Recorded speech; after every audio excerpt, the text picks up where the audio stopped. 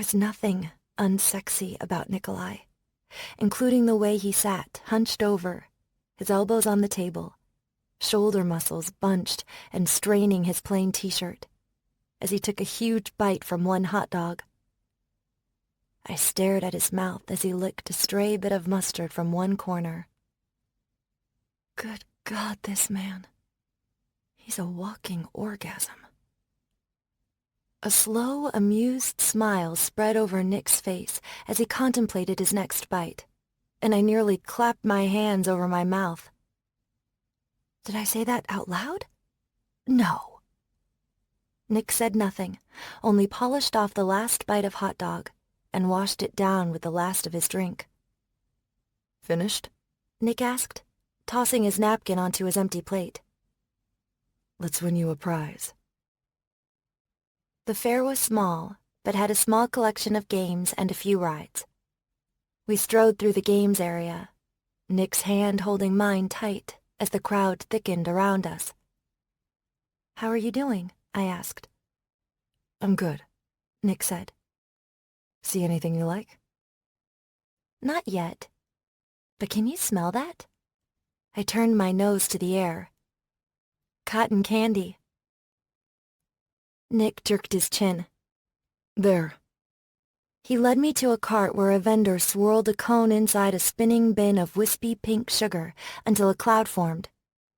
I'll take one, Nick said, reaching for his wallet. Thank you, I said, taking the cone from the man. I tugged a piece of pink cotton candy, the same shade of pink as my hair, off the cone. Try? Nick turned me away from the crowds and took the puff of sugar from my fingers to hold it to my lips instead. My heart thundered at the look in his eye, and my lips parted without a thought. Nick laid the cottony sugar on my tongue, where it started to dissolve, sticky sweet and good.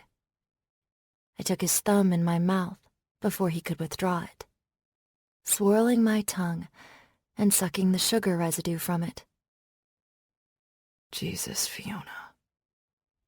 He bent to me, using his thumb to open my mouth wider, and laid his lips to mine.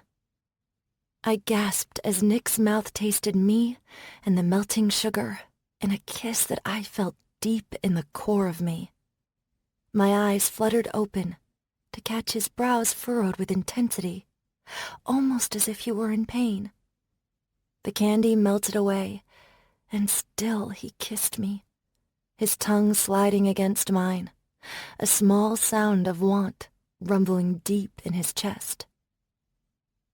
So good, he whispered as we broke away for air. God, Fiona, that's you. Everything you are. He was standing so close to me, the clear blue of his eyes full with my reflection and nothing else. I swallowed hard. What do you mean? What am I? Nick blinked and looked away, sucking in a breath. Nothing. Sorry, he said. You're too damn sexy, is what I meant. I'm having a hard time controlling myself. Maybe no more cotton candy, I said. Good idea. I hated waste, but I didn't want to eat it without sharing it with Nick, and his luscious mouth delving into mine. This is a family place, I thought, with a giggle, and took a breath to calm my racing heart. We were going to win you something, Nick said, surreptitiously adjusting his groin. I grinned to myself and ran my tongue over my lip. Yep, walking orgasm. How about here? Nick tilted his head at the prizes offered in the games that lined a wood-slatted wall. Stuffed teddy bears seemed to be the norm, ranging in size from puny to the kind that were so big they were hung from the roofs of the game booths. Anything you can't live without? He asked. They're all the same, I said. Not a huge select... Nick stopped walking so suddenly that I took a step ahead of him and his hand holding mine jerked me back. I followed his gaze to see what had stopped him, but he stared straight ahead, at a young couple walking our way, holding hands. The guy wore a red baseball cap on backwards and a heavy metal concert t-shirt with the sleeves torn off.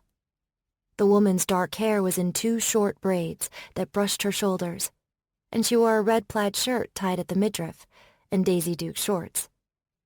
Her eyes looked straight ahead, the man's face blank, his lips drawn down. The couple passed us, and Nick stood stock still for a moment. Then he dropped my hand, did an abrupt about-face, and stalked after them. Nick? The couple rounded a corner, Nick following. I hurried to catch up, to a semi-secluded juncture between the wooden wall that surrounded the games area and a small shed. Over Nick's shoulder, I saw the man had the woman pinned against the wooden slats, his face inches from hers, one hand lying flat by her head. The woman's features were twisted in fear. "You think I didn't see that?" The man was seething in her face. "Stupid bitch, you should know better." I stopped cold as the blood rushed to my ears. "Stupid bitch, you should know better." The man's hand smashed into the wooden wall beside his girlfriend's head, jolting me. Nick never slowed his stride but walked up and tapped him on the shoulder. "Hey." The guy turned. "What the fu—" Nick slammed his fist into the guy's face. His head whipped back, the baseball cap flew, and the guy landed on his ass in a cloud of dust. "What the hell are you doing?" the woman shrieked, flying to kneel beside the man. "Baby, are you okay?" The guy pinned Nick with a venomous gaze and jabbed a finger at him from his prone position on the ground. "You're fucking dead." He spat a wad of blood into the dirt at Nick's feet. "Dead man, I'll sue you for everything. I'll call the cops." "Go ahead," Nick said, his hands still in fists like he was itching to hit him again. He sounded deadly calm, but I saw the fire in his blue eyes. "Call the cops. Let's get them over here and show them the bruises you put on her." The man's eyes widened, and fear mingled with his shock and anger. The woman's face was a spinning wheel of conflicted emotions, from anguish to fear, to something like hope.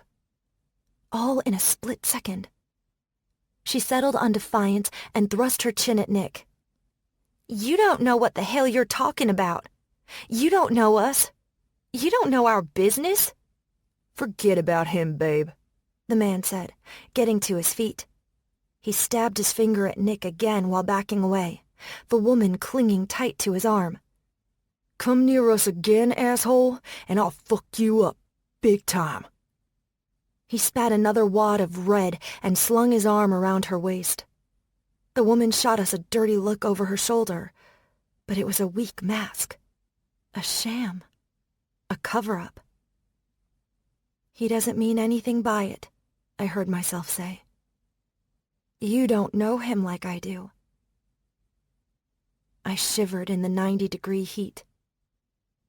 Steve had never hit me, never spat these words in anger like this man did, but tossed them off with casual disdain, marveling at my supposed stupidity instead of being enraged by it. I wondered if he'd been volatile instead of insidious. Would it have been easier to fight back? Would I have walked away if he'd been violent? Or would I have knelt in the dirt beside him to help him up? "Fiona?" I blinked and unclenched my hands from my arms. My fingernails left little half-moons on my skin. "Yeah, sorry. That was intense." "Are you okay?" Nick asked. "Me? Yes, fine. Why?" He said nothing, but stared. Not at me, but seemingly at something above my head, his face drawn tight with anger. He inhaled through his nose and exhaled. as if fighting for calm. "Sorry you had to see that," he muttered. His jaw clenched and his eyes tuned to follow where the young couple had gone. "My father hit my mother." "I know. It's okay," I said, moving to stand beside him. His hand found mine immediately and held on. I held on just as tightly, my hands shaking. That asshole deserved it. They all do. Nick whirled to look at me, 1,000 different thoughts behind his eyes. I felt the air tighten and realized with a pang of fear I was on the verge of cracking open and spilling everything at Nick's feet, on the dirt of the county fair. All he had to do was ask, and I'd tell him everything. I can't. Not here. I'll fall apart. Nick snapped his mouth shut, and the moment withered and blew away. We headed back onto the games area in silence. Nick scanned the booths, and then marched up to the Test Your Strength game as if he'd been looking for it all along. It was a bright red pole shaped like a thermometer, with degrees from 0 to 100 painted in vibrant yellow along one side. The higher the degree reached, the bigger the prize. For $5, you got a shot to ring the bell at the top and win a giant stuffed bear. We waited wordlessly in line behind a guy who looked bulkier than Nikolai, in ripped jeans and a white t-shirt, with a pack of smokes rolled up in the sleeve. The guy hefted the mallet and slammed it down. The metal can shut up 280. Pretty hot, but no fever." The carny handed the guy a medium-sized stuffed bear from a bin. "Next? Who's next? Step right up. You, young man. Let's see if you've got any muscles hiding under all that ink." Without a word, Nick paid the $5 and gripped the mallet in both hands. He swung it up and then down, all in one smooth, powerful motion. The can rocketed up to 100 degrees and clanged loudly against the bell. A smattering of clapping from the fairgoers around us, and the carny stared for a moment before whistling through his teeth. "You see that, folks? A giant among us. It can be done. Oh, yes, it can be done." I watched Nick toss the mallet down. There was no happiness or triumph written on his features, only a haunted look, and shadows flitting across his eyes. The carny hauled a giant stuffed bear out of a bin, pale yellow, about 3 feet tall, and half as wide. It felt as if it were stuffed with little plastic pebbles. "I'll give it to Haley," I said. Nick nodded. We walked away from the game. His eyes were straight ahead, his jaw tight. "I think I'm done here," he said. "Crowd's getting thick." "Okay," I said. "Sure, of course." He saw me struggling awkwardly with the giant bear and took it out of my hands. He held it over his shoulder by one arm, while his other hand kept mine, and we silently walked across the fairgrounds. At my car, Nick stopped, his gaze back the way we had come. "She didn't leave him," he said. "Why didn't she leave him?"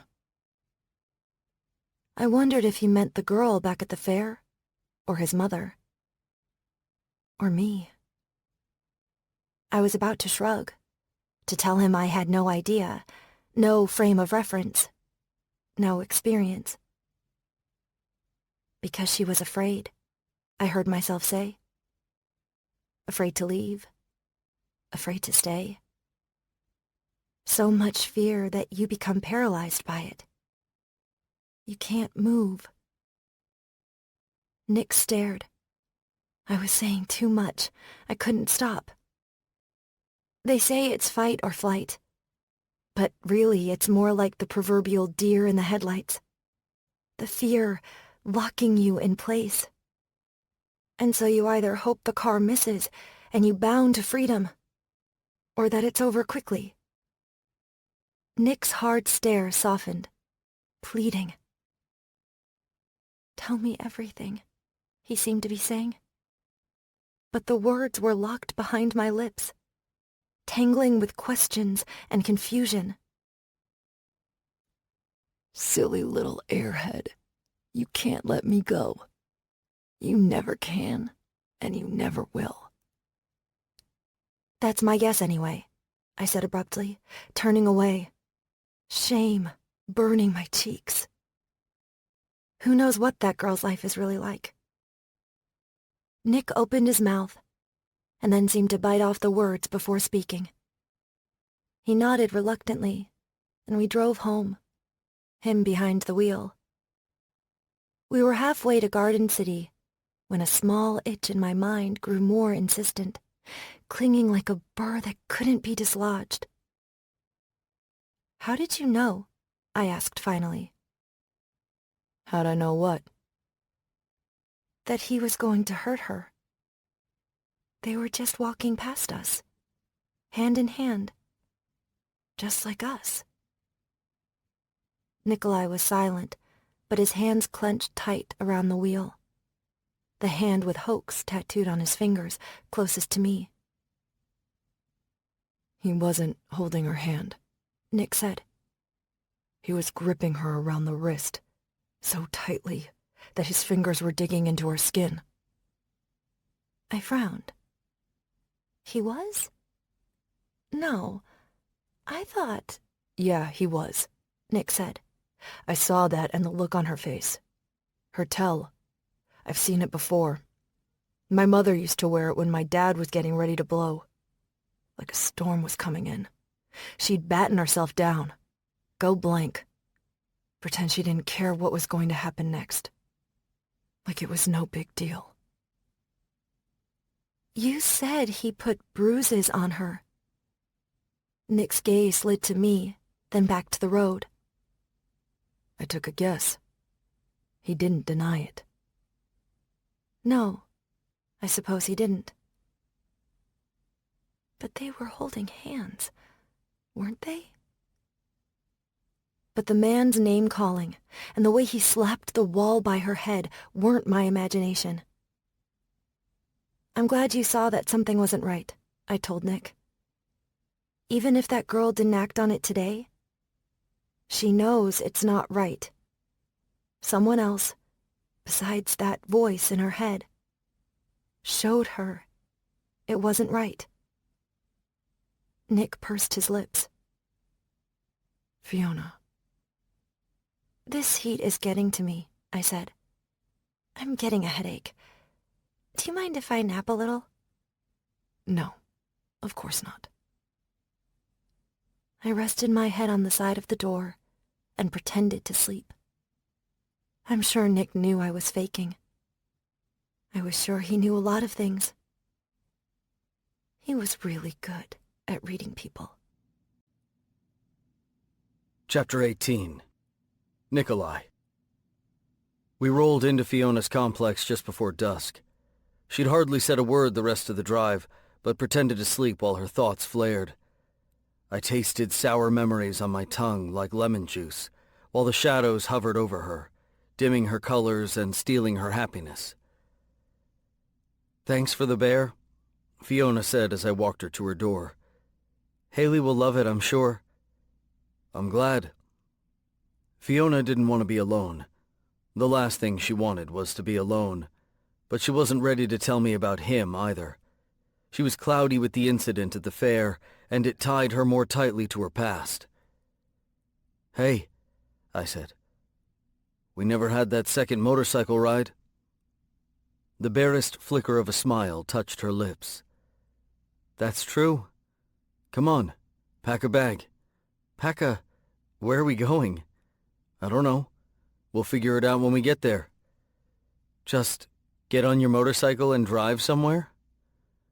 Christ, she was beautiful. "Find the sunshine, Fiona. That's all I want for you." "Grab everything you need for the night," I said. "I'll be back in 20 minutes. Her laughter was silver coins sliding together. Her colors brightened and shimmered. The pink came back, Okay. I'll see you soon. I kissed her lips softly. See you soon. We hit the coastal road going south, the same route we'd taken for the beach when I'd first come back to Savannah.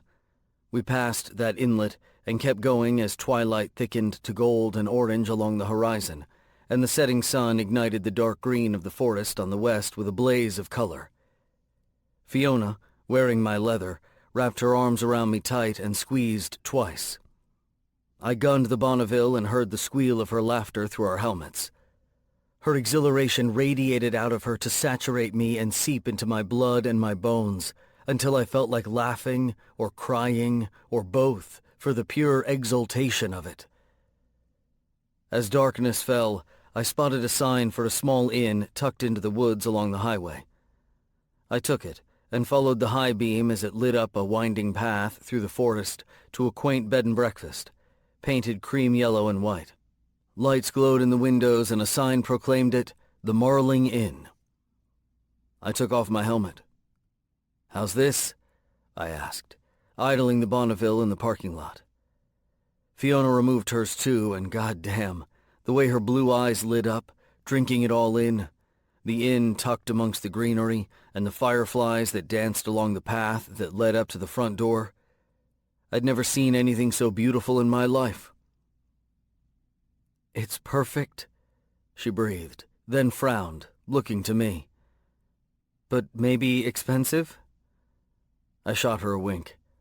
I got it covered, baby. A laugh burst out of her. Nikolai Alexei, did you just wink at me? It was on my bucket list. She laughed harder and then softer, and the warm glow of her feelings for me limned her face. Sweet and pure, but tinged with the shadows of her past, like the whitest paper charred at the edges. Nikolai, thank you for this. She leaned over and kissed my cheek. Thank you for coming with me. And for everything good in my life, Fiona. But the words stuck in my throat and she climbed off the bike. In the inn, the woman at the front desk lifted her silver-haired head to watch us come in, her eyes widening for a moment at my ink and Fiona's hair. Then her face broke open in a welcoming smile. Hello, you two, she cooed. Aren't you something? Welcome, welcome. My name's Helen Marling, owner and proprietor, and you are? Honeymooners? Fiona blushed. No, we're just here for one night. That works too, Helen laughed. We checked in and Helen showed us personally to our room, the Lobelia Suite. Every room in the Marling is named after a different Georgian flower, Helen said. She led us up a curved wooden staircase. The wall curved with the stairs and was papered in pale yellow with blue flowers, and photos dating as far back as the turn of the century. On the second floor, Helen unlocked the door to our suite, with an actual key, and then placed it in my hand. Dinner's at 8. I do hope you'll join us. We unpacked our small bags in a room that was flower overload. The wallpaper, the rug, and even the bedspread were covered in tiny purple flowers. A throw pillow on an antique chair was embroidered with a larger spray. When Helen said this was the Lobelia Suite, she wasn't kidding, Fiona laughed. And hey, a balcony. She opened the double doors and I followed her out onto the balcony that faced east. A dense copse of woods spread out below, dark in the falling night. Beyond, the ocean stretched on, streaked with moonlight, a spill of silver on the dark water. I'll bet this looks amazing at dawn, she said. We'll have to stay up all night to find out, I said, slipping my arms around her waist. You have a plan as to how we do that? She asked, leaning into me. I nuzzled her neck. I have a few ideas. She laughed. I'm sure you do. I took a quick shower, and while Fiona took her turn, I put on jeans and my one and only black button-down dress shirt. Fiona emerged from the bathroom wearing a pale green dress that flowed to her ankles and draped elegantly over her thin frame. I stared and let the Ken see her without fighting it. I took Fiona in, all of her colors and light, her clean scents, and the taste of her on my tongue that was sweeter than the cotton candy at the fair. "God, Fiona," I murmured. She approached me, laid her hands on my chest. "You clean up pretty good yourself, Nikolai?" She slid her hands up around my neck, a waft of perfume, soap, and the warmth of her skin rising around me. "More than good. You look—" She cocked her head. "How do you say devastatingly handsome in Russian?" I thought for a second. "Razrushitino krasivi." "You look razrushitino krasivi," she said, her accent wobbly. But holding her in my arms and hearing her speak my mother's language, it felt like the purest acceptance. God willing, she'd gift that same acceptance to me when I finally worked up the goddamn courage to tell her what I was. Not tonight. This night is for her. "How'd I do?" she asked. "Perfect," I said gruffly. "Too perfect. If we don't leave for dinner now, I'll never make it." She laughed. "Then I guess you'll just have to wait and see if I remembered to pack underwear." I groaned in mock anguish, but the truth was her colors were coming back, and that meant more to me than anything else. We descended the stairs and entered a small dining room behind the front entry. It was as if we'd stepped back in time by half a century, and into a rich old lady's home. A fireplace, dark for the summer, was the centerpiece, its mantel heavy with ceramic knickknacks. An antique clock marked the time with a brass pendulum above the mantel, and a gramophone near the window played some gentle piano music I didn't recognize. 10 or so tables were set with china and frilly tablecloths, each filled with diners, the youngest of which couldn't have been more than 50. All conversations ceased as they turned to stare at us, eyes wide. Wariness went up like a brick wall.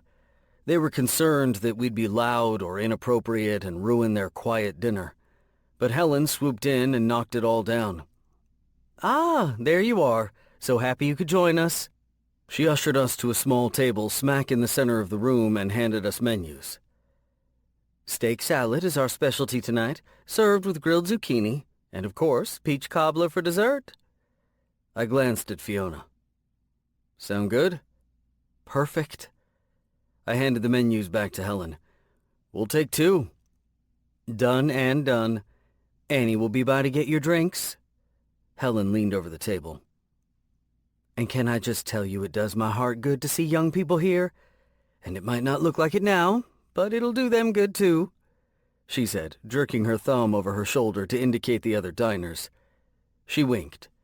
"Enjoy yourselves, sweethearts." Fiona and I exchanged smiles. Then she put her napkin on her lap and rubbed her chin on her shoulder discreetly to get a look at the room. "They're all staring at us," Fiona muttered under her breath. "They're staring at you," I said. "It feels a little tight in here. How are you doing?" I reached across the table, and she put her hand in mine. The whispers and colors of everyone in the inn dimmed, and the peace of Fiona intensified around me. "Better now." She squeezed my hand and didn't let go. I can't let go of this. Of her. The suddenness of this thought took me by surprise. It scared the shit out of me, and I pushed it aside, vowing to have this night with Fiona, to give her everything she needed and wanted, everything she deserved that had been denied her. The image of her screaming in howling agony was burned into my psyche. I couldn't erase it from her, but I could give her better memories to turn to when the pain roared up in her. We ate steak salad and zucchini, both cooked to perfection. It tasted better than anything I had ever had on the road. "It tastes home-cooked," Fiona said. "You probably haven't had much of this on the road, have you?" I glanced up in surprise to hear my thoughts spoken back to me. "No, not much." "Do you miss it? The poker?" "Not even a little." "Do you think you might quit playing?" "Do you think you'll stay?" Like an echo behind her spoken words, her thoughts came to me on the conduit of our clasped hands. "I want to," I said slowly. "I want something else for my life than the road and dingy basements and card games." Visions of green jungle and a blue ocean coalesced around Fiona. Costa Rica. My heart pounded in my chest for what might come next, but the tension of an unspoken confession, the story of him, coiled in Fiona. There was too much pain locked in her, and this quaint little inn couldn't contain it. No more hurting. Not tonight. "Let's dance," I said. She blinked. "Dance? Here? We aren't conspicuous enough?" "For your bucket list," I said. "Have you ever danced in a full dining room in front of a bunch of strangers?" She laughed, her tension loosening. "Now that you mention it." I rose to my feet and held out my hand. She glanced around at the diners who turned their attention back to us. "Really?" "Don't leave me hanging," I said. "I thought you didn't dance," she said, giving me her hand and slowly rising. "When we first met at the club?" "I don't," I said, and pulled her close, held her hand to my chest, wrapped my other around her waist. "But for you." Immediately she rested her head on my chest, and her contentment and relief seeped into me like warm water into aching bones. The other diners murmured, and I felt their smiles as I closed my eyes to turn Fiona in a small circle. "Nikolai," she said against my chest. "I've never done this before." "Neither have I." "Not the dance," she said. "I mean this. Us. I've never had this before." "Neither have I." I felt her inhale and exhale a ragged breath. "I've told you that my last relationship was bad." "Yes," I said, holding her tighter. "You told me." "But I didn't tell you everything." "I know." I swallowed hard. "I haven't told you everything either." Fiona raised her head to look at me. "I'm scared." "Me too," I said. "I'm scared shitless, Fiona." Her surprise colored her expression, and then she nodded. "This place is so quiet and sweet, like we've stepped out of time. Can we have this night without anything ugly and bad getting in the way? I'm so tired of being confused and unsure. But right now I want to just be," I said. "That's why we're here. That's what I want for you." She rested her head back on my chest, her body expanding under my hand with a sigh. "You always seem to know exactly what I need, even more than I do." I said nothing to that, but held her and danced. She thought she was weak, but the strength in her hummed under my hand and glinted brightly in the eye of the Ken. A cord of steel carried her out of the ugly and bad that haunted her, and into my arms on that night. And she protects me from the Ken. I'll protect her from everything that hurts her if she'll let me. After dinner, we went back upstairs, a quiet anticipation trailing behind us. Inside the room, I shut the door and leaned against it, watching Fiona move into the space and turn on a dim lamp by the bed. Yellow light suffused the room, and she turned to me. "Nick?" "Yeah, baby." But I didn't need to ask. Everything she wanted was there on the surface. Me. She reached for me with her entire being. I crossed to her and took her face in my hands.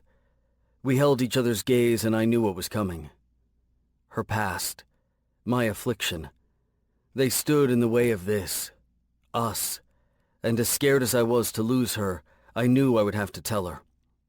I'd never felt this way about a woman. It wasn't only her peace or the relief she gave me, it was her. "You," I whispered. "You, Fiona." She nodded as if she knew exactly what I meant. Her eyes searched mine, equal parts fear and want. Love and hope. "Kiss me," she whispered. I lowered my mouth to hers, gave myself to her in that kiss. I made promises in that kiss to try to do right by her. That I would tell her what I was in a way she could hear and not hate me, because I was hers completely. And she's mine, I thought, as her mouth opened for me, as her hands wound into my hair. She makes me whole. Why else did the noise and cacophony of the Ken fall silent with her? A bright flare of hope rose in me as our hands gently undid buttons and tugged at zippers. Fiona wouldn't hate me. I'd tell her what I was, and instead of being repulsed, she'd stay. Her innate kindness and compassion, the sweetness of her that filled my mouth as I kissed her, would save me. And in return, I'd do whatever it took to keep her safe and make her feel as cherished as she deserved to be. Our clothes melted away, and I lay down with her on the bed, touching and kissing slowly. No fiery need to satisfy, only us as we were, two broken people holding on to one another in the dark and making our own happiness. She whispered for me to get a condom, almost apologetically, another piece of her past that lay between us.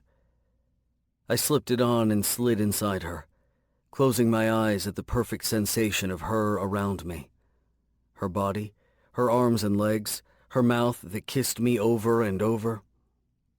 I braced myself on one elbow over her, my hand holding her face, her hair splayed on the pillow in a pink halo.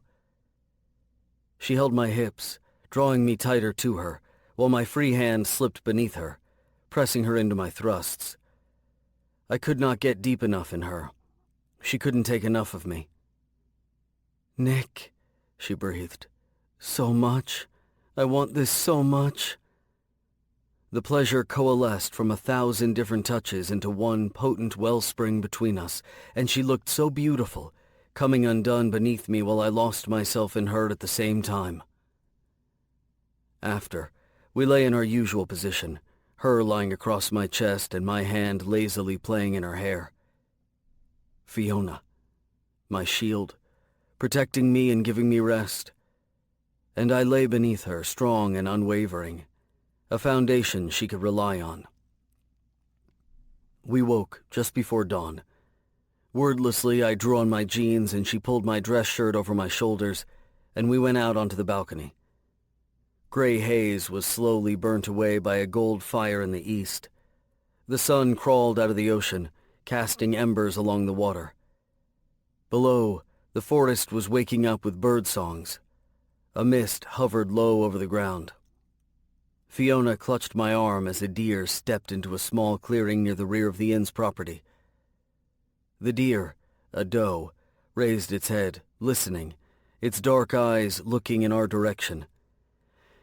It sniffed the air and gracefully stepped along the tall grasses. A moment later, a fawn followed, its brown back speckled with white, its step more nervous and quick than its mother's.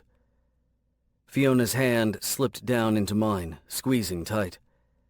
I squeezed back and tried to siphon the deep longing and ache in her heart so that she wouldn't hurt.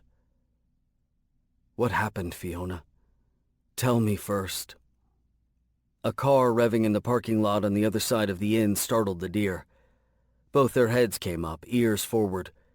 Then the doe bounded away, the fawn following, swallowed up by the forest.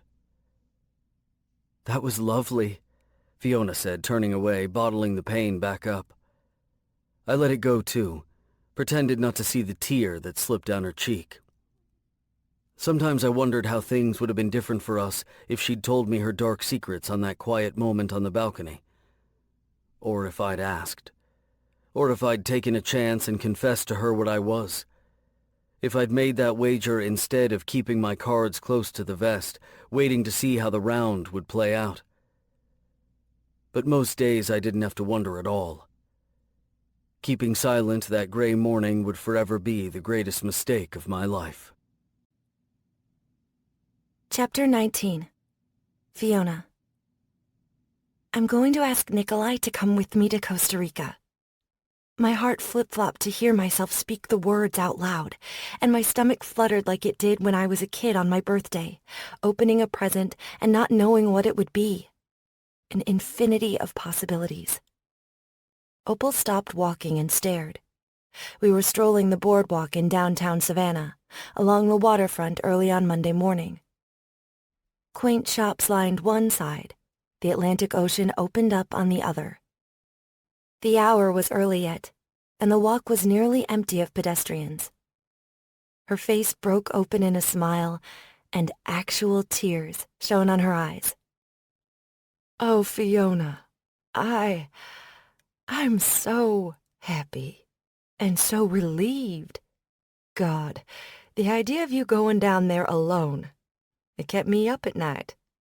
How did this happen? When? He took me to a bed and breakfast down the coast over the weekend, and it was perfect. Everything about it was so perfect, and he was perfect. And I knew then that you really like him? Opal offered.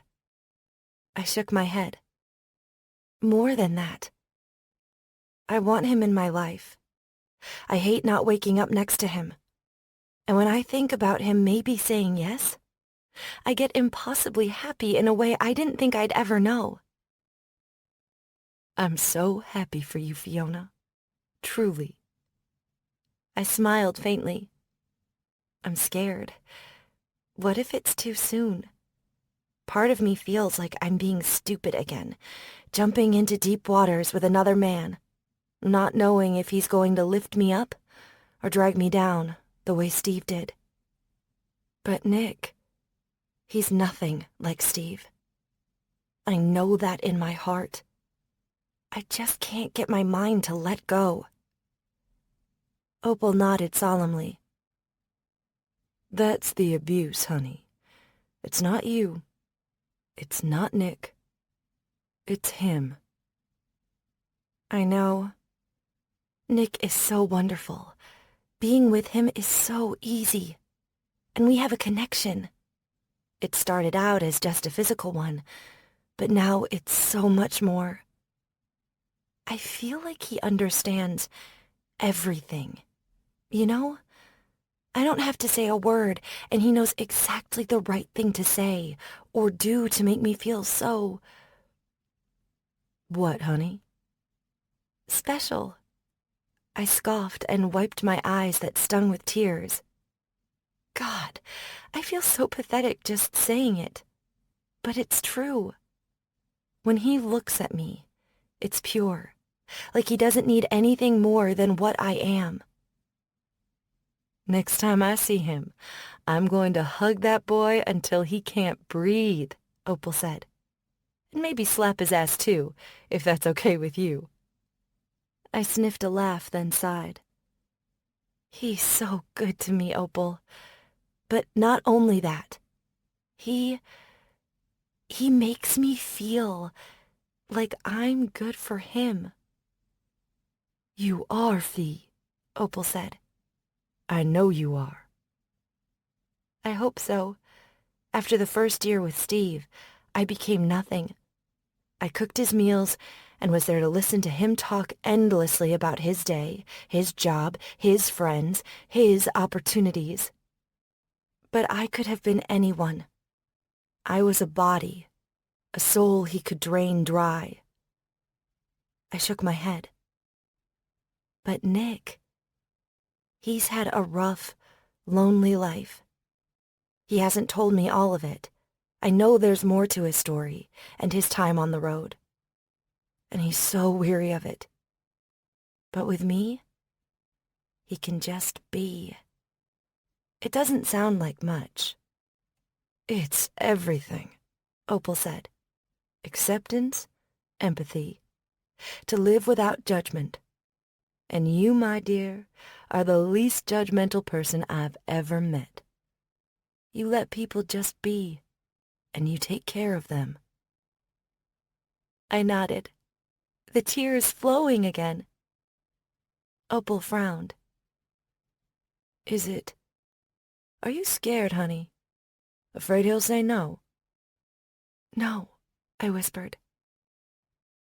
I think he might say yes. I think Costa Rica would be perfect for him, too.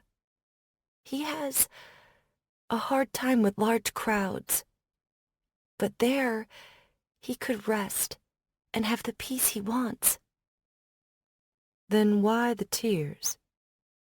I haven't told him about Steve. Not in detail, but I think Nick knows or is suspicious. Things keep coming up, situations that bring back so many horrible memories. And it's messing us up. Why? Is Nick giving you a hard time? Opal demanded. Because you don't have to tell anybody what you don't feel comfortable telling, including me. I glanced at my friend out of the corner of my eye.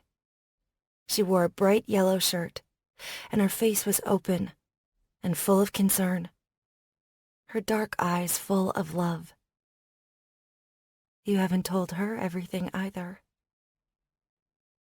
I want to tell him, but... Opal frowned.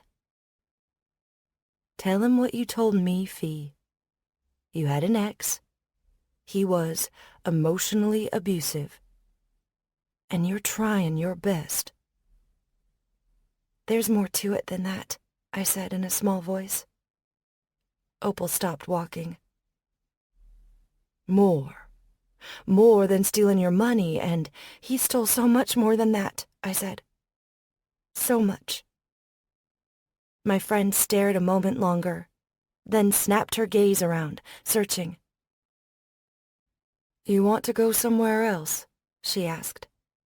Somewhere private? I shook my head. If we leave to go somewhere else, I'll change my mind. I need to get it out. Come on. Opal led me to an antique-looking bench with smooth wood slats, and ornate wrought iron. Smooth sand, and the pale blue of the ocean stretched at our feet. Tell me, honey, she said as we sat down. Tell me if it helps. Tell her before the poison of it eats away at you even more. I sucked in a deep breath. In the last year, before I left him, Steve and I hardly ever had sex. He withheld affection from me, even hugs and kisses, only doling them out just as I thought he hated me, to keep me off balance or to reel me back in when I thought he was done with me. Asshole, Opal muttered.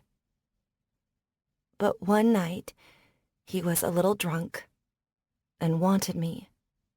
And damn it, I was so happy, I said. Shame and humiliation churning in my gut. It was so over between us, and yet I was still holding on to nothing. So I slept with him. It didn't last long, and he fell asleep right after. But it was a start, I told myself. It was the beginning of a new beginning. The boardwalk and Opal and the bench we were sitting on faded away, and I was back in Duluth, in that little house at the edge of a street. Isolated. Alone. The snow fell outside the window. It was winter, I said. A big snowstorm hit, and we were practically snowed in. I began to have pains, deep down. It burned when I went to the bathroom. I told Steve I needed to see a doctor, but he told me to drink some cranberry juice and get over it. But I got worse and worse. Like a switch flipping, Steve became so considerate and sweet. It was almost like it had been back in the beginning. But it was only because he was scared. And the pain. I clutched my lower stomach, hugging myself. It felt as if I had swallowed fire, and it sunk down to the bottom of me. I got a fever that wouldn't go away no matter how much aspirin Steve gave me. On the third night, I tried to go to the bathroom and nearly fainted. I screamed and screamed and fell on the floor. I begged him to take me to the hospital. I thought I was dying. Opal made a sound in her throat, but said nothing. Let me get it out. Steve finally gave in and took me to the hospital. He looked like a thief walking back into a bank after robbing it, scared.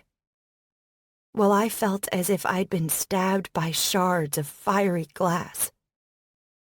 They gave me antibiotics and painkillers and ran a bunch of tests that showed I had an infection. Steve had cheated on me, I spat. He cheated on me and gave me an infection, and that became pelvic inflammatory disease. Oh my Christ, Opal said in a low voice. Tears flooded my eyes and spilled down my cheeks. The PID almost killed me. One more day, and it might have. And in those first days, I almost wished that it had. No, why? It left scarring. A lot of scarring. I fought to hold back the sobs that were balloons in my chest, ready to burst. And because of that scarring, the doctor said, I have a 10% chance of ever having a baby. 10%, Opal. 10%. The memory of the doctor giving me that number replayed, slamming into my heart again and again. I've never had a real family, I said around sobs. My parents died, and my aunt and uncle had no children of their own. I decided a long time ago I would make my own. A big family, with lots of beautiful children sitting around a dinner table that was full of love and laughter instead of cold silence. I lifted my tear-streaked face to Opal. I was going to be a kindergarten teacher. Did I ever tell you that? It's what I wanted for as long as I can remember. To be surrounded by sweet little faces and sing songs with them. I wanted children so much, but I can't. And now the thought of teaching hurts too much. So I have a bird, and I take care of plants, and I walk dogs, and Sobs tore out of me, and I clung to Opal like a buoy tossed on a turbulent sea. She held me, stroked my hair. I drew in a shaky breath. I'll never feel my own baby grow inside me. He took that from me. He stole it. Opal held me, rocked me. I'm so sorry, honey. So very sorry. I cried out a few more tears from what felt like a never-ending well. And then I sat up. I sucked in a breath and exhaled, feeling clearer, cleaner. I still hadn't told Opal everything about my escape from Steve, but that was for her safety. And mine. I feel better, I said. But you can see why I can't tell Nick. Asking him to come to Costa Rica is hard enough, maybe too much. To then add all this talk about having babies or not, he'll think I'm crazy. Stage 5 clinger, Opal said with a small smile. I snorted a laugh. I'm teasing you, honey, Opal said. You're being honest, and if he agrees to move out of the country for you, he'll want to know the whole story. He deserves the whole story, and you deserve his. The whole story? Including that I was married? That technically I'm still married? I brushed that aside. Fiona Starling had never been married. He'll appreciate the honesty, Opal continued.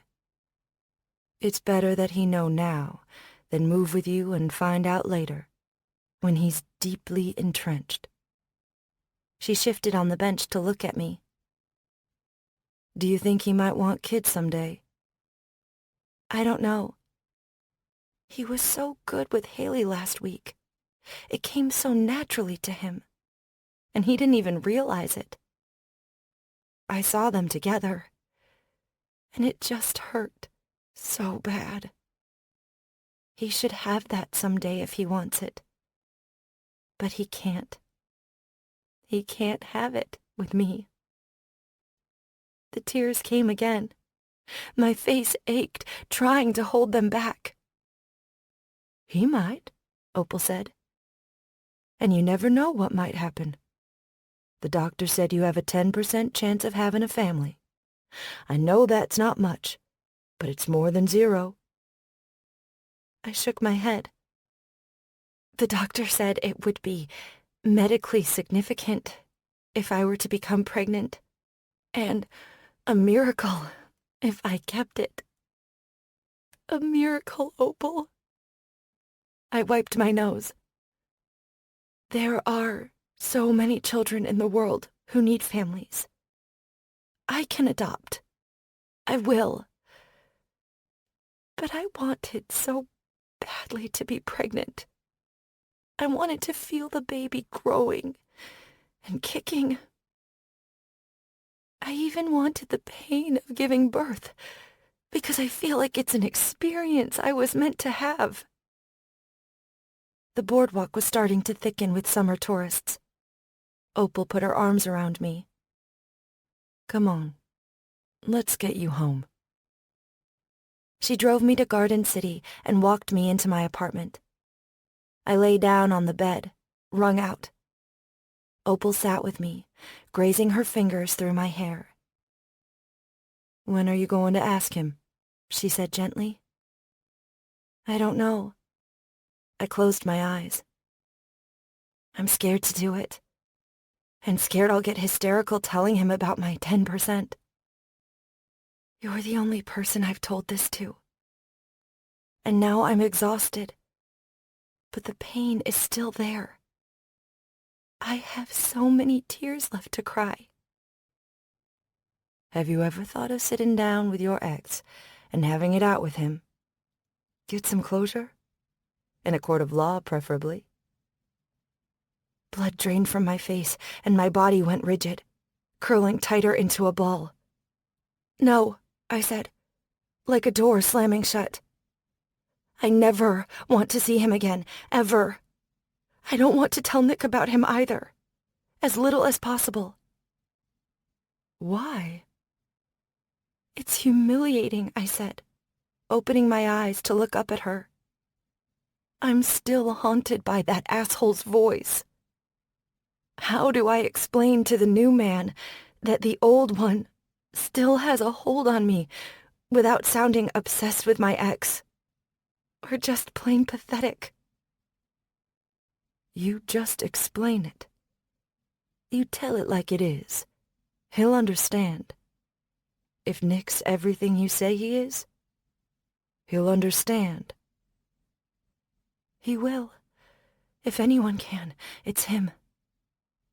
My eyes fell shut again. I'm so tired. I'll bet. I heard the smile in her voice. Being in love is exhausting. A jolt shot through me, but a warm one, like a hot drink on a cold day. Oh, hush. I'm not... I can't even right now. I know it, Opal laughed, and I felt the bed dip as she stood up. Talk soon, honey. Talk soon, I said, already drifting. distantly, I heard the door open and shut. And then I was alone. I slept, and when I woke, twilight had fallen, golden and warm through the window. I climbed out of bed, my body aching and tired, as if I'd run a marathon. My phone lay on the bedside table. A text from Nick waiting. "Want to see you." A man of few words, I said. My smile slipped when I saw another notification on my phone. Of an email from Claudia, my contact at the embassy in Costa Rica. I grabbed my laptop and opened the email. From Claudia Araya, carefree@migracion.gov.cr. To Fiona Starling, FionaStar357@gmail.com. Sent Friday, June 21st, 9:19 a.m. Subject: Pack your bags. Dear Fiona, good news times 2. Your visa has been approved. A friend of a friend bumped you through processing as a favor to me, and the realty company accepted your application. If you want, you're able to move in the 1st of July. I know you probably have much to arrange on your end, so if this is too soon, I can have them hold the property. Let me know your plans, and in the meanwhile, look for the paperwork in your mail next week. Muy atentamente, Claudia. I shut the laptop with a shaking hand. Freedom. I was so close. And instead of dread or nerves, I had hope. Hope that Nick would say yes, and we'd begin a new life in that paradise. Together. Love and hope, I murmured to the quiet apartment. Love and hope. Chapter 20. Nikolai. It had been 4 days since we'd been back from the bed and breakfast. Fiona and I spent as much time together as possible, mostly in bed, stripping ourselves naked and raw, giving everything we had with our bodies instead of confessing our secrets. It was as if we had an unspoken agreement that the time was coming soon, but we didn't know when or where. We dawdled over those 4 days, and then the night of Nate and Griffin's housewarming party arrived. I bought dress pants, a shirt, and tie for Fiona's sake, but when I put the entire outfit on that night, I felt like a fraud. You can be civilized for one night, I thought, staring around my empty apartment. Beyond one chair in the living room and a couple of cheap stools at the kitchen counter, I'd bought nothing. Fiona noticed. Of course she had. But instead of concern or even curiosity, I felt from her a growing excitement that I wasn't putting down roots here. She's going to ask me to go to Costa Rica with her. The happiness of it stole my goddamn breath. A future unlike anything I had ever hoped for myself stretched out before me.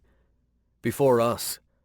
I just had one obstacle to climb over, telling her what I was. And I prayed to God she'd still want me when it was done. I rode to Fiona's place under a golden twilight, and she answered the door looking fucking stunning, in a deep blue dress that highlighted the pink in her hair and the hibiscus tattoo on her right shoulder. The dress was silky and low-cut, and my first inclination was to tear it off of her and forget the party. "You're dangerously handsome," she said, breathing heavily after we broke our kiss at her door. "I like this. A lot." She smoothed my tie. "No human man should have to wear a tie in a Georgia summer," I said. "But you make it look so good," Fiona said. "My God, Nikolai, give a girl a heart attack, why don't you?" "If you're not feeling well," I told her, my hands sliding up and down the silky skin of her back. "Maybe you should lie down." She laughed against my mouth. "Nate and Griffin will kill us if we're late. Or actually, Griff will understand. Nate will kill us." I captured her lower lip in my teeth. "Worth it?" She sighed and parted her lips to take my kiss deeper, and then we were in danger of losing the night. but she pushed back, breathless, with her blue eyes backlit with thoughts and possibilities and hope. Tonight was the night we'd reveal everything. We both felt it. After the party, after we celebrated her friend's first step towards a better future, we would take ours. "Let's take your motorcycle," Fiona said. I glanced down at the strappy black shoes she wore and the way her dress threatened to slide up her thighs at the slightest gust of wind. Then I imagined rolling into the party in downtown Savannah with her on the back of the Bonneville. Done. I slipped out of my black leather jacket and put it over her shoulders. "You don't mind the helmet messing your hair or something?" "I don't care about stuff like that," she said. "I know you don't," I said and kissed her again. I wanted to keep kissing her, having her keep smiling at me in case this was the last night. It can't be the last night. If anyone can accept me, it's Fiona. She's the only one. We rode 15 minutes into downtown Savannah, to the address Nate had given her. A 3-story Victorian, pale blue with white trim and ornate detailing. Lights glowed in the windows, and laughter and music seeped out as we approached the front door. Fiona knocked, and before anyone could answer, I gently pulled her to me and slipped one hand around to cup her cheek. "What are you doing?" she asked. "Looking at you," I said. "Just looking." She melted into my hand. "I love how you look at me, and I don't want you to stop." She swallowed hard. "Nikolai?"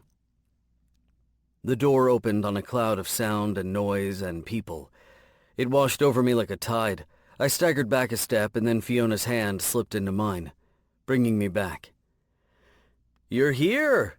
Nate crowed and kissed Fiona on the cheek. "You look stunning as always." He turned to me, his eyes widening as he took in my suit and the tattoos that peeked over the collar of my dress shirt. "Mr. Young, looking dashing and dangerous as always. Most of the guests are fuddy-duddies from Griff's law firm, but you—" He shook his head and pretended to confide in Fiona. "Prepare yourself. Every straight woman here is going to hate your guts. Come, come, entrez-vous." Fiona held me back, her hand squeezing mine. "Are you okay? Is it too much?" "I'll be okay," I said. The house was exactly as Nate had promised, completely empty. The hardwood floors were brightly polished, and the smell of fresh paint and plaster lingered in the air to mix with the scents of grease and bread from the mini chicken and waffles circulating around the room on caterers' trays. Little white lights hung in garlands around the windows, and the only pieces of furniture were small rented tables and folding chairs, draped with tablecloths. Candles flickered in pale blue glass cups on each. 50 or more guests talked and laughed over the swing music a DJ played from one end of what would be the living room. All the men were wearing suits, and the women were in cocktail dresses, none as beautiful as Fiona. They had fancy jewelry, perfect makeup, salon hair. Fiona was a wildflower amidst a garden of perfectly pruned roses, her pink hair flowing in soft waves down her back, and her only jewelry was the woven bracelets that adorned her arms. "I'm so glad you could make it," Griffin said, snatching 2 flutes of champagne from a passing waiter and handing them to us. "Please come in and make yourselves at home." A smile broke over his face. "I said that, didn't I? Home. Our home."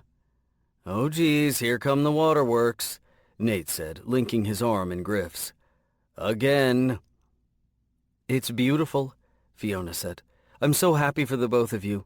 I know you're going to have so many wonderful memories here." Nate beamed, then saw some friends he needed to greet. Fiona's friend Opal and a tall man with pale skin and a receding hairline took his place. "Here you are," Opal said with a half-hug for Fiona. "So nice to see you again, Nick. This is my husband, Jeff." "Good to meet you," I said, and braced myself for Jeff's handshake, but my other hand was clasped tight in Fiona's, making the brief jolt of Jeff's nervousness easier to take. "Glad you made it, Jeff," Griff said warmly. "I know this isn't really your thing." "No, sir." Jeff chuckled and tugged at his collar. Give me a boat, fishing pole, and a beer, and I'm a happy man. Opal rolled her eyes. Or a bingo game. Jeff squinted. Huh? Nothing. We're going to mingle, Opal said, giving Griff a pat on the cheek. I have exactly 1 hour before this one starts complaining. Jeff grinned. You need more than an hour to have the same conversation with half a dozen people about the weather? The weather has been unseasonably hot, now that you mention it, Fiona said. That's one, Jeff said. Opal sniffed. Don't encourage him. Jeff laughed as his wife dragged him away. Good to meet you, Nick. I nodded faintly and tugged at my collar. I wouldn't have minded a boat on a cool lake with a breeze either. The damn tie felt like it was trapping heat in my shirt. Fiona mistook my discomfort and tightened her grip on mine. How are you doing?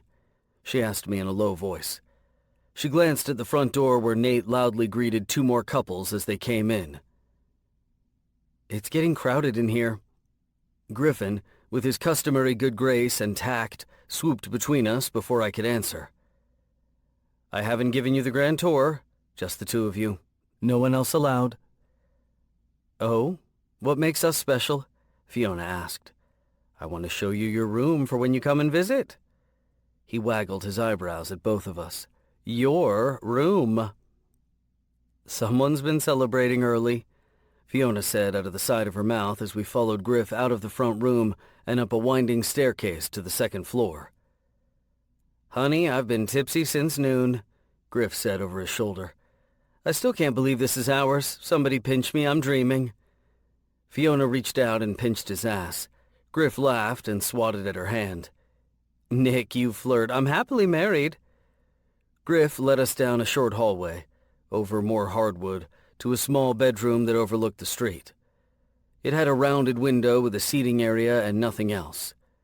The sounds of the party reverberated from below. Anytime you want to visit, this is yours, Griff said, his eyes soft as he looked at Fiona. I know it can't compete with wild jungles and mountains, but I hope it's enough to tempt you back. Frequently. Fiona's eyes glistened. Of course, she said and hugged her friend. Thank you. Griff held her tight, then broke away, blinking hard. I'd better get downstairs before Nathaniel starts screeching. He gave me a knowing grin. Take a minute, but behave you two. Fiona gave her friend a playful shove. No promises. Griffin retreated, leaving us alone in the small room. It's a beautiful view, Fiona said, moving to the window. Come sit with me. I joined her and we sat on the wooden bench, built into the window nook, and watched the night fall over Savannah. Fiona slipped her hand in mine. This night is so perfect. It's like a kind of magic, isn't it? To think this house is the start of a new chapter in life, not knowing where it will lead but feeling so happy and hopeful. Yeah, it is, I said. Nikolai? Here it comes. I feel so close to you, and I think about you all the time. Every minute, actually, and what we have, it feels real. For the first time since I decided to go to Costa Rica, I know what I want, and that's a kind of magic, too. She took my face in her hands, tears in her eyes. I want you to come with me. Will you? I want to, Fiona, I said, my voice thick. So fucking badly, you have no idea. She was radiant, so fucking beautiful in her happiness I could hardly look at her. I couldn't stop. You do? She breathed, not daring to hope. Yeah, baby, I do. I held her hands in mine, brought them down from my face. But I have to tell you something. I know, she said, her radiance dimming slightly. I do too, and it's going to feel like way too soon, what I have to tell you, but you deserve to know the whole story. So do you, I said, and a weight wrapped itself around my heart at the impossibility of it. How outlandish and fucking insane it would sound. The only way I had a chance was to do it calmly, quietly. Not here, I said. I should tell you at your place. Alone. I felt Fiona's sweet care and consideration waft over me like spun sugar. Oh? Is it serious? Yeah, baby. It is, but... What is it? She asked slowly. You can tell me, Nick. You can tell me anything. God, I hoped that was true. Fiona, I swallowed, the words sticking in my mouth. I felt her pull away from me before she leaned back against the sill, her concern withering to wariness. Tell me now, she said. Please. I can't go downstairs and smile and make small talk and pretend to celebrate my friend's happiness with this feeling in my stomach. So please, Nick, just tell me. I raised my eyes to her, imploring. I'm afraid you'll hate me for it. Why? She swallowed and tried again. Why would I hate you? What could you possibly say? I shook my head and stood up to pace the empty room.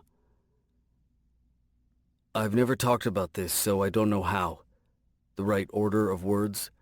And maybe I shouldn't. Maybe this will be a huge fucking mistake. But I can't go with you to Costa Rica until I tell you. Okay, she said slowly. I'm listening. A silence fell between us, but the beat of the music, the trumpets and piano, and the 100 voices rising and falling in laughter and conversation rose up beneath the wooden floor. I can do this, I thought. I can make her understand.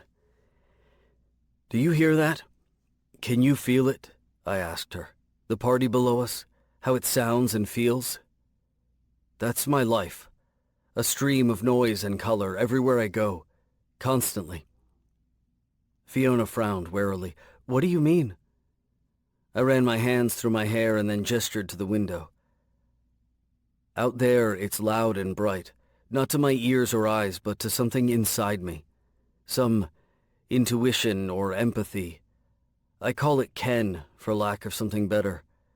The ability to feel what every person around me is feeling. You feel... Fiona's words trailed. She tried again. You feel what other people are feeling? Yeah, I do, I said. I feel or see them in colors and sounds, sometimes a taste in my mouth or echoes of words I can hear as if the person had spoken. I can perceive everything all the time. And it's loud. It's so goddamn loud. And bright. Too many words and colors, other people's emotions, their lives cracked open to me like an egg, spilling out in front of me. I don't stay in any one place because I know too much. The longer I'm around someone, the more it is exposed to me. And they never know. They have no fucking clue I'm sitting beside them at the poker table or in the next motel room over, stealing their most private emotions right out of their goddamn heads. Fiona stared, but now that I'd begun, the words poured out. So I keep moving. I play poker because I can read people. Their cards may as well be laid out on the table for me to see. I can feel a bluff or hear an excited pulse over a good hand, feel the itchy nerves of some poor, desperate guy who just went all in with the rent check. I hang out at clubs where the music is so loud, the energy of everyone around me is a muted, low pulse in comparison. I get tattoos. I get so many fucking tattoos, any tattoo, because it doesn't fucking matter what I get. The only thing I want is the pain. I want the bite of the needle in my skin because only then do I know it's mine. My pain. The buzz of the needle and the sting drown out the rest of the world, even the tattoo artist, and for a few minutes I belong to myself. No one else. And these tattoos... I held up my hands with the lettering on my fingers. These matter. Because what am I, if not a hoax or a pawn? I'm the butt of some fucking cosmic joke? A hoax perpetrated by some sick bastard who gave me the ability to feel everyone but never told me why, or how to stop it, or what to do with it? Or I'm a pawn in someone's game, as if I have a destiny that this Ken is a part of, but I can't see the other players or even the board I'm standing on. I'm just... lost. I gritted my teeth against Fiona's doubt and fear.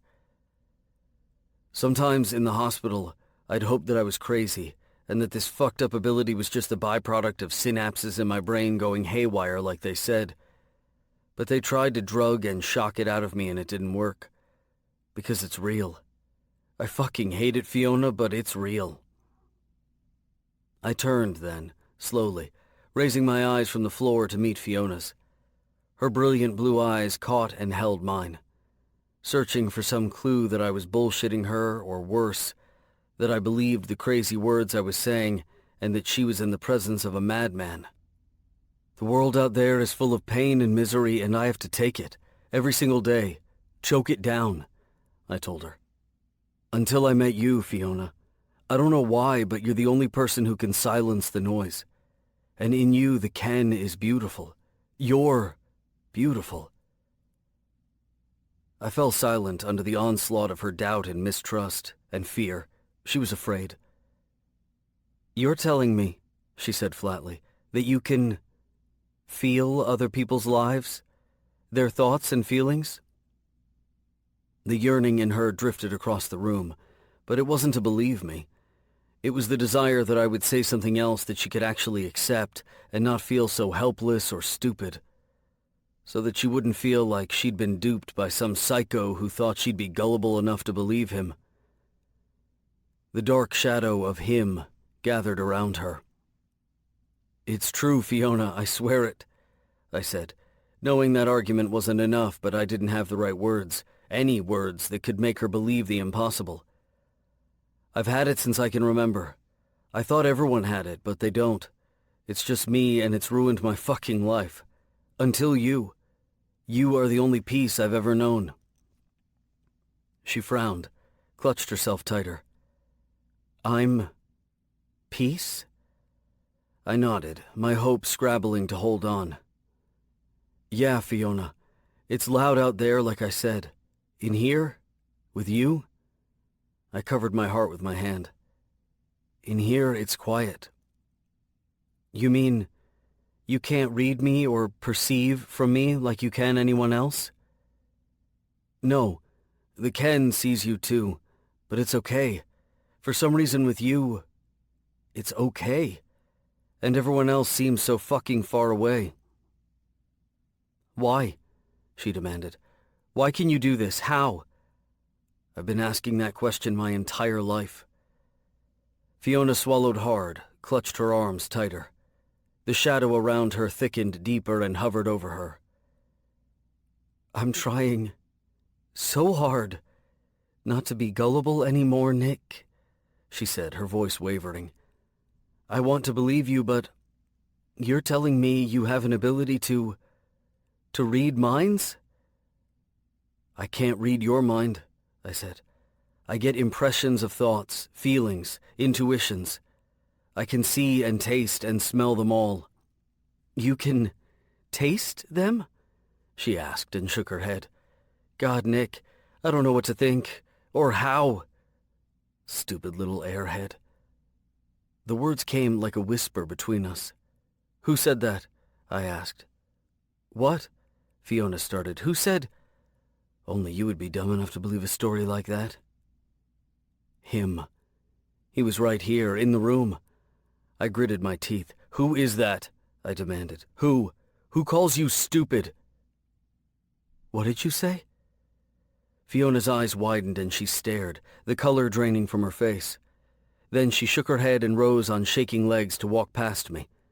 The cloud was thick over her and smelled of blackened rot. No, I'm not stupid. I don't know what's happening, but I can't.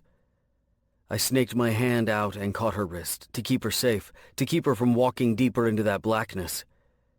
The empty room dissolved and I was in a bathroom, white with wildflowers on the shower curtain and blue tile. Men's razors shared space with women's face cream. A pink rug on the floor. A scream ripped through the small space. I staggered back against the wall between the toilet and the vanity, staring. Fiona lay curled on the rug, holding her stomach, writhing.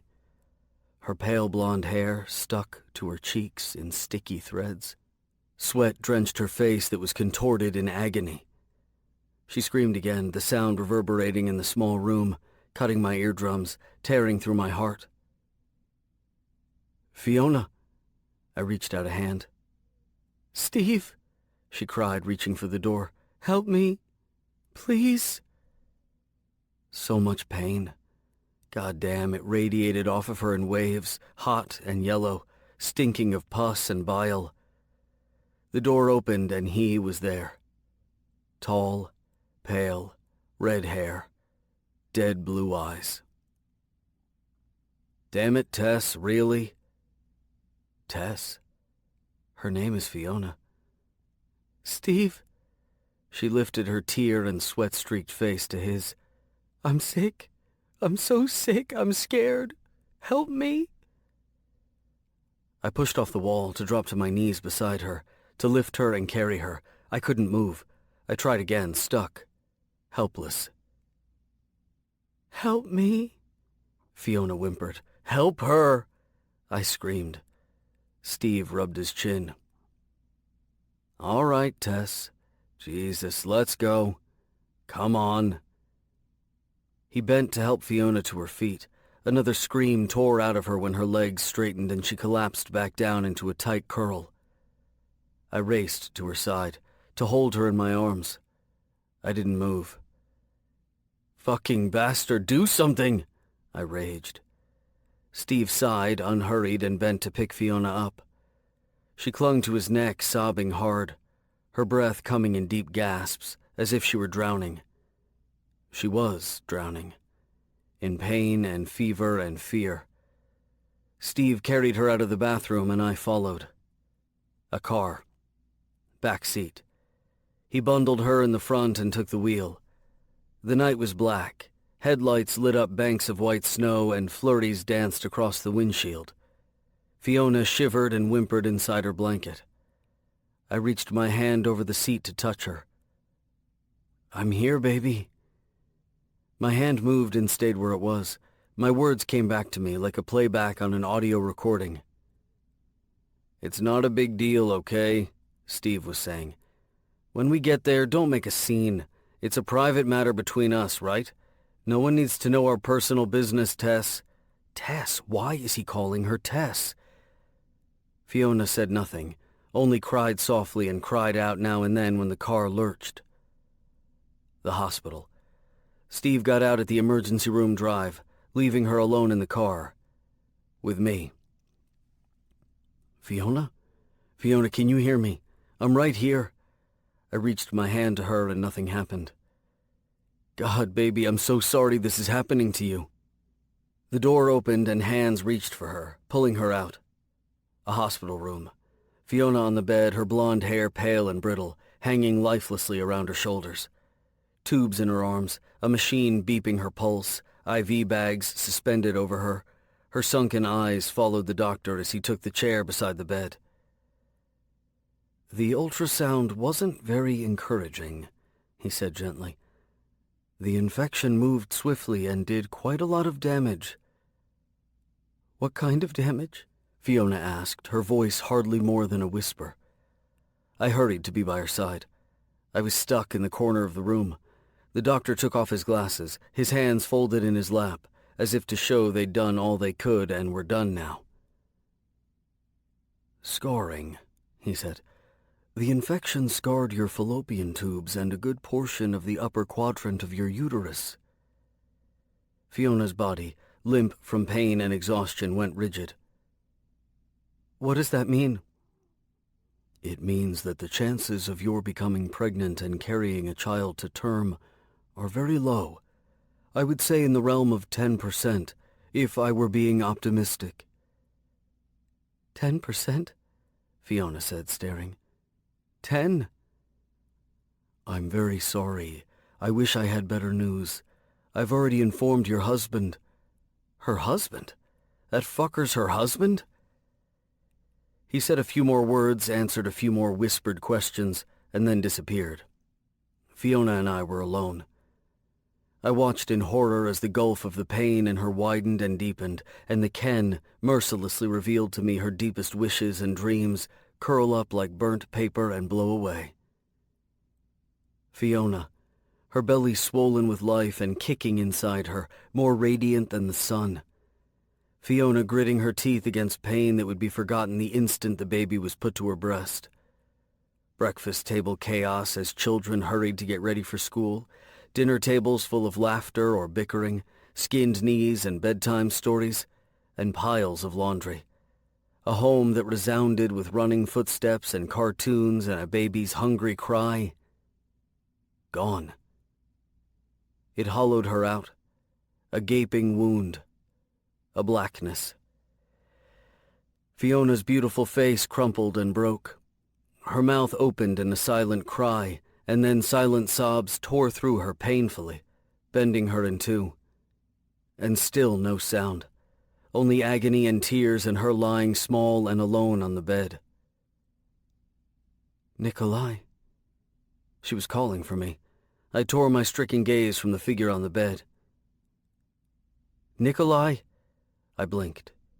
Nate and Griff's house. The empty room. Fiona stared at me, her skin radiant with health, her hair pink and long, but now fear hung over her like a pall. Fear I had put there. She struggled in my grip. You're hurting me. I glanced down to where I held her wrist so tightly my fingers were white. I let go at once and she snatched her hand back, but not before I could see the marks I'd left. I'm sorry, I said. I'm so sorry for what that fucker did to you. Rage at Steve for all that he'd taken from Fiona clouded my vision red, muting the stark fear and shame that wrapped around her. What is happening? She asked tearfully, backing away, her fear growing more potent with every passing second. How did you... Those things you said, how did you know? The things I said? I stared at her. A sinking feeling hit me.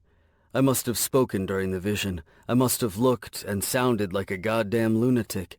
Wait, Fiona, wait. But I had no words. I'd never been thrust into someone's memories like that, ever. Fiona's eyes darted around the empty room, filling with tears.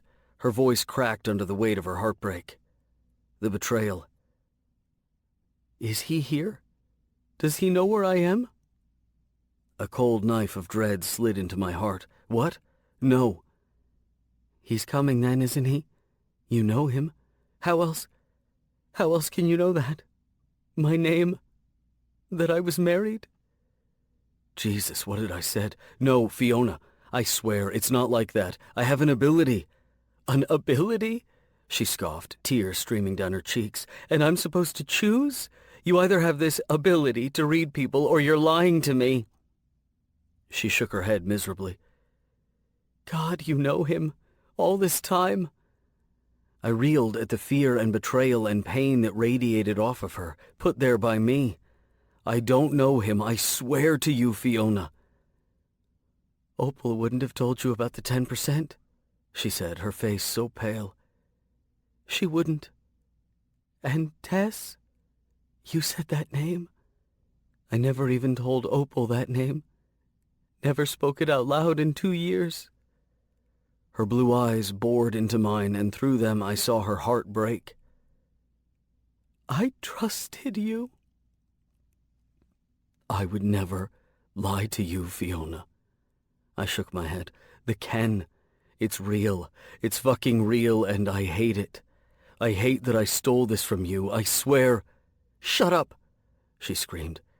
You did lie to me about your job, and now you're telling me that you know about my past because you can read minds?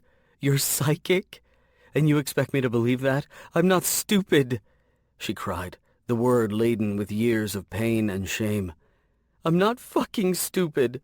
I'm not anymore. I took a halting step forward. Please, I said, hauntingly aware that our time was slipping away and our future in Costa Rica was burning up. I don't know what to say to make you believe me. I see things because of the Ken. I saw things about you that no one knows, except Steve, she screamed. Did he send you here to what? To fuck with me? Is that his revenge? I dragged my hands through my hair. No, Fiona, listen. No, it's impossible. It's not impossible. It's my life, I shouted back. Fiona recoiled. "It's impossible," she said, her voice low and trembling. "I never told anyone my name. No one." Her voice rose again on a current of hysteria. Why are you doing this to me?"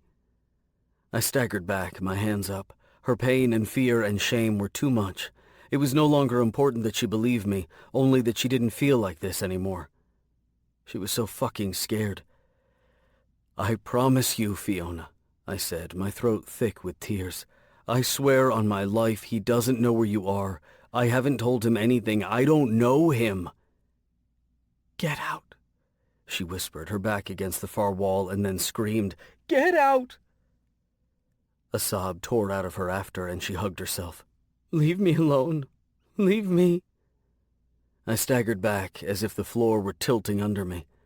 I heard footsteps on the stairs, voices, and then Opal was there, and Griffin. Fiona slid to the floor, sobbing. Opal knelt beside her, whispering soothingly to her, glaring daggers at me. Griffin was in my face, shouting, demanding. He shoved me toward the door. I didn't shove back. "Fiona." "No magic," Fiona was saying, crying softly in Opal's protective embrace. "There's no magic anywhere." Chapter 21. Nikolai. I stumbled out of the house through the crowd of people whispering and watching me, their emotions battering me with curiosity and suspicion. I staggered out into the street, chased by Griffin and his anger and Fiona's pain. God, Fiona. I'd touched her wrist and the conduit opened up like nothing I'd ever experienced before. And it fucked everything up. Everything. Griffin stood at the front door of his house, his arms crossed, not satisfied until I was out of his sight. My soul cried out for Fiona, burning to make things right, to tell her how sorry I was for making it impossible to believe me. With shaking hands, I climbed on my motorcycle. Her helmet was still attached to the side bag, and the pain smashed me in the heart all over again. I fucked it all up. The goddamn Ken fucked it all up. No, I have to try again. I wanted to go to her place, but that would have been another mistake, to hover outside like a damn stalker. I fucking hated to do it, but I went back to my shitty, empty apartment and paced in front of the portrait I'd painted of her.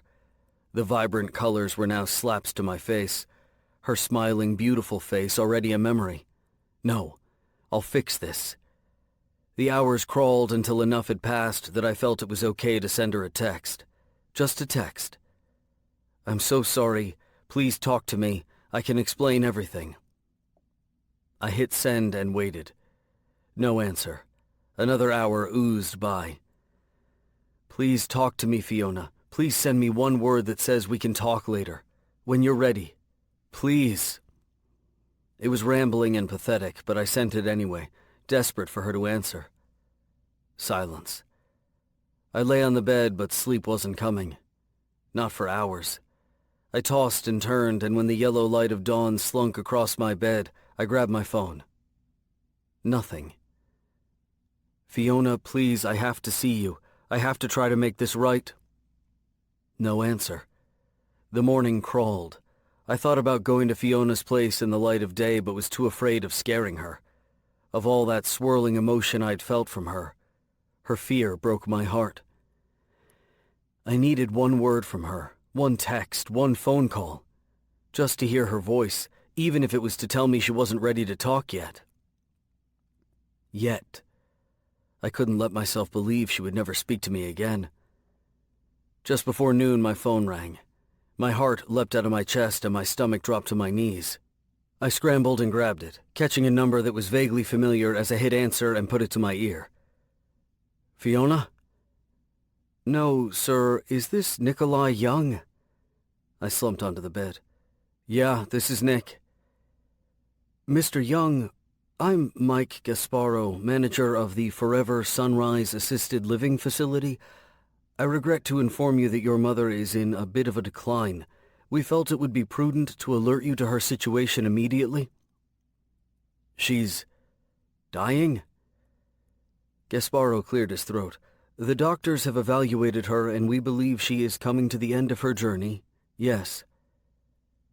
My mother is dying. The words sunk in, one at a time, like knives. She was old, she'd been sick for a long time, and she could hardly stand to look at me. I'd told myself all those things 100 times to keep the pain of her rejection from digging too deep. But in that instant, none of it mattered. She was my mother. I'm very sorry, Mr. Young. Are you able to visit her and make some arrangements? I slumped over my knees, silently holding the phone to my ear. I raked my other hand through my hair. Yeah, I said, I'll be there. Very good, I'll let the staff know. I hung up and then both hands gripped my hair. My mother was dying, and Fiona. I sucked in air so sticky and hot it stuck in my throat. I felt like I was drowning. I grabbed my phone to book a flight for St. Louis and remembered I couldn't handle airplanes. They made me feel like I had a plastic bag over my head and the oxygen was leaking out. Fuck. I ground out through clenched teeth. I mapped out the drive time to St. Louis. Almost 12 hours. Fuck everything. I packed a few things in a small bag, the futility of it all dragging my every move. If I drove straight through, I'd make it by night, but I'd have no fucking sleep. If I slept first, my mother might not hold on. And then Fiona. How could I leave her now? I finished packing and called Fiona. I listened to it ring, praying she would answer. Voicemail. Goddamn, her voicemail sounded so bright and cheerful. Hi, you've reached Fiona. I'm not able to take your call right now, but leave me a message and I'll get right back to you, I promise. Thanks. The beep came and I swallowed hard. Fiona, it's Nick. I'm sorry. I fucked everything up. I told you in the worst possible way. I wish you could believe me so much. More than that, I need you to know I would never try to hurt you. I'm so fucking sorry if I did. I drew in a shaky breath. My mother is sick. I have to go to St. Louis. Please wait for me. Please talk to me when I get back. Please. The beep cut me off. I sat for a long moment holding my phone in my hand, willing for it to ring again, this time with Fiona's number and her voice on the other end, telling me she'd wait. It never did.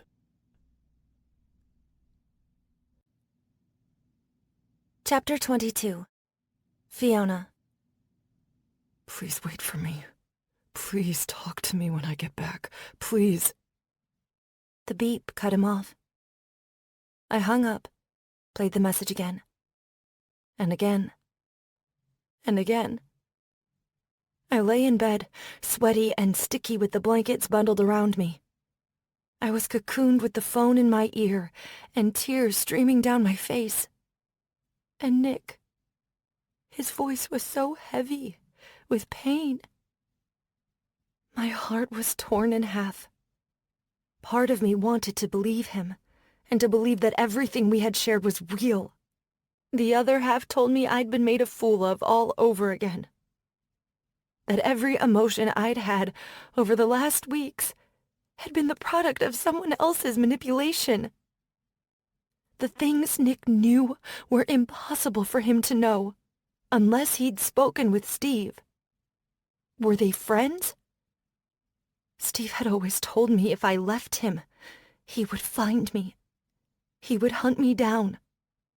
For my own good. To keep me safe because I couldn't survive on my own. Or had Nick been telling the truth? What about all the other things he seemed to know about? Like the man at the fair. I hunched deeper in my stifling blankets, recalling how good Nick was to me, how considerate, how he made me feel beautiful with every touch, and important to him with every word. I couldn't imagine it had all been an act.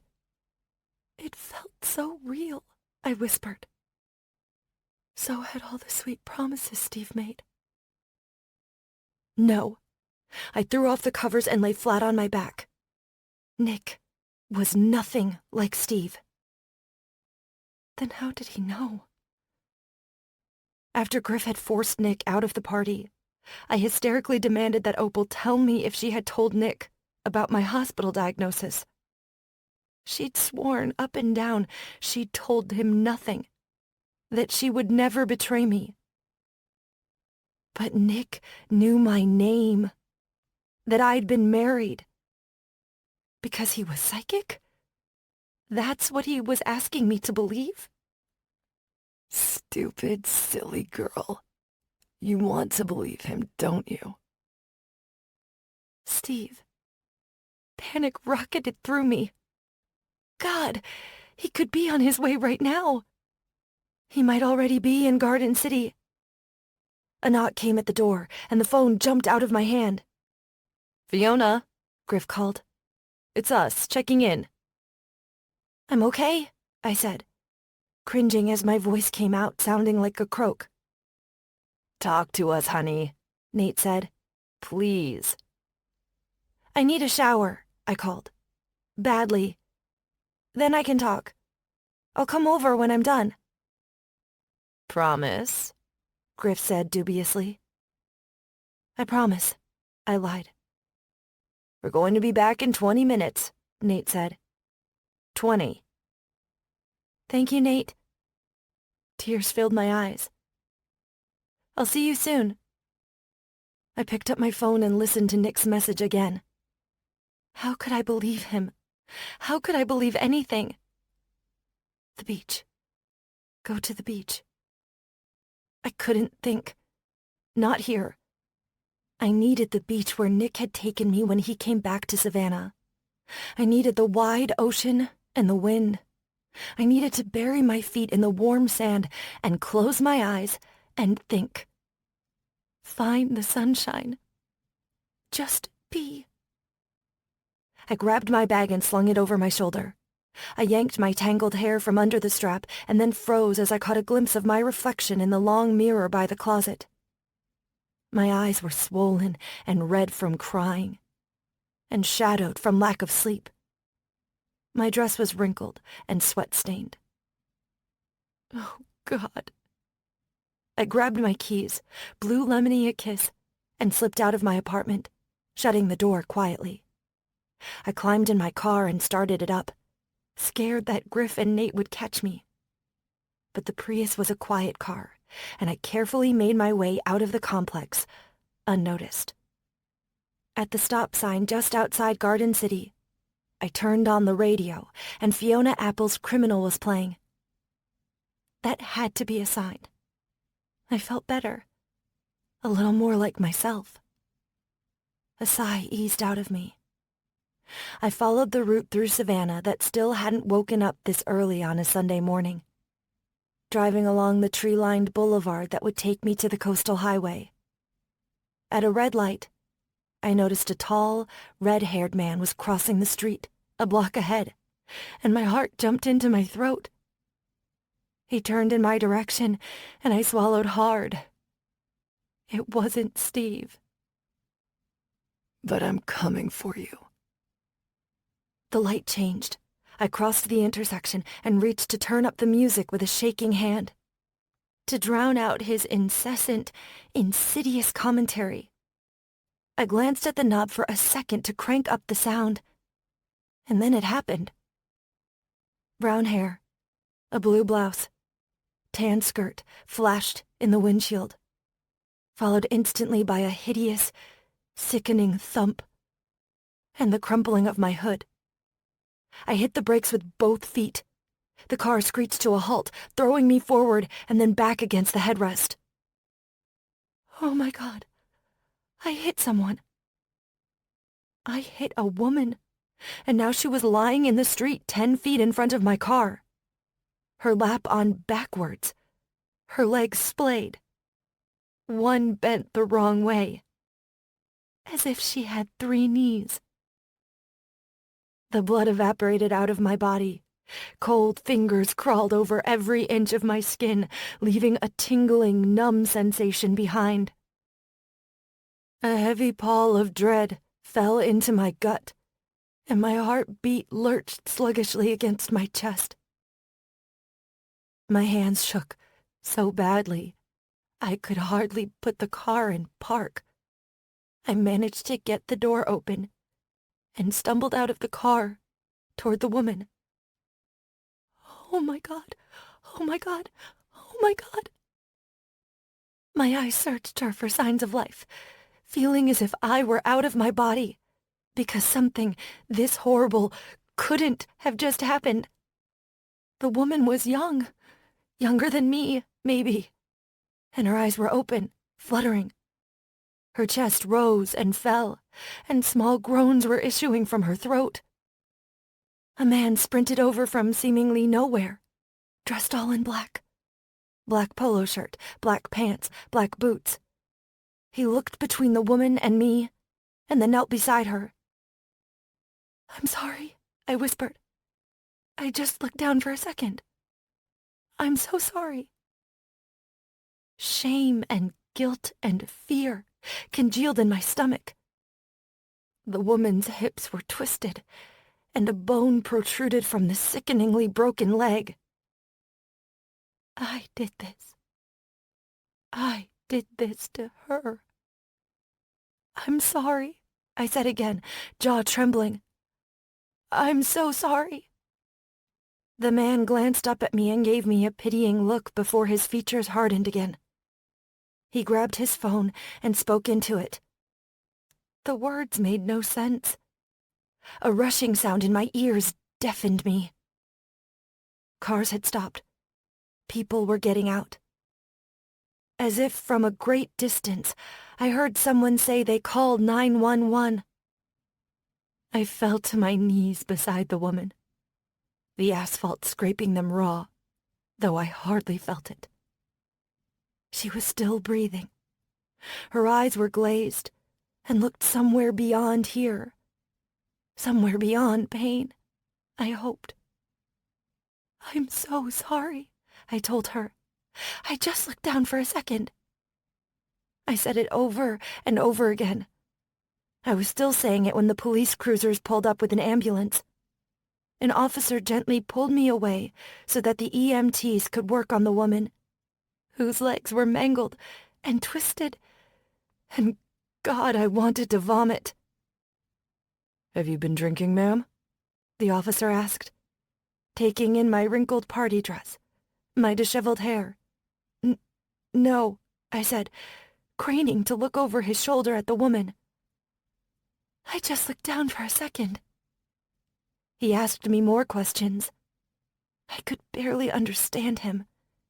Was he speaking a different language?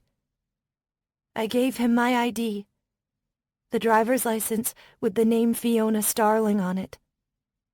He had me blow into a tube. No alcohol, no DUI. But my life was over anyway. They sat me down on the curb, and I watched the EMTs wheel the woman into the ambulance, and the man, a bodyguard, climbed in after her. "Please let her be okay. Let her be okay. Oh, God." The police officer conversed with another officer, and then they gently helped me to my feet. "Come on, honey." They turned me around, put my hands behind my back, and one of them read me my rights. Cold metal tightened around my wrists, and a hand cradled the back of my head as they gently guided me into the back seat of the squad car. The door shut, and for the handful of moments before the officers came in, I was encased in the heated, metal-smelling interior. A cage between me and the front seat, and a door with no handle. "I'm sorry," I whispered. "I'm so sorry." Part 3. The Black Prince. Chapter 23. Nikolai. I hated St. Louis. When I'd arrived 12 days ago, the hum of the city had skimmed across my skin like electric hands, reaching for me. It got worse when I crossed over into the more urban areas and into the city. The lives of others swamped me, but instead of filling me up, They sucked my energy and crowded me out of my own self until I was numb. Leaving Fiona wrecked me. The peace she'd given me evaporated with every mile I put between us, as did the hope that she'd ever talk to me when I got back. And I had to get back, quickly. I couldn't shake the idea that coming to St. Louis was a mistake, but what the fuck could I do? I was torn by duty to the only two people left in my life. Ma hasn't looked at you in 8 years. Fiona hates you. There's no one left. That was the thought that greeted me every one of those 12 mornings upon waking in the hotel near the assisted living facility. On the 13th morning, I dragged myself out of bed. I showered and dressed and told myself I had to keep going. Love and hope. Love and fucking hope. I rode the Bonneville from the motel through a foggy yellow haze to the Forever Sunrise assisted living facility and parked in the visitor's lot. Before I even had my helmet off, I could feel it, a tightening in the air. Today was different than the last 12.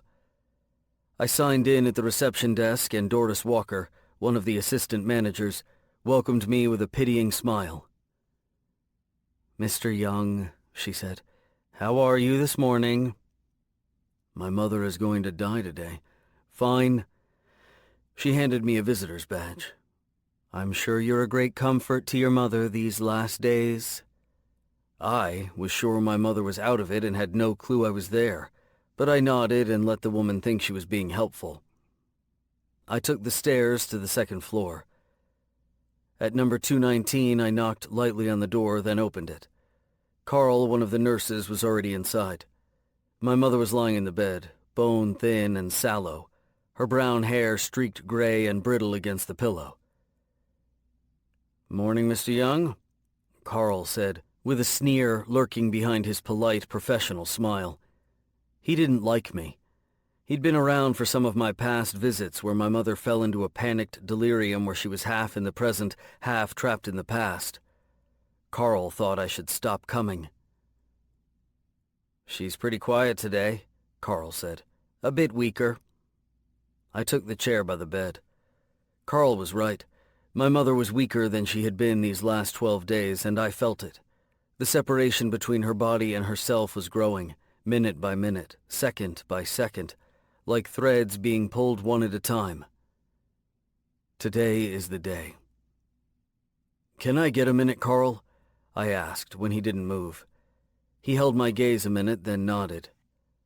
"I'll be right outside." My mother's head was turned to the window, her eyes looking through the bland scenery outside. "Hey, Ma. How are you today?" Like every other day, she didn't turn or acknowledge me. The Ken showed her to be somewhere else entirely. It was like talking to someone who was engrossed in a book or movie. And she's not coming back. "Ma, can you hear me?" Her mouth tilted in a small smile, but not at me. She wasn't in the hospital room anymore. She was smiling at something where she was now. Threads unraveled. "Hey, Ma, I just want you to know that I understand why you put me in the hospital. And I'm not mad. I get it." She sighed and her narrow chest hitched. I inched forward on my chair. "Ma, I really need you to hear me. I need to hear that I'm still your son." Her eyes widened at something only she could see. Time was slipping out from under her. "Ma?" Her hand twitched on the bed and an idea took hold out of my desperation. "Don't do it. The Ken fucked up everything with Fiona. Don't try it." But the part of me that remembered my mother when she loved me, when she looked at me with affection, needed to reach her one last time. I reached out and took her hand. Bird bones covered in rice paper. The Ken showed me a muddled mirage of scattered thoughts and memories. I closed my eyes and concentrated. With Fiona, it just happened. I fell into her memories without trying. Just be. I eased a sigh. The room dissolved and reconfigured itself as our backyard in Waco, Texas. Summer. The grass in the backyard was browned under the relentless sun. My mother turned on the sprinklers, which meant my father wasn't home to shout about the water bill.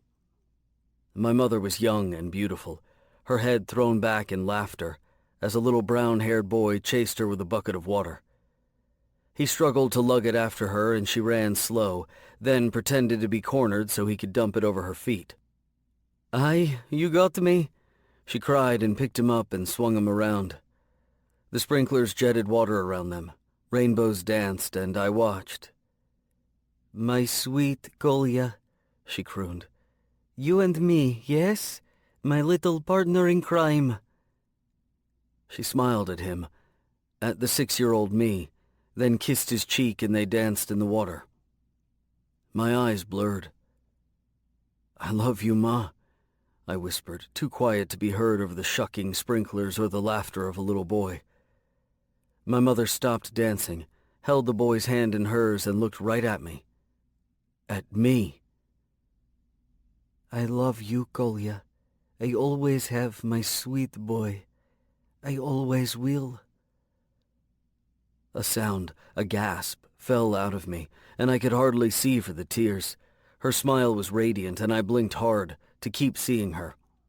She raised her hand, put her fingers to her lips, and blew me a kiss. Then she took the boy's hands in hers and resumed their dance in the water, under the sunshine. She had found her sunshine, and she would live there now. Forever. I closed my eyes as a part of my battered heart mended itself. When I opened them again, I was in her room at the nursing home.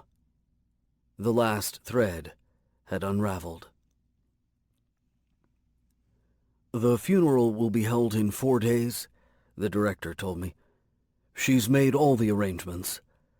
I nodded, still in a daze. They thought I was lost in mourning, and I did mourn her, but I knew where she was and that she was happy. Over the next 3 days, I checked my phone for a message from Fiona.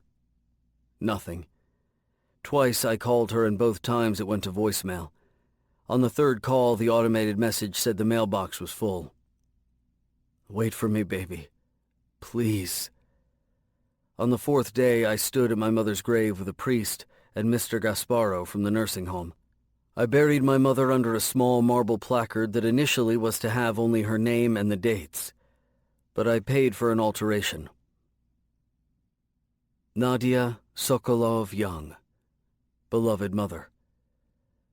The casket was lowered into the ground. I shoveled some dirt over it. The priest said a few words, and then it was over. I set flowers by my mother's grave and laid my fingers to the plaque. "Enjoy your sunshine, Ma." Then I left St. Louis forever. I drove back to Savannah with urgency propelling me faster and faster with every passing second. I needed Fiona, even if it was for her to yell and scream at me, to hate me. That was better than silence. The incredible joy of what I felt with my mother was giving way to the feeling that I had been gone for too long. It sunk into me with deep claws and would not let go. I grabbed a few hours' sleep in a cheap motel outside of Chattanooga. Then I pushed through to Garden City, arriving at Fiona's apartment at around 10 in the morning. Her Prius wasn't in the parking lot. No big deal, I thought. She's at work, or her car's in the shop. I knocked on the door. Then again. The silence on the other side scared me to my bones. It felt deep and wide. I tried the knob, not thinking it would actually work, but it turned in my hand. I pushed the door open and stepped inside. No plants, no bird, no furniture. My heart pounded as I took in her apartment in flashes, like snapshots. A couple of cabinets were open in the kitchen, the shelves empty. A trash can stood in the center of the kitchen. A roll of paper towels was on the counter. A vacuum was plugged in near the living room. Fiona. She left. To Costa Rica. She had fled to find her freedom. The pain was like a knife in my chest, but I took it willingly. She was gone, and if all I had left was the pain, then I'd take it. If that's what she needed to be happy, then that's what I wanted for her. A man's voice sounded behind me. "Can I help you?" I spun around. The man was in his mid-40s in denim and a t-shirt that stretched over his protruding belly. He held a ring of keys in one hand and a bucket of cleaning products in the other. "What are you doing here?" he asked. "I was looking for Fiona," I said. "Who are you?" The man's face twisted in sour frustration. "I'm her landlord," he said. "Or was." He moved past me to set the bucket of cleaning supplies on the kitchen floor. "When did she move out?" I asked. "Move out?" The guy snorted. "Yeah, I guess you could say she moved out. Got herself a new place, the Savannah County Jail." Blood drained from my face. "What did you say?" "I don't know what happened, so don't ask," the landlord said, digging in the bucket for cleaning spray. "All I know is some cop showed up a few days ago with a social worker from the sheriff's office and a friend of hers crying and talking about putting her shit in storage, and I don't know what else." She's in jail. She's been arrested?" The guy straightened. "That's typically how one finds oneself in jail. Look, I told you, I don't know nothing except she had 6 months left on her goddamn lease. Now, if you please, I gotta get this place ready to rent." I took a last look around Fiona's place, now so empty, not only of her possessions, but of her. There's been a mistake. A horrible fucking mistake. Outside, I tried to remember if I knew which was Nate and Griffin's apartment. I pounded on number 5, but there was no answer, and I realized they'd probably moved into their new place in Savannah anyway. Haley and Nancy? I had no clue, and no more time to waste. I got on the Bonneville and took out my phone, feeling like I was trapped in a surreal dream and couldn't wake up. I punched Savannah County Jail into the GPS. What the fuck could Fiona have possibly done? At the municipal buildings, I tore around the lots until I found the visitor's entrance for the jail. The building was heavy with the smells of ash and blood, sweat and anger. 2 cops walked a hard-looking man in cuffs past me and my stomach dropped. A potent pollution choked my throat and stung my eyes. I tried to imagine Fiona's pink hair and ethereal glow locked behind bars here, but I couldn't do it. I found the reception desk and gripped the edges of the counter. "Fiona Starling?" I told the deputy working the desk. "Where is Fiona Starling?" The woman gave me an arch look and tapped on her keyboard. "No Fiona Starling." "Look again. I was told she was here." "She may have been transferred, she may have been released. I have no Fiona Starling on my list." She typed some more. "Actually, I have no record of any Fiona Starling being here within the last 30 days. Someone gave you the wrong information." "Tess," I said, practically shouting. "Try Tess. Her name is Tess." The deputy sighed. "Tess what? This system doesn't go by first names, honey." Fuck. I hadn't heard her last name. "Try Tess Starling," I said. The woman typed, shook her head. "Come back when you know who you're looking for." It took all I had not to slam my fist on the counter. I stepped out of the jail, the blood racing through my veins as if it were on fire. Opal. Opal will know. I took a deep breath and climbed back on the Bonneville. I wove in and out of traffic just shy of being reckless. I tore into the parking lot of the Garden City Greens nursery, dropped the kick, and ran into the interior shop. Opal was at the register helping a customer. Her eyes widened when she saw me, and a dark cloud of anger and pain broiled above her like a storm. She shook her head at me once, slowly. A warning. She finished with the customer and was already saying, "No, no, no," as I walked up to her. "You should not be here," she said, holding one finger up to my chest. "You've got no business being here." "Opal, please tell me what happened. I was at her place and the landlord said she was in jail. How is that fucking possible?" "It's fucking possible because she was upset," Opal said. "She never told me what happened at the party, but whatever you said to her, whatever you did to her, upset her more than even I had guessed." Tears filled her eyes. She pressed her lips together hard until she got in control of herself. Her silence was maddening. My hand itched to grab her, to touch her and pluck the information out of her goddamn mind if I had to. "That's how you lost Fiona in the first place. Please, Opal, I know I fucked up, but tell me where she is. Is she really in jail? It has to be a mistake." "It is a mistake," Opal said. "The whole thing is a goddamn mistake. I never knew the whole story, poor baby, not all of it. I never knew what she had been through. But now that abusive prick is going to find her." I clenched my teeth. "God damn it, Opal, tell me what happened." Her gaze snapped back to me. "I will not," she said. "For all I know, you're just as bad as he is, or in on it. Why did you leave her? Where have you been? Gone to report back to that asshole Steve?" "What? No. My mother. She was sick." I shook my head. "It doesn't matter. Tell me." Opal softened slightly, shook her head, her gaze growing distant. "I left her too. I left her alone after that first day and never should have done it. She said she wanted to sleep, and I said okay. Then she took off." Opal fixed me with a steely, cold glare. "She hit someone with her car, a young woman. She shattered her pelvis and broke bones in her legs. When the police arrived, Fiona was distraught. This is what I heard because I wasn't there, and I should have been." Her tears were falling again. "She was distraught," they said. "Still wearing the goddamn dress from the party with music blaring out of her car radio. That's not Fiona. She's a careful driver. She would never hurt anyone. Whatever you said to her—" Opal's words slapped me in the face. "They took her down to the station," she said, "and found out her name wasn't Fiona Starling and that she was married to that Steve asshole.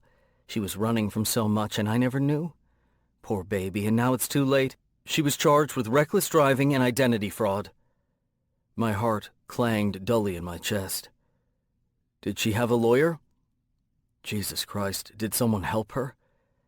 Griffin was her lawyer, and he was good, but it didn't matter. The woman Fiona hit was some state senator's daughter from Florida, a rich politician who got in good with the judge, and they threw the book at my poor girl.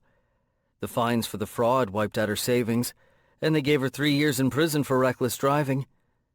She fixed me with another incredulous look. 3 years. I reeled. 3 years?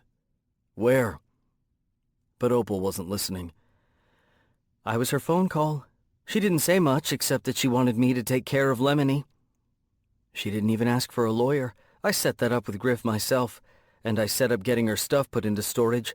I was going to take her bird, too, but do you know what I found when I got there? He was dead, lying on his back, legs in the air. He had food and he had water. It wasn't too hot, it wasn't too cold. He just died. Opal sniffed and wiped her eyes with the tissue pulled from the pocket of her apron. "Now Fiona's locked up," she said dully. "There's nothing more you can do." Her voice hardened. "Just go away." "Opal, wait. Please tell me her last name." I carved my fingers through my hair. "I have to see her. I didn't mean to hurt her. I didn't mean for any of this to happen. I need to know her full name." "So you can do what? Make it worse? Upset her more? Visit her while she's trapped and can't say no? Please," I said. "I'm fucking begging you. I have to fix this." "You can't," Opal snapped. "And everything else you want to know is in the news anyway.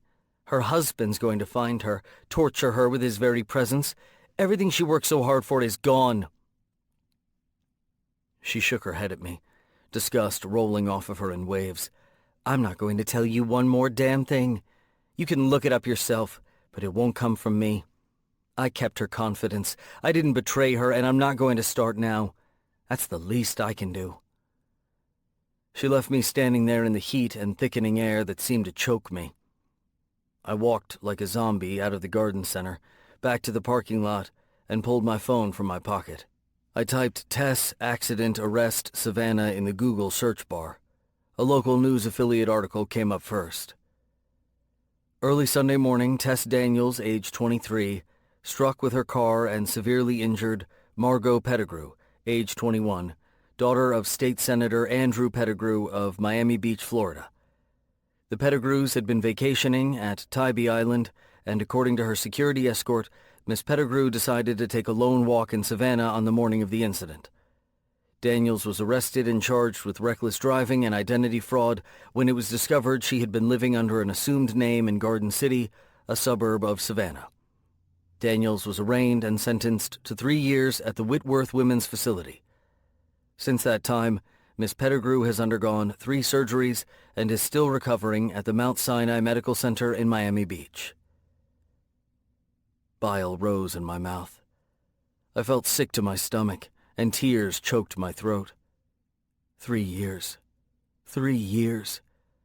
The article didn't say whether Fiona had been transferred from jail to the prison yet. I climbed back on the Bonneville and turned it back in the direction of the county jail. Hopelessness dragging at me. Tess Daniels, I told the same woman behind the counter. The name sounded like a foreign phrase in my mouth. I'm here to see Tess Daniels.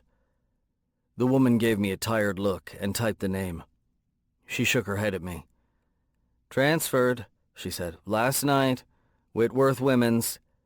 She clucked her tongue. Today just isn't your lucky day, is it? Back out in the parking lot under the relentless Georgia sun, I pulled out my phone yet again.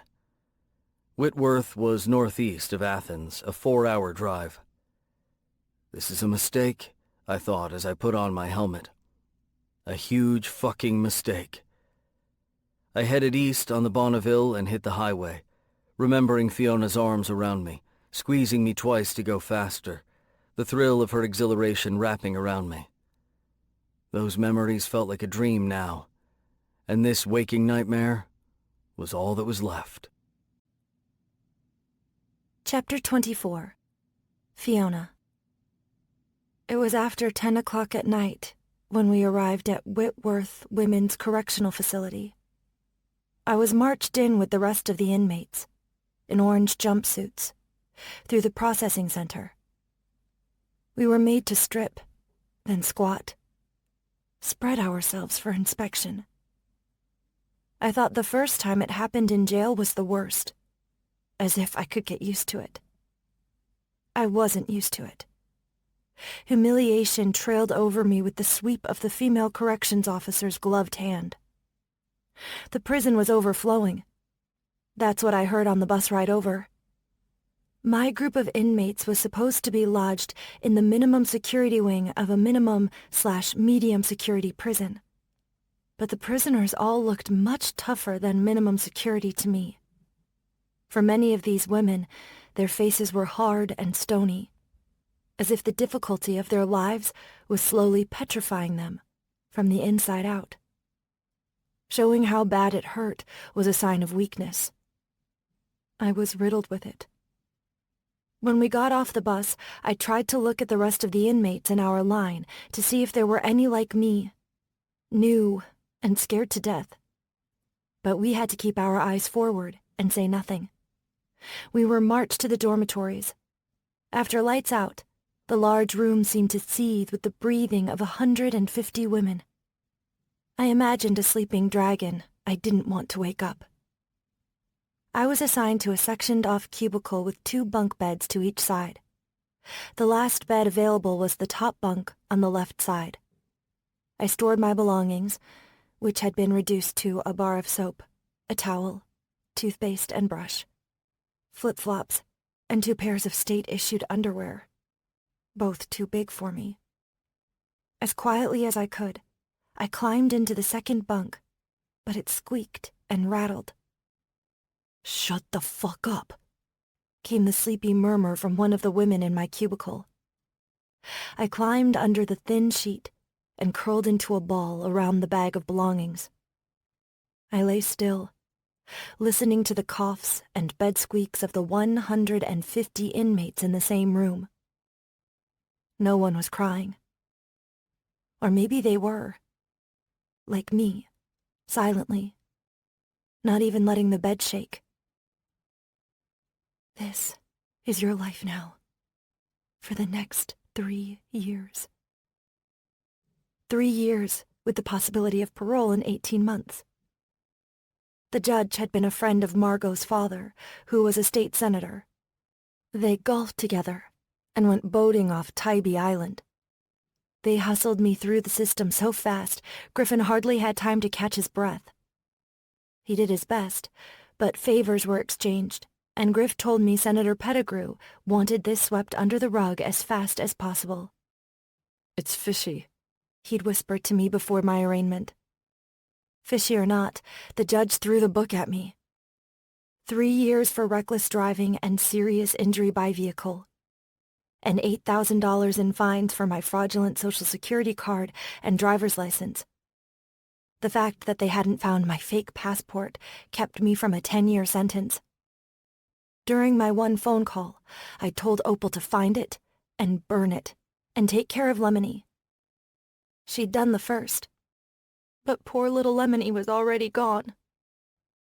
I lay on the bunk and turned my thoughts to Margot Pettigrew and her suffering. Over and over I replayed that moment, the sickening crumpling sound as her body hit my car. I hadn't been speeding. I had the music turned up and looked away for just a second, and it was almost as if she materialized on the hood of my car. It didn't matter. I hit her. I nearly killed her. I could have paralyzed her, and even now she had months of rehabilitation to look forward to. And pain. So much pain. It felt as if I'd just fallen asleep when the COs marched through the dormitories, whistles piercing the air. We climbed out of bed to stand at attention for a head count. I got a look at my cubicle mates. One African-American woman about my age, a Latina woman in her early 40s who slept in the bunk below mine, and a pale girl with half of her head shaved and blue tattoos fading around her neck and wrists. She gave me a sly, calculating sneer. Minimum security, I told myself. No violent offenders here. I felt the girl's eyes on me as we were marched to breakfast. Her name tag said Taggarty. We were ushered through the hallways to the cafeteria. Breakfast was runny scrambled eggs, a hard biscuit, microwaved sausage, and a cup of juice. I took my tray, feeling like a new girl in high school who had no friends and no place to sit. All of the tables were full. I picked the corner of one that was mostly empty, but for 3 women at one end. I sat down, shoulders hunched, keeping my eyes on my plate. I thought if I made myself small enough, maybe no one would see me. "Hey, Pinky, who said you could sit there?" I kept my eyes down. "Hey, I'm talking to you." "Look at this girl," someone else said. "Anorexic much?" "Bulimic," said another. "She's going to waste all that food." I glanced up at a woman with dark hair and hard eyes. She was sitting beside my cubicle mate, Taggarty. The dark-haired woman's name tag read Brooks. A third woman, Vasquez, made up the trio. My name tag said Daniels. Not my new name, or my birth name. My married name. Taggarty slid down the bench and pinched the corner of my tray between her index finger and thumb. "Bulimic," she said with authority, and made a tisk-tisk sound. "This is just going to go to waste. Pinky here is going to scarf it down and puke it back up first chance she gets, aren't you? When you think of it that way." She pulled my tray to her end of the table. "We're doing her a favor, keeping her from the purge." Taggarty divvied up my food between the other women, then slid the empty tray back to me. "You're welcome," she said. After breakfast, I went to the commissary window. After paying the fraud fines and putting my stuff in storage, I hardly had anything left. My Costa Rica fund was gone. I figured Steve would be coming for the rest if he hadn't already. "Snickers bar, please," I told the woman behind the commissary window. It looked like a mini convenience store with snack food, toiletries, and stationery. She glanced at my name tag, typed on her computer, and then slid the candy bar through the slot in the window. I took it back to my bunk and climbed up. The Latina woman was reading in her bunk. She said nothing to me, and I said nothing to her. I ate the candy, but it sat in my stomach like a lump. doing nothing except amplify my nerves, which already felt raw and exposed. Another whistle blew, and it was yard time. The regimentation of the day, someone always telling you where to go and what to do, felt like a rough hand pushing me around when I just wanted to go somewhere and be alone. I found a quiet corner under a tree by myself and pulled my knees up to my chin, trying to make myself small. You can't pretend you don't exist for 3 years. I had to find a way to manage the fear that was wrapped around me like a python, squeezing. After yard, it was showers. My heart pounded so hard in my chest, I could hardly breathe. I took my towel and my bar of soap and slipped on the cheap plastic flip-flops. I joined the line, and a few minutes later, Taggarty and her friends were behind me, 3 inmates back. They snickered and whispered, and I could feel their attention on me like a hot wind. "Hey, Pinky," Brooks said. "No, she's not Pinky," said the third member of their group, Vasquez. "What's the name of that model from 1,000,000 years ago? That skinny British chick? Sticky? "Twiggy, dumbass," Brooks said. "Twiggy's taken. Daniels needs a new supermodel name. Piggy. Piggy, are you a supermodel? Is that why you look like you haven't eaten in 3 years?" I ignored them and waited my turn. The showers were stalls, closed off by curtains instead of doors. Naked women walked here and there and inspected themselves in the mirror like it was a gym. One totally nude inmate lifted her leg onto the sink to inspect the fungus growing between her toes. I wondered how long you had to be in prison to feel that comfortable. I hoped I would never find out. I kept my towel wrapped around me tight until it was my turn. In the stall, I shut the curtain and washed myself with a bar of soap that left a chalky film on my skin. I pumped some shampoo from the dispenser on the wall. My hair was too long. I didn't think I would ever get it clean under the weak water pressure. But I hurried to get it done, eager to get back to the cubicle to put my clothes back on. I shut off the water and reached for my towel. It was gone. I peeked through the curtain and saw Taggarty, Brooks, and Vasquez still waiting their turn in line. My towel slung over Taggarty's shoulder. "Give it back," I said, trying to make my voice as hard as I could. It came out a whispered squeak. "Piggy is shy," Taggarty said. "Don't be shy. After all, you're a supermodel. Come show us what a supermodel body looks like." I couldn't stand in the shower cowering. It took every bit of will I had to push the curtain aside and step in front of Taggarty. I held out my hand. "Give me the towel," I said. Taggarty scoffed, her eyes raking me up and down. "Tiny titties? Tiny titty piggy?"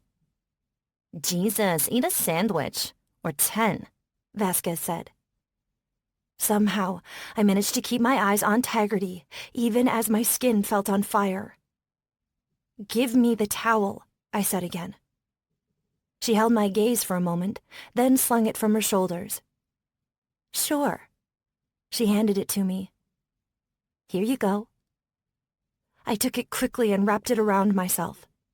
I should have been more alert, but I was too relieved. I started out of the bathroom, and Brooks's foot snaked out, tripping me. I caught myself, but the cheap flip-flop twisted under my foot, and I fell forward. My cheek smashed against the hard tile wall. Pain radiated around my eye socket, and laughter went up amongst Taggarty and her friends. The right side of my face throbbed, and I felt a trickle of blood drip down my cheek. A corrections officer appeared at the bathroom entrance. "Keep this line moving, ladies." Her eyes found me. "What happened here? Daniels? You need the infirmary?" "No, I'm fine," I said. "Fine, huh? You want to tell me what happened?" The officer's glance flickered to Taggarty, Brooks, and Vasquez, all of whom wore perfectly blank expressions. I moved past the CO, back to my bunk to get dressed. I had to use my towel to stop the blood. It wasn't a lot, but my skin was puffy around my right eye and starting to darken. "I see you met the Rainbow Coalition," Martina said from her bunk. She'd been so quiet I hadn't seen her. "The what?" "The white girl, the black girl, the Latina," Martina said. "Tag, Brooks, and Vasquez. They call themselves the Rainbow Coalition. They think it's cute." "Body-shaming bullies," I muttered, dressing quickly. "Aye," Martina said. She cocked her head at me on her pillow. "I look at you here, with your pink hair and sweet face, and I have to think there's been a mistake. What happened, querida?" "An accident," I said, buttoning my jumpsuit with shaking hands. "There was an accident." I couldn't talk about it without crying, and I couldn't cry. Not here. Martina seemed nicer than anyone so far, but how would I know? Fully dressed, I felt better and lay down on my bed and stared at the ceiling. For the first time since all of this had happened, I let myself think about Nikolai for more than a handful of seconds. The pain was swift, wrapping around my heart and squeezing so hard that tears came to my eyes. I brushed them off quickly before anyone could see. Nikolai was gone, and the hole I felt from his absence went straight through me, down deep. I didn't think it would ever be filled again. It didn't matter what he'd said at the party, or even if he had been sent by Steve. None of it mattered. He was gone. I was in this cage, and I wasn't coming out for a long time. A corrections officer came by with a clipboard in his hands. "Daniels, you got a visitor." I swung my legs off the side of the bunk, my heart pounding all over again. Steve. He found me, and now he was coming to see me, to torture me. "Who is it?" I asked. "Do I look like your social secretary?" "Do I have to go?" The CO gave me a funny look. "You got something better to do?" Better to get it over with, I thought. See him one time, and never again. Maybe then I'd stop being scared all the time. His voice laughed at me. "You aren't going to last a month in here, sweetheart." I was led through the main prison area, through processing, to the visitor center. Because I was new, I wasn't allowed face-to-face visits yet, but was ushered to the phone banks, where chairs were lined up in cubicles behind bulletproof glass. The visitor and the prisoner each had a phone receiver. "Number 7, the officer said. You have 15 minutes. I counted up the chairs until I came to 7. I nearly fell into my seat, because it wasn't Steve who sat there. It was Nikolai. He looked so beautiful after the ceaseless ugliness of prison. I drank him in. But his face was so full of pain and regret. His blue eyes held mine, tired and imploring. They were not the eyes of a man who'd been victorious in duping a woman into falling for him. His expression was of loss, and a tiny whisper in the back of my mind wondered if it were possible he'd been telling me the truth. It doesn't matter, I thought, lifting the receiver with a shaking hand. Have this time, and then let him go. I put the phone to my ear. "Hi, Nick." Chapter 25. Nikolai. Fiona sat down on the other side of the glass and my heart fucking broke at the sight of her. She looked so beautiful and scared and small, wearing an orange jumpsuit that was too big for her. The tag said Daniels. Someone had given her a black eye. The skin by her eyelid was puffy and a small cut full of congealing blood was dashed across her brow. My hand holding the receiver clenched tight. "Hi, Nick," she said in a tiny voice. "Who did that to you?" I asked through gritted teeth. She smiled sadly. "My new friends." Fuck, Fiona. It took all I had to stay in the chair. I wanted to smash through the glass and take her out of this goddamn place. "You look tired," she said softly, pink suffusing her skin.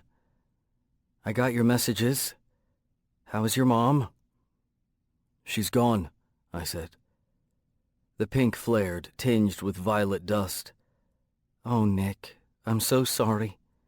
"No, I'm sorry, Fiona, so fucking sorry." She stared at me through the glass and swallowed hard. "There's nothing to be sorry about. I did this to myself. I messed up. I messed up so badly and I hurt that poor woman." "You wouldn't have done any of that if it hadn't been for me." "No, I have to take responsibility for what I did to her. But what?" She hunched smaller in her chair. "I wasn't speeding. I was upset and I was playing my music too loud, but I was paying attention. Or I thought I was." Her voice quavered. "I guess I wasn't." "Fiona, doesn't matter. Don't give up, baby." "It's all gone," she said. "Costa Rica, my place, even little Lemony." Her eyes filled as she turned them to me. "And you?" Dread filled my veins. "No, I'm here. I'm still here." I swallowed hard. Did I lose you?" She held my gaze and I could see her fighting for control. "I don't know," she whispered. "I don't know what to think. I want to believe you, Nick, but I don't know how." "I know, it's madness," I said harshly. "This thing I have has been torturing me my whole life, and now it's hurt you, and I'm so sorry." "You don't have to be sorry," she said. "I'm in here now. Nothing much matters." "No, Fiona." I could feel her slipping away, her hope eroding piece by piece, her light dimming under the dead fluorescence above us. She belongs in the sun. "I have to get you out of here," I said through gritted teeth.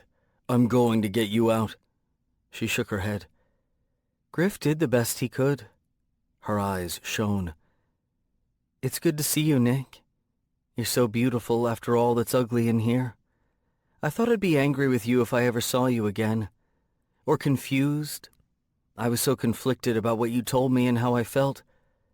But now I just want to survive." "Fiona," I said, fighting for control. "I'm just so tired of being scared. So tired of it." She cast her gaze down, defeated. "You should go. Don't put your life on hold for me, Nick." I clenched the phone so tightly my knuckles ached. "My life has been on hold for years. It began again when I met you." "Mine too," she said in a small voice. "I feel the same way. But," she raised her eyes to mine, "there's nothing you can do, and I don't want you to get in trouble. Please, keep yourself safe." Her voice cracked and broke. "Nick?" God, my name, spoken like a plea, a lifeline thrown out that I couldn't catch. She put her hand to the glass between us, pressed her palm flat. I put my hand to hers. "Don't wait for me, Nick," she said brokenly. 3 years is too long, too hard. I can't see you in bits and pieces, once a week for a handful of minutes. I can't." "No," I said, shaking my head. "I'll come every fucking day. Every day, Fiona, don't—" "I'm sorry, Nikolai," she said, her voice a whisper through the phone. "I'm so sorry. For everything." A female corrections officer appeared behind Fiona. I could hear her saying, "Time's up." My gaze frantically flickered to the wall clock. "That wasn't 15 minutes, Fiona, wait. Let's go, Daniels." The officer pulled Fiona's hand off of the glass. I rose from my seat. "Stop, we're not done. We have 4 minutes left." "Nikolai?" Fiona said softly into the phone, her eyes shining, her lips holding a faltering smile. "Fiona," I said into the phone, my voice strangled. "Wait. Just wait." The officer plucked the receiver out of Fiona's hand and hung it up. The click in my ear was like a door shutting and locking tight. "No." Anger rose in me like a great red wave. "Wait a fucking minute. We have 4 minutes." They couldn't hear me. They were taking her away from me. "Hey!" I banged the receiver on the plexiglass. "We're not done yet. We still have 4 minutes." I slammed the receiver again, hard, and then again, and again. I punctuated every word with a bang on the unyielding glass. 4 minutes! God damn it! We have 4 minutes! Fiona looked over her shoulder at me from between the officers, her smile sad and sweet. And then she was gone. Rough hands grabbed me around the shoulders and yanked me away from the table. I was dimly aware of the other visitors staring, officers shouting at one another. They dragged me through the visitor center, through the screening area where one slammed me chest first against the wall. My cheek hit the cement and pain radiated through my skull. "Fiona." They handcuffed me and one officer kept me pressed to the wall while others spoke into their shoulder radios, deciding what to do with me. I closed my eyes, recalling Fiona in that last moment, her bruised eye and the black hopelessness that was dimming her light. She didn't deserve 3 years locked up, tormented by other inmates. She was suffocating. But the truth was, I couldn't do 3 years without her. I wanted to fucking burn this place to the ground and take her away.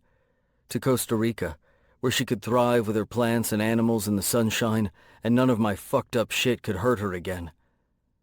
I could survive if I knew she was there, safe and happy. That's all that mattered.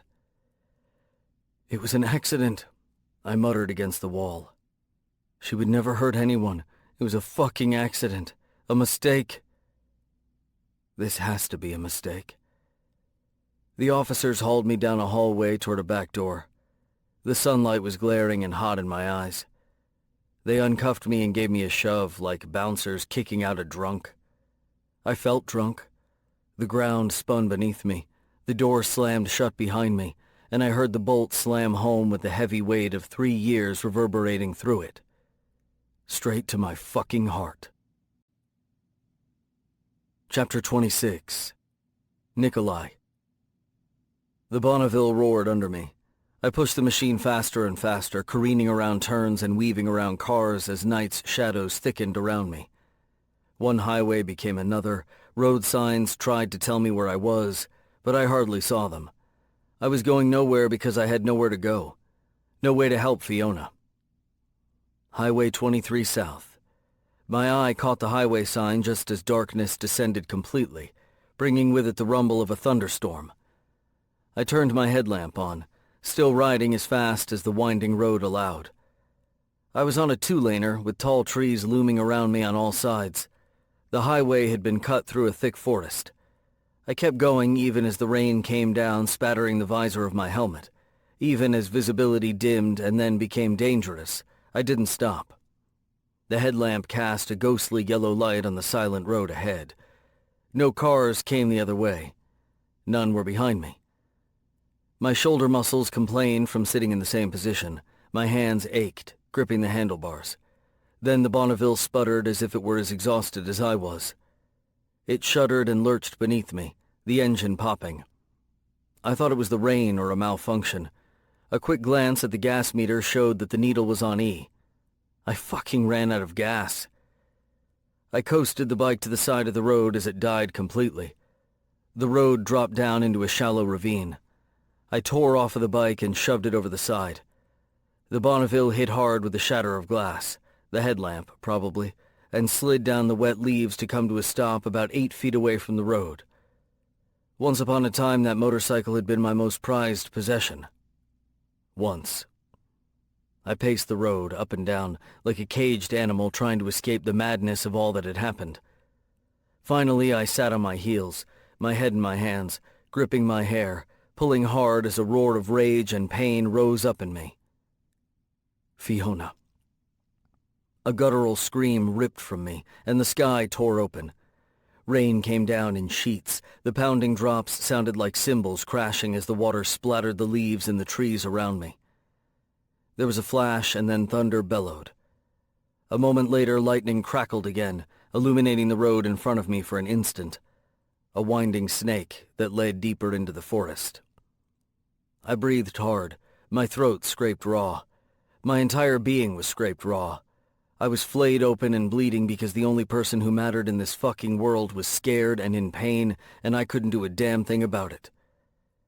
I stood for long moments in the rain, until the cool water doused the fire and left me numb. I started to climb down the ravine after it, to sit with it until the rain stopped, and then despair washed over me again. I have no fucking clue. I took one step and then I heard it, a keening sound that raised the hair on the back of my neck. I started to walk in the blackness, my eyes slowly adjusting and aided by the intermittent flashes of lightning that showed me the curve of the road. I'd only walked a short distance before I could make out a lump on the side of the road. The sound came again, making me shudder. I hurried towards the dark shape, part of me wondering if that horrific wailing was my own heart, crying out for all that I had and hadn't done for Fiona. My failure. The sound came again, low and tired now. It was a deer, its front legs broken, smashed like kindling. Blood streaked from torn flesh along its chest and mangled legs and pooled around the animal, thick and black, congealed. The deer had been lying there for God knew how many hours in unknowable agony. The car that hit it hadn't stayed to finish the job. I fell to my knees beside the deer, just as the clouds above parted enough to let a sliver of moonlight slant across us. The deer, a doe, stared at me with wide black eyes that were full of terror and pain. The animal's keening wail had quieted at my approach. Maybe she no longer had the strength to make that god-awful sound. Or maybe she was waiting for me. My chest tightened and my breath hitched out of me as I reached the Bowie knife strapped to my belt at my back. I sat with the blade in my hand resting on my thigh, unable to move. The doe watched me with glassy eyes, her breath ragged in her open mouth. "I'm sorry," I whispered. The rain dripped off the end of my nose, or maybe it was a string of tears. "I'm so sorry I couldn't help you." The deer dragged her head along the asphalt, pressing her forehead to my knee. My heart clenched. Without thinking any more, I drew the Bowie knife across her throat. Warm blood spilled to mingle with the cold rain. The same instant the deer's last breath sighed out, the headlights of an oncoming car lit up the road from behind me. A pickup truck, driving from the opposite direction, rounded the curve and slowed when its lights fell over me. The truck pulled over and I stood up, wiping the Bowie knife on my pants. I slid it back into its sheath on my belt. The truck driver's side door opened and a young guy, maybe a little older than me, with blonde hair and a denim jacket, stepped out and approached. He looked at me with blue eyes that were warm, his face open. Without a word to me, he knelt down by the animal and put one hand on her head. "Ta, isi, ahehi," he murmured softly. "What did you say?" I asked the man as he got to his feet. "There's no direct translation into English," he said, his voice low and smooth.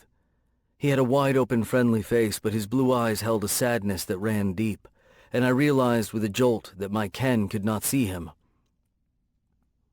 "The Navajo and other native tribes have such a ritual when they hunt," he said. "It speaks of a gratitude greater than thank you to the animal that gave its life so that we might live." He shook his head as if marveling at his own words. "A gratitude greater than thank you." I stared at this man who gave nothing to the Ken. No colors, no tastes, no sounds. "Who are you?" "Name's Justin," he said. "That's not what I asked," I said. He smiled a quiet smile and looked down the road from where I'd been, shielding his eyes from the rain. Car trouble? Back that way about 20 yards, motorcycle ran out of gas. The next town's not far ahead. I'll give you a lift. We walked through the downpour to where I'd dumped the Bonneville. Ran out of gas, huh? Justin chuckled and clapped me on the shoulder. Let's get it into the truck. Justin and I lifted the Bonneville out of the ravine. I took the handlebars and he pushed from the rear wheel cover. Together we got it up the small hill, over mud and slippery leaves, and back onto the road. There we lifted it into the flatbed of his pale blue pickup truck and I tossed my helmet in after. It was an older truck, rusted and dented in places. I climbed into the cab and turned to face Justin in the dark. The rain smattered the glass, rattled on the hood. Who are you? Don't fuck with me. I'm here to help, Justin said. And I don't mean getting your motorcycle off this road either. He started up the engine. The town I was telling you about is just up ahead. Let's gas up your bike and then grab a beer. I'll tell you what I can. A mile and a half or so up the road, we came to a blink-and-you-miss-it town tucked away from the rest of the world. The rain finally let up as Justin pulled into a gas station, and we filled up the Bonneville. Next to the station was a motel and a small tavern with a flickering neon sign out front. The Poor House. Inside it was dim. Yellow light gleamed on dark wood. The jukebox played some country song I'd never heard of. A couple of guys lingered at the bar, smoking and drinking. It looked like the kind of place where instead of waiting to use the bathroom, you just stepped out into the woods to take a piss. It's on me, Justin said. What'll you have? Shot of whiskey? Or 10? You look like you could use it. I'll take a shot and a beer, I said. I took a seat at a table tucked in the corner, my back to the wall and a full view of the entire joint in front of me. The Ken showed me nothing of Justin, and while I should have been relieved for the break, it made me nervous, too. I surreptitiously pulled my Bowie knife out of its sheath and laid it on the seat next to my leg. Justin came back holding 2 bottled beers by the neck in one hand, and he palmed 2 shots of whiskey in the other. He plunked them down on the table and took the seat across from me. Cheers, he said, and tilted his beer bottle towards me before taking a long pull. I said nothing but downed my whiskey and chased it with a swig of beer. You got a name? Justin asked. Nikolai, I said, and your name's not Justin. Says so right on my driver's license? He wore a small, strange smile. But we both know that doesn't mean much, don't we? My stomach hardened and my mouth went dry. I let my hand rest on the knife by my thigh. Justin folded his arms on the table and leaned forward. You can't see me, can you? No, I answered, and then with a jolt, I realized what he'd asked. I can't. How did you know? How do you know? Justin frowned and sat back in his chair, a ponderous expression on his face. A kind face. He was a good man. I didn't need the Ken to tell me that. I could read his tells. I took my hand off the Bowie knife. I'm trying to figure out the best way to tell you, so that you don't think I'm fucking crazy, Justin said. But then again, I get the feeling you've been called fucking crazy a time or two yourself, haven't you? I nodded. Do you have it too? What do you have, Nikolai? I can sense people's emotions all the time, everywhere, non-stop. Sometimes I can pick up what they're thinking. But for you, looking at you is like being partially blind. No, I shook my head. If I were to paint you, you'd be black and white. No color. Justin grinned. What you see is what you get. He sipped his beer and I stared, wondering if he'd heard me correctly. He acted as if what I'd said was the most normal thing in the world. Just another piece of information for him to process. My stomach burned with something stronger than the whiskey. I call it my Ken. For 24 years, all I've ever wanted is either to get rid of it or find someone who can tell me what the fuck it is. And now here you are. Justin met my gaze steadily. Yes, he said. Here I am. I leaned over the table, feeling almost crazy with a wild energy. Like how runners must feel when they see the finish line. Exhausted but still hurtling forward, with burning muscles, shortness of breath, and a stomach that feels like it's ready to puke. Tell me, I said, begged. Tell me what I am. Justin's expression was kind and patient. You're like me, he said, but different. I don't have the Ken, at least not in the same way. The information I get, information I'm not supposed to have, comes to me in dreams. Dreams that I can't grasp when I wake up, but that come back to me in bits and pieces at the exact moment I need them, telling me where to go, what to say. I dreamt about you. That's why I'm here. That's why you're here, I repeated. You can dream the future? He nodded once. Okay, I said slowly. He was so fucking calm while I felt like I was on fire on the inside. But what does that mean? How can you do that? How can I do what I do? Just what the fuck are we? Justin held up his hand and I realized I'd been halfway out of my seat. I sat my ass back down. I don't know what we are, Nick, he said heavily. Sometimes I feel like I've caught a glimpse of myself, but it slips away. Like walking past a mirror but turning my head to look a second too late. I get only a flash of something. What do you see? I see someone who's tapped into the energies of this universe in a way that other people aren't, but nothing else. And for the longest time I hated it. I hated when I found out I was the only one. I thought everyone around me was exactly like me. My jaw clenched again, this time with a surge of something deeper than relief, to hear my own thoughts spoken back to me by someone else. My pounding heart slowed. The beer bottle was cold in my hand. I hated what I was, Justin said, until I found out how to use it for good, to help. It saved me. She saved me.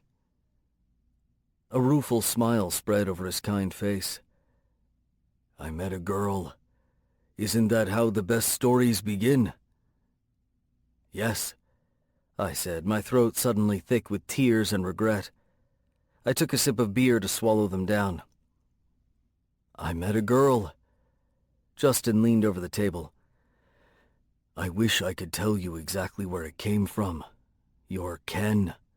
But I don't have those kinds of answers. All I can tell you is what is true for me.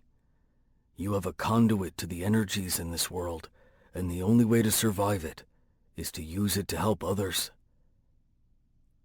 Help others? What are we, some kind of goddamn team of superheroes with the most useless, random fucking powers? I can't help anyone, I said, my voice wavering. I can't help her, I'm too late, I fucked it all up. Justin shook his head. It's not too late, he grinned. Or I wouldn't be here. The calm surety of his voice washed over me. I took another sip of beer. Tell me how. The dream I had about you was long and expansive, but when I woke, all I could remember of it was the name of the highway I found you on, the Navajo prayer for gratitude, and the name Margot Pettigrew. His eyes widened at my shocked expression. You know her. Is she your girl? No, Fiona's my girl. Margot Pettigrew is the name of the woman she hit with her car. They gave her 3 years in prison for it. I looked up to see Justin watching me. She can't do 3 years. Find Margot Pettigrew. And do what? Justin smiled ruefully. If your Ken is anything like my dreams, you'll know what to do when you get there. Margot Pettigrew is some rich daughter of a Florida state senator. She's holed up in a hospital that's probably swarming with security guards. I'll never get in to see her." "You'll find a way," Justin said. "It's important, so you'll find a way." "And this will save Fiona? Talking to this woman will somehow magically erase her prison sentence?" "There is no magic in the world." "I can't say," Justin said. "I didn't dream that far." Our eyes held, and I felt the weight of his truth settle over me. I realized now how hard it must have been for Fiona to believe what I had told her, because here I was, sitting across from a guy who claimed he dreamt the future. "You didn't dream that far," I muttered. A smile spread over my lips, and then a chuckle, which became a laugh. Deep, bellowing laughter erupted out of me, bringing tears to my eyes. "Oh, fuck," I gasped, and leaned back in my chair, feeling as if I had run a 50-mile marathon and now I could rest, just for a minute, before running another 50 to Margot Pettigrew. Justin smiled and signaled the waitress over. "2 more whiskeys," he said. "Actually, why don't you leave the bottle?" I stared at Justin and narrowed my focus on him the way I used to narrow my focus on a tattoo needle for the pain. This time it was for the experience of being in the presence of someone who knew what I was, who didn't judge, who didn't doubt, who wasn't afraid. I had only this night, this round of drinks, because I doubted I'd ever see Justin again. The waitress came back with the whiskey and poured shots. We clinked glasses and downed them at the same time. I noticed a gold wedding band on his left hand that curled around his beer. "This girl you met," I said. "You married her." "Hell yes, I did," Justin said with a laugh. And even without the Ken, the love he felt for this woman was so potent, it was as if she were sitting right next to him. "Her name is Jo," he murmured. "But that's not on her driver's license either. We're having a baby in a few months." "Congrats," I said, clinking my glass to his. "Boy or girl?" "Boy," Justin said with obvious pride. "I can't wait, and I'm scared shitless." He jerked his chin at me. "What about you? You want kids someday?" I recalled little Haley putting her arms around my neck, and the feeling that went with it. A life experience I hadn't let myself consider because it felt so impossible. I shook my head, the tattoos on my arms looking darker than they ever had before. "I'm no one's idea of a father." Justin held my gaze steadily. "You sure about that?" Then he glanced to his beer, watched the bubbles rise. "Women have a way of looking past the bullshit to get to what really matters in life. My wife, she looked beyond what I was and so saved me. I saved her too, I guess, so she tells me. We saved each other, and I think that's how it's supposed to be." I shook my head around another sip of beer. "If I get Fiona out of prison, that's not saving her. That's righting a wrong." "Everything happens for a reason," Justin said, tipping the neck of his bottle at me. "That's one thing I can tell you for certain. She wouldn't be in prison if I hadn't fucked up." "What did you do?" "I told her what I was." Justin poured us 2 more shots. "She didn't believe you?" I shook my head, downed my shot. The world was getting blurry at the edges. "Because I did it wrong. I scared her," I said, disgusted. "It was the last thing I wanted to do, and it's exactly what happened." "Does she love you?" The question struck me right in the chest, like an arrow. "I don't know. I think so." Justin arched an eyebrow at me. "You think?" "She's never said the words, and until she does, the Ken can go fuck itself," I said. "I hate ripping the memories out of people's heads. I wanted so badly for Fiona to tell me everything about her past before the Ken stole it from her. But it stole it anyway. It put me inside her memory." Justin's eyes widened. "Holy shit. I can never undo that. I can never unsee what I saw." I shook my head, my body feeling loose and my jaw wagging a little with the whiskey. You said the only way to survive this ability or whatever the fuck we have is to use it to help. But how can it help anyone? You never used the Ken around Fiona before that incident? To know what she was feeling so you could say or do the right thing? To make her happy? To make her feel safe or loved? I sat back in my chair. I don't know. I'm not a gambling man, Justin said with a grin. But I would bet that the answer is yes. Still feels wrong, I said. But around her, the world is so much quieter. All those energies you talked about us tapping into, they're fucking loud and bright, and sometimes they taste like shit. They don't leave me alone, except with her. Then I know peace. With Fiona, I can live with the Ken. Without her, I'm fucked.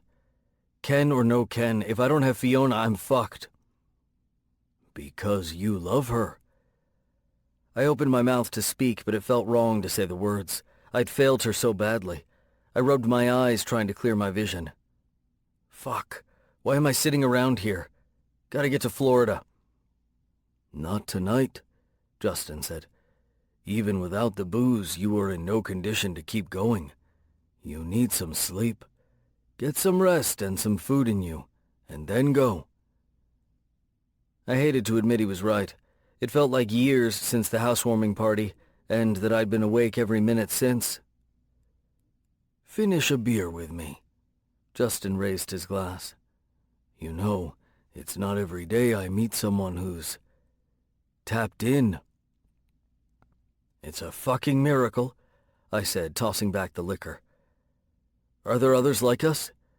With my Ken or your dreams or something else entirely? The way I see it, Justin said, it's like extraterrestrial life. There are billions of solar systems with planets orbiting suns at just the right distance, like Earth. To think one of those out there doesn't hold life is crazy, right? I think you and I are in the same boat. There are 7 billion people on this planet. To think we're the only ones who are special, it's kind of arrogant. It's only arrogant if you think it's a good thing, I muttered. Mine's been nothing but a nightmare for as long as I can remember. And now it's time for you to put it to good use. I shook my head darkly. I don't know. My words trailed as Justin cocked his head, as if he were listening to something only he could hear. What is it? I asked. Is something talking to you? Justin nodded solemnly. It's telling me. I leaned forward. What? Justin stared straight into my eyes and said in a loud whisper, If you build it, he will come. I blinked and then sank back in my chair. You fucker, I muttered, then louder, a harsh laugh busting out of me. You fucker. A stupid baseball movie? Holy shit, I'm drunk. Yes, you are, Justin said, his shoulders shaking with laughter. Totally walked into that one. Asshole, I said around a chuckle. Takes one, Evan said. His name was Evan, and I was 3 sheets to the wind and falling face first onto a motel bed before I realized I knew that. Whiskey-tinged sleep grabbed for me with greedy hands, and I slept better than I had in weeks, waking to slants of sunlight across my eyes the next morning. I sat up, blinking. A mild headache throbbed behind my eyes. Through the motel window I saw my Bonneville parked out front. It had been washed, and the headlamp was replaced. She looked almost as good as new. My gaze drifted to a note on the hotel room table. Nick, I had another dream last night. This is what I remember. Fiona will need a new passport. Look up Del Rio in Dolores, Louisiana. Del has a contact. She'll help you. She helped us. Wear black when you meet Margot Pettigrew. Tell Chuck his sister's in labor. Good luck, brother. E. I checked out of the hotel and rode my bike to a small diner on the outskirts of town. I ate a huge meal and ordered another one to go for the road, then pointed the motorcycle south. "Ta'a isi ahehi," I said. I didn't know how I knew to say it, but I knew what it meant. A gratitude greater than thank you. I sent it up to the stars or to the sky or the energies that bind us, and hoped that somehow it would find Evan on his way back to his Joe. Chapter 27. Fiona. I dreamt of a dark road winding through a forest. Lightning flashed, and I saw Nikolai walking alone, head down, shoulders hunched. A relentless rain drenched him. Ahead was a dark shape on the side of the road, and a sound like a wail of death, full of pain. I woke up with a gasp. The dormitory was still dark, not yet dawn. My cheeks were wet, and the fear that I'd made that keening cry in my sleep sent a flush of sticky heat surging through me. My skin was slick with sweat. I held perfectly still, holding my breath to control the sobs, and listened for sounds that I'd woken anyone up. Nothing. They were only the sounds of sleep of the women in the dorm. I drew in long, deep breaths, fighting to stop the tears. Nikolai. My hands clutched the thin blanket, wishing they were filled with his shirt, with his warm skin, and strong muscles beneath. I wrapped myself around the pillow, wishing it were his body against mine, holding me and keeping me safe. But he was gone and not coming back.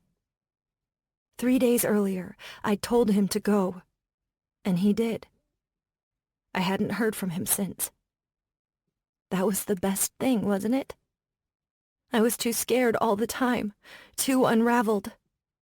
I hardly recognized myself. Silly little girl. Got yourself in a heap of trouble, didn't you? I squeezed my eyes shut and clenched my teeth to keep the sobs in. I flinched when a soft hand touched my hair. I opened my eyes to Martinez, standing beside the bed, her face level with mine. In the dark, her eyes were soft and caught the dim light in their brown depths.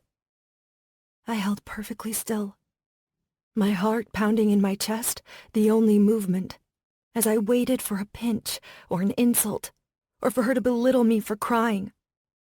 One harsh word would be too much. I felt as if I were made of glass, cracked in 100 places. The slightest touch would shatter me. But Martinez's hand was soft, her voice maternal and warm. "Dry your tears, querida," she whispered.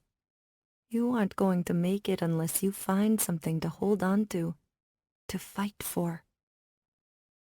Slowly, I let out a breath. "I let him go," I whispered. Martinez brushed the hair from my forehead.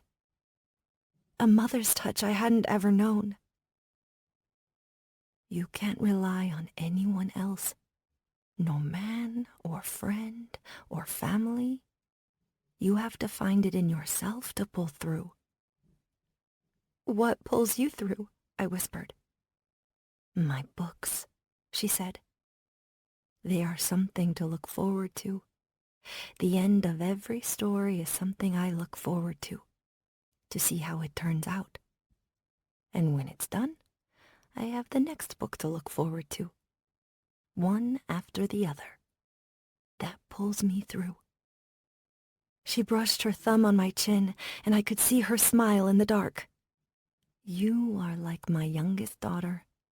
A sweet little thing who wouldn't hurt a fly. See?" "But I did," I whispered. "I hurt her badly." Martinez patted my cheek. "So get through it, querida. However you can. Find it in yourself to get through it." "Find the sunshine," I murmured, my aching eyes falling shut. "Sí, querida. Find your sunshine." I slept. a heavier sleep than any before, and woke up to the CO's whistles, feeling sluggish and hungover from crying. We were marched to breakfast, and I took my tray. Oatmeal, 2 curves of pale cantaloupe, and 1 slice of toast, and began the nerve-wracking trek through the cafeteria, keeping my hair over my face to conceal my red and puffy eyes. I took a corner of an empty table, determined to eat and get out as fast as possible. I'd put 1 bite of bland, sticky oatmeal in my mouth when the Rainbow Coalition descended on the table. "Piggy, piggy, piggy," Taggarty said with a tired sigh. "There are starving kids in China who would love to have the food you're just going to puke into the toilet." "I'm not going to throw it up," I said, my eyes on my tray. "Denial," Brooks said. "She needs an intervention." "I concur," Taggarty said. Her hand appeared in my line of sight to take hold of my tray. "It's for your own good, really." I gripped my tray. "Don't be like that, Piggy." Taggarty tugged again. "Hand it over." I held on. Taggarty tugged again, harder, and I let go just at the right time. Taggarty yanked the tray towards her, and it slipped off the edge of the table. Oatmeal dumped into her lap, and watery orange juice splattered her jumpsuit. Brooks and Vasquez, along with several other inmates at nearby tables, burst out laughing. "You're right," I said, standing up. "I feel better already." I left the cafeteria with my eyes straight ahead and my hands clenched at my sides to keep them from trembling. My heart hammered in my chest. I'd won a small victory, but at what cost? Taggarty wasn't going to let this go. And I still hadn't eaten breakfast. I turned down the hallway to the commissary window. A Snickers bar. My gaze fell on the stacks of individually wrapped bars of soap. They were industrial-sized bars, and heavy. And 3 bars of soap. The woman behind the counter tapped on her keyboard. "You can't afford it. You're going to zero out for the week." "Already? How?" "Try eating in the cafeteria once in a while," the woman said with a smirk. "Gee, I wish I thought of that." "How much can I afford?" "The candy and 2 bars of soap." "Give me 3 soap, no candy," I said. The woman reached behind her and grabbed the bars. "You know you can't eat that, right?" I took the soap and went back to my bunk, hungry. Taggarty and her crew suspiciously avoided me for the rest of the day, but I felt retribution coming like a storm on the horizon. Shower time, probably. I wanted to skip it, but the dormitories were perpetually hot and sticky, and the fear that had congealed around me was like a heated blanket. I wore sweat like a second layer of skin. When the call to shower came, I stripped down naked, wrapped myself in the towel, and joined the queue for the shower. The 3 bars of soap I'd bought were tucked under my arm. Taggarty, Brooks, and Vasquez purposely dawdled to get in line behind me.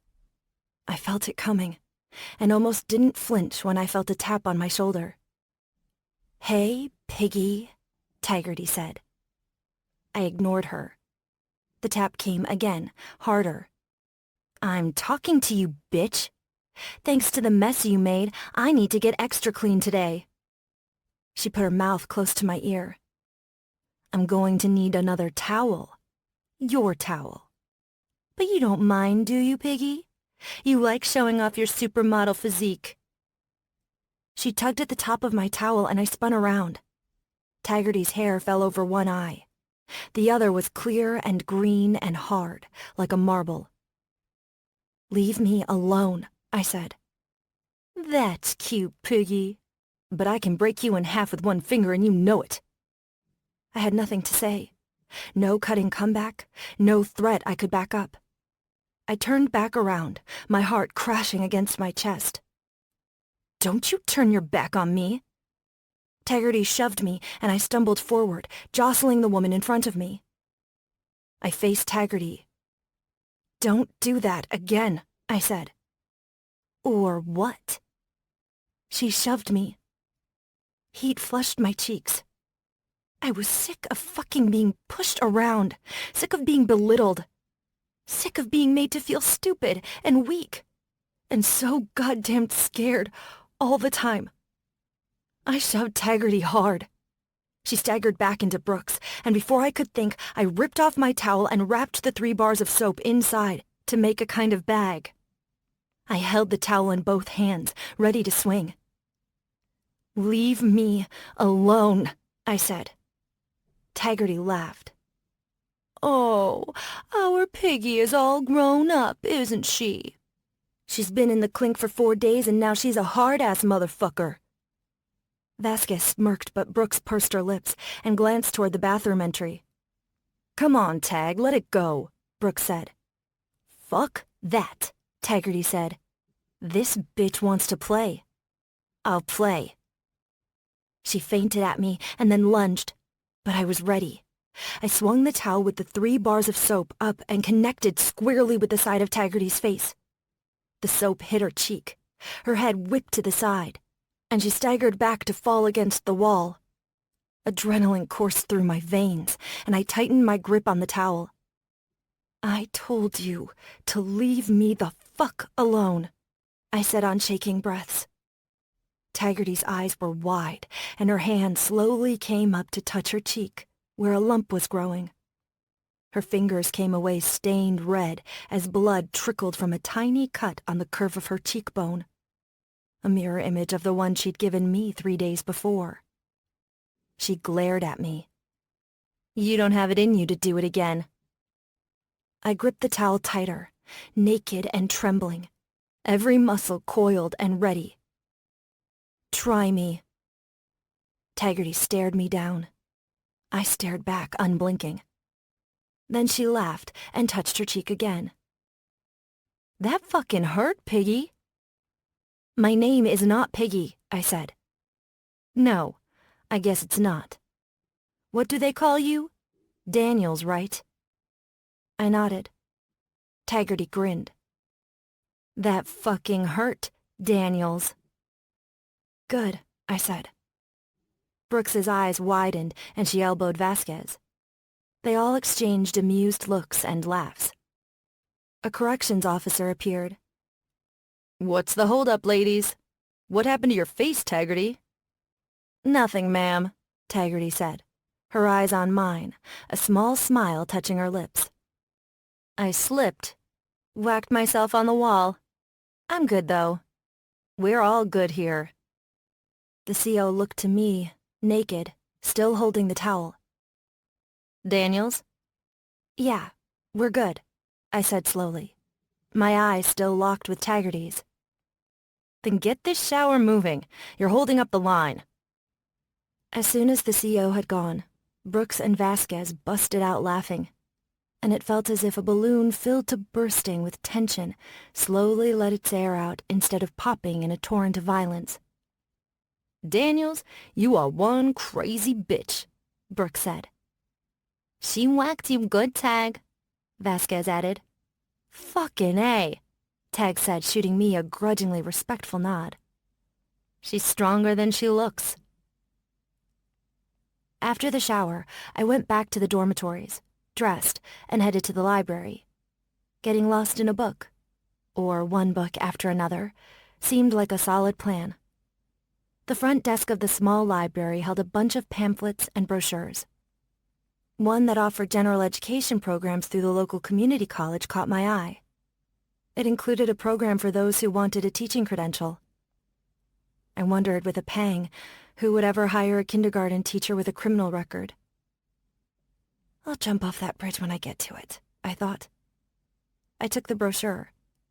An hour later, with a copy of The Count of Monte Cristo tucked under my arm, I headed back to the dorm. An officer joined me in the hallway, a clipboard in his hands. "You have a visitor." My heart soared. Nikolai came back. "I'm crushed, Daniels," the CO said, perusing his visitor manifest. "You didn't tell me you were married." I crashed back down so fast and so hard I could hardly breathe. He was here. Chapter 28. Nikolai. It took me a day and a half to get to Miami Beach. I wanted to push through and ride all night. Every second that ticked by while Fiona rotted away in prison was like a tally scratched on the wall of my heart. But I had to sleep. To focus, I guess. I had no fucking idea what I was going to do when I saw Margot Pettigrew, but I figured it was best to be as sharp as possible. Miami Beach was swarming. The buzz of the tourists, the heat, and the constant bombardment of the colors, tastes, and scents, it was almost too much. Twice I dabbed my nose with a bathroom paper towel, and twice it came back red. I found an internet cafe and searched for information on the Pettigrews. It was easy enough. He was a state senator, newly elected and popular. She was his 21-year-old daughter who had been, according to the local newspapers, brutally struck by a frazzled young woman back in Savannah, where the Pettigrew family had been vacationing off Tybee Island. Margot Pettigrew was holed up in a private wing of Mount Sinai Hospital with a shattered pelvis, a collapsed lung, and a left leg that had been broken in so many places the doctors had considered amputating it. I closed my eyes as a sick feeling turned in my stomach. Fiona wasn't reckless. I had made her into something she wasn't by ripping her worst memories out of her and holding them up for both of us to see. I let out a slow exhale. Evan had told me the key to helping Fiona lay with the woman she'd nearly killed. I had to trust him. I had nothing else. I checked into a small seaside motel around 6 o'clock in the evening. I showered, and even though the heat was pushing 95 degrees, I dressed all in black. Black jeans, black t-shirt, my black motorcycle boots, and my black leather jacket. I rode to Mount Sinai, feeling as if the entire city were clinging to my back and whispering in my ear. Inside the hospital's air-conditioned interior, the feeling backed off a little, but the pain and misery and fear of hundreds of patients and their families coalesced around me like a fog. I tried to focus, but what the fuck was I supposed to do next? Buy some flowers at the gift shop and pretend I was a visitor? Ask the receptionist where Margot Pettigrew was recuperating? She was a senator's daughter. They weren't going to hand that info over to a stranger. I stood for a moment in the waiting area, and like I'd done in that motel so many weeks ago, I sent the Ken out, like a call in the dark. I pushed it through all the waves of other people's lives to concentrate on one. One soul with pain in her legs, maybe, or who was haunted by visions of a car striking her. Margot answered, but it was nothing like I'd expected. I sensed a yawning void of nothing, and somehow I knew it was her. I took the stairs up, letting the Ken lead me to the 5th floor. I came out onto a wing that was most definitely reserved for patients with money. The waiting area was empty white spaces, flowers on tables, and art on the wall. A gourmet snack cart, pushed by candy stripers in neat uniforms, moved around the nurses' station. There was a sense of calm here. But for Margot, holy shit. It was as if she were a black hole sucking in all the light, sucking me toward her with a desperate need that lived beneath the nothing. Again, going to the nurses' station felt wrong. Instead, I walked with purpose down the hall towards that yawning emptiness, to a door with a man standing in front of it. A bodyguard. He was dressed all in black. His badge read Charles Murphy. And there's Chuck. Thank you, Evan. I put a knowing grin on my face and strolled up to him. Hey, Chuck, time's up. The guy frowned, trying to place me. I'm on until midnight, then Spencer has graveyard. Where's your badge? I pretended to be shocked. You didn't get a call? The boss sent me to get your ass out of here. Your sister's been trying to get a hold of you. My sister? She's in labor. Chuck's eyes widened, then narrowed. Hold on. He pulled out his phone and checked it. No one's called me. He punched in a number and put the phone to his ear, his eyes locked on mine. I acted casual as fuck, rocking back on my heels. Hey, Pats. What's up? Are you... You are? Where? Southside? Okay. Is Brian there? Good, great. I'm on my way. Chuck slipped his phone back in his pocket and slapped my shoulder. Holy shit, he said. I gotta go. You got this? "I got this," I said, easing a sigh. "Go, you're about to be an uncle." "Holy shit." Chuck strode down the hall and around the corner, leaving me alone with Margot Pettigrew. So far, Evan had been right about everything. My hope flared brighter, and dimmed again as I quietly stepped into Margot's room. It resembled a hotel suite, but with every medical machine necessary to monitor Margot's vital signs.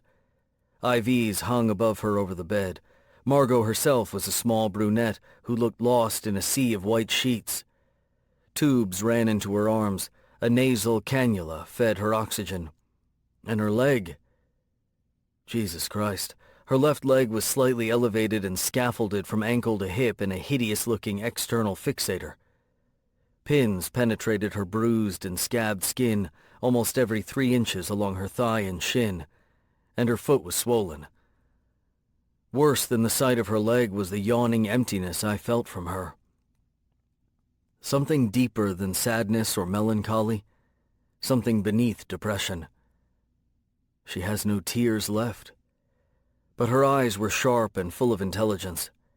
They flickered to me as I approached, then looked away to stare out of the window where night was falling. "What do you want?" she asked. "Afraid I'll get up and run away?" I moved to her bedside. "I need to talk to you." Her brows came together, dark against her pale skin. "Talk? I didn't think you meatheads were capable of anything but saying yes, sir, to my father." "I want to talk to you about the accident," I said. Margot didn't flinch. Her pulse on the monitor was steady. "Go away," she said tiredly. "I can't," I said. "I can't leave here until we talk." "Did my father send you?" "No, I'm here on my own." She turned back to me, her gaze sweeping, noticing my lack of a badge. "You don't work for him." Her lips curled. "Are you here to kill me?" "No." "A pity. I need to talk to you about the woman who hit you." Margot closed her eyes for a moment, and I felt a whisper of regret flit in and out of the empty void that encased her. "All I have to do is call the nurse and have you kicked out." "Please," I said. "She's in prison. She's doing 3 years." "She nearly killed me," Margot said flatly. "Not to mention I heard she was living under an assumed name. She's a criminal." She turned her head to look at me more directly. "Is she your girlfriend? Am I supposed to feel sorry for her? I've had 4 surgeries on my leg. My hip has been reconstructed out of titanium, and I can't last longer than 20 minutes without morphine. Except they won't give me the morphine I need." The emptiness surrounding the woman swelled, and it felt as if the air were being slowly sucked out of the room. "If you're here to ask me to talk to my father for her, forget it," Margot said. "She made her bed, and now I'm lying in it." "Margot," I said, "I need your help. Fiona, Tess, needs your help. What happened was not her fault, it was mine. I made her upset." "Then she shouldn't have been driving," Margot said, and I tasted a lie behind her words. Guilt and remorse swirled around her like damp ashes after a raging fire. "Get out before I call the nurse," she said. "Or security. Actual security." "Margot, please, stop saying my name," she whispered in a hiss. "You don't know me. You don't know a goddamn thing about me. Your girlfriend nearly killed me. She's getting what she deserves." "Then why do you feel guilty?" She flinched against the pillow. "What? I don't." She regained her composure and flapped her hand at her leg. "Take a look at that mess and tell me why the hell I should feel guilty." "I can't. That's what you need to tell me. Your story. You have a story, right? One that you can't tell anyone?" Margot stared. It was all right there, but I couldn't grasp it. And if I ripped it out of Margot the same way I'd ripped the secrets out of Fiona, I'd lose. Hard. "You want something from her. Give her something in return." "It's okay," I told her. "I have a story too." "And the not telling? It eats you up inside until there's nothing left. Nothing at all." She remained silent, but I felt how my words were pulling at her, drawing her out. I felt her reaching for me like someone who's reached before, 1,000 times, and always had her hand slapped back. "I'm not a security guard," I said. "No shit," she said, but it came out shaky. "I don't really have a job. I play poker for a living. Until I met Fiona, I traveled back and forth across the country, from one underground game to the next. No direction, no goals. For 6 years I rode, pretending there was a destination that mattered waiting for me in the end. But there was only more of the same. Nothing." Margot listened, her sharp eyes regarding me intently. "Sometimes," I said, "when I'd been on the road for 8 hours, I'd let the motorcycle drift." I looked at her. "Do you know what I mean? Drift?" "Into oncoming traffic," Margot said. "Yes, into oncoming traffic." A short silence fell, and I felt her yearning for more. More words, more connection. "I got tattoos, dozens of tattoos, because the needle's pain was real. It felt like it was the only thing that was real. Pain to remind me that I was still alive, that I was still here." Margot nodded almost imperceptibly. "I pinched," she said. "I couldn't cut my skin because they'd see, but I'd pinch so hard, I'd get bruises all up and down the inside of my thighs. I pinched hard enough so that tears came to my eyes. Tears meant I could still feel something." She swallowed hard. "You know what that feels like, don't you?" "Yeah, I do." She looked away, blinking hard. "I thought I was the only one." "It's exhausting, isn't it?" I said. "God, yes. I'm so tired," she said. "Pretending everything is okay is so much harder than not being okay." I let the moment distill between us, then gently asked, "What happened? What really happened?" Margot smiled ruefully, her eyes shining. "Didn't you read the news? Your girlfriend wasn't watching where she was going and plowed into me. Me, a helpless pedestrian, she almost killed me." Her voice became a whisper. "Almost." I held my breath but didn't speak, afraid of screwing this up with my desperation. Just let her be. Margot's fingers toyed with the sheet. "Do you know you are the first person to visit me in 4 days?" she asked. "My father's too busy and my stepmother is in Paris. She never misses summer in Paris. She prefers it to Tybee Island. Too many mosquitoes, she says. Too many hick locals. She's still there, in Paris. I haven't heard a word from her. And my father's busy with his work, as usual. But he had Angela, his secretary, send those flowers." Margot tilted her head at the white roses on the table. "Aren't they pretty? They even have a note from him. 'Love, Dad,' it says. Isn't that fucking considerate? Except that's not his handwriting." I felt it coming, the words bubbling out of her on a tide of pain that lurked beneath the nothing and hadn't seen the light of day in years. "Gregory was my security detail on the day that I got hit. He was assigned to watch me while my father went boating with some friends. I didn't want to go boating, but that's all right, I wasn't asked. I'm too quiet. I don't make small talk. I'm morose and unsightly to a state politician who always wants to put his best foot forward.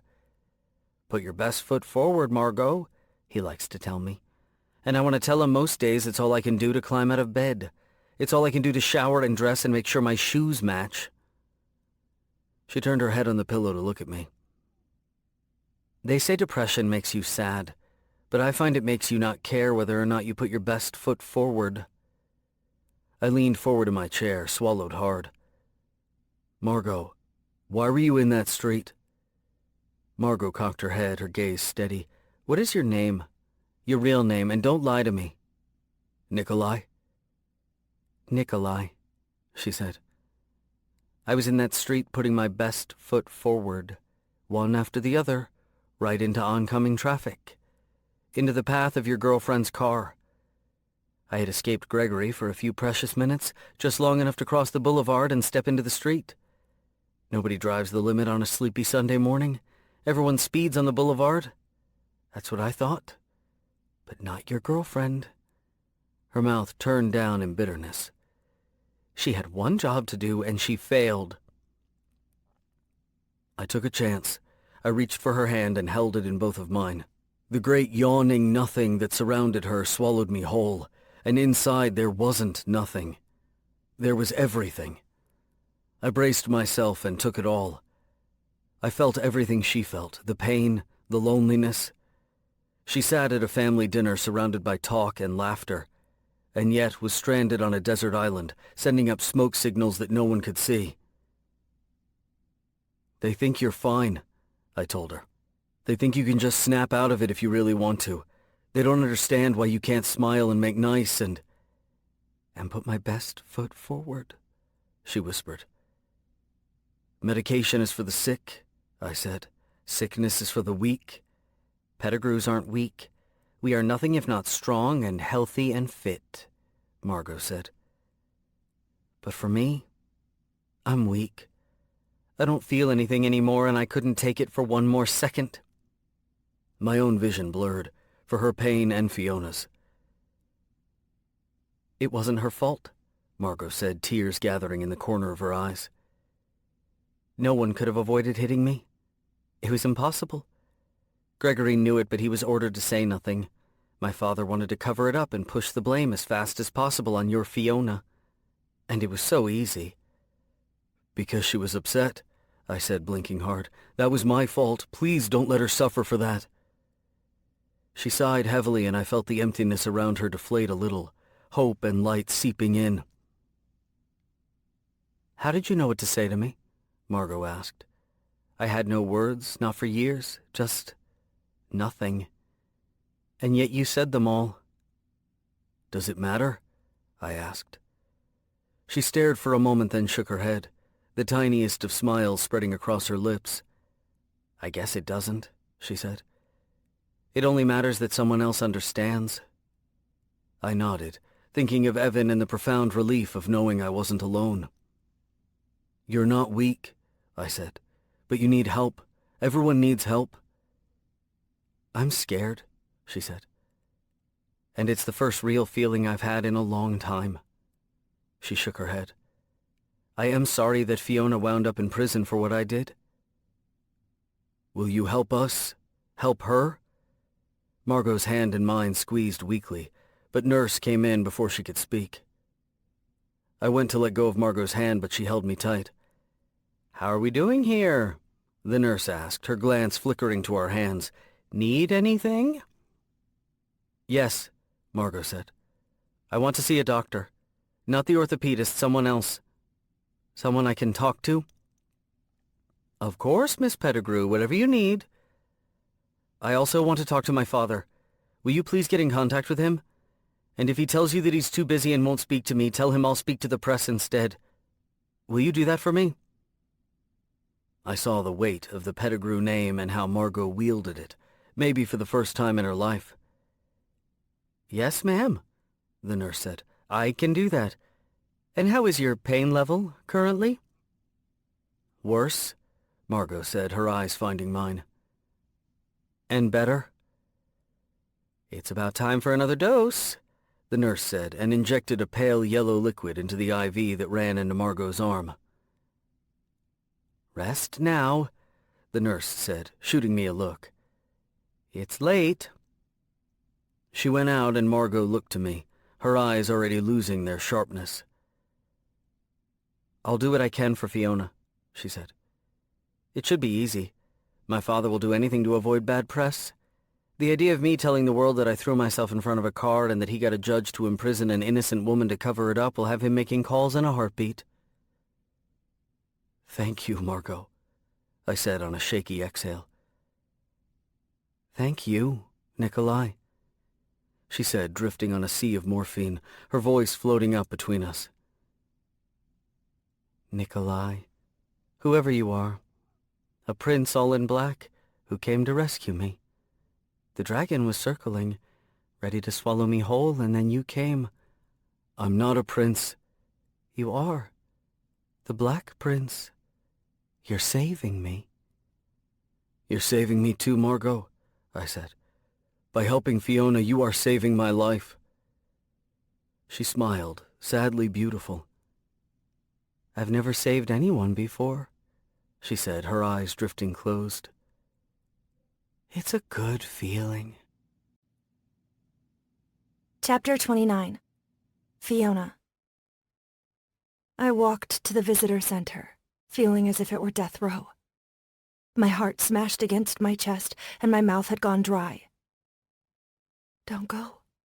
There's no rule that says you have to see anyone. But one foot followed the other, taking me forward. Closure, Opal had told me once. Maybe that's why I kept walking.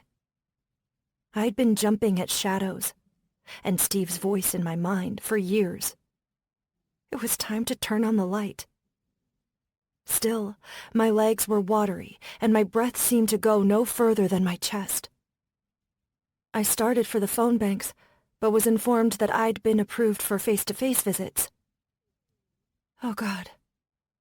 I was redirected toward the main visitation room, where inmates sat across a small table from loved ones. I peeked in the glass window as the corrections officer unlocked the door. The room was full of my fellow inmates and their husbands, children, friends, people they longed to see and touch. In the center table sat Steve Daniels. He loomed so large in my memory and had taken up so much space in my mind, I expected a giant, a monster. In the chair sat an ordinary guy, in jeans and a green polo shirt. The fact that he was so ordinary was almost worse, because it was harder to justify my fear. His insidiousness was invisible to an ordinary onlooker. He didn't look like a monster until you looked into his eyes. His eyes were dead. For a half second, I couldn't move. And then the memory of me in the women's shower, naked and swinging a towel full of soap, came flooding back. I'm stronger than I look. I stepped into the room, and Steve's red-haired head came up. I noticed his hair was long and unkempt. His shirt stained. The Steve I remembered kept himself impeccable. Clothes ironed, hair neatly trimmed. This Steve's leg was jouncing under the table, his arms crossed tight, like a junkie jonesing for a fix. His legs stilled and his arms fell loose when he saw me. The smile that spread over his lips curdled my blood. I'd seen it so many times early in our relationship, when I was a naive 18-year-old girl. I'd thought that smile was real, and just for me, that I was being swept off my feet by a prince. He's not the prince. He's the dragon. And now I can see he's not even that. Tess, he said, holding his arms out to the sides as if to say, what am I going to do with you? I moved to the chair in front of him and sank down. How are you, sweetheart? It's been so long. He cocked his head. Pink hair? It's cute. I like it. I stiffened. He sounded so sweet and kind, so full of concern. Just like he had in the beginning. What do you want? I asked. He chuckled. That's the first thing you say to your husband after 2 years? You're not my husband, I said. On paper, maybe. Not in here. I touched my fingers to my heart, then clenched my hands in my lap to conceal how badly they were shaking. Steve's expression hardened, like a mask. I am your husband, he stated. I haven't stopped being your husband, no matter how far you strayed. How did you find me? I Googled you. Every day for 2 years. I knew something would eventually turn up. I gaped. Every day? Every day, he said, pronouncing each word distinctly. His eyes fixed on mine, pinning me down. His fingernails, usually perfectly manicured, were raw and uneven, and he scraped them lightly across the table. My heart dropped to hear that sound. soft and almost imperceptible. But I could feel it more than hear it, like a scratch against raw nerves to make my skin tingle unpleasantly, a limb waking up. Under the table, my hands clenched tighter. You searched for me every day. Did you ever... I swallowed hard. Did you ever send anyone to find me? Steve frowned. Did I send anyone? I didn't need to send anyone, Tess. To be honest, I knew it was only a matter of time before you stumbled and fell. But I had no idea you'd fall so far. I hardly heard him. The instant the question had left my lips, I knew the answer. Now, face to face with Steve, after 2 years, it was so obvious, so glaring. Nikolai was nothing like Steve, and would never want anything to do with someone like Steve. Nick was alive and vibrant, even in his pain. And the time we'd shared had been rich and full of light. Steve was dead and empty. The only contact Nick would have with a creature like Steve would be to knock him on his ass, like he had done to that guy at the fair. But if Nick hadn't learned of my hospitalization through Steve, that meant he'd been telling the truth about his special ability, the Ken. Now wasn't the time or place to process it, but it was enough to know that everything else we'd shared had been genuine. I felt it in my bones, in my blood, in the instinctual part of my being that lived below thoughts and rationale. The words we'd exchanged, the way he looked at me and kissed me and made love to me. It had been real. It was magic, I murmured. What's magic? Steve asked. Nick. Nick is magic. He shifted in his seat, crossed his arms like a stern boss who just learned his employee had gone against his order. Nick. Who is Nick? He's a real man. He's 100 times the man you are. He never made me doubt myself. He never told me I was ugly. He never made me feel unwanted or I swallowed my tears. Unloved. Uh-huh, Steve said. And where is this Nick now?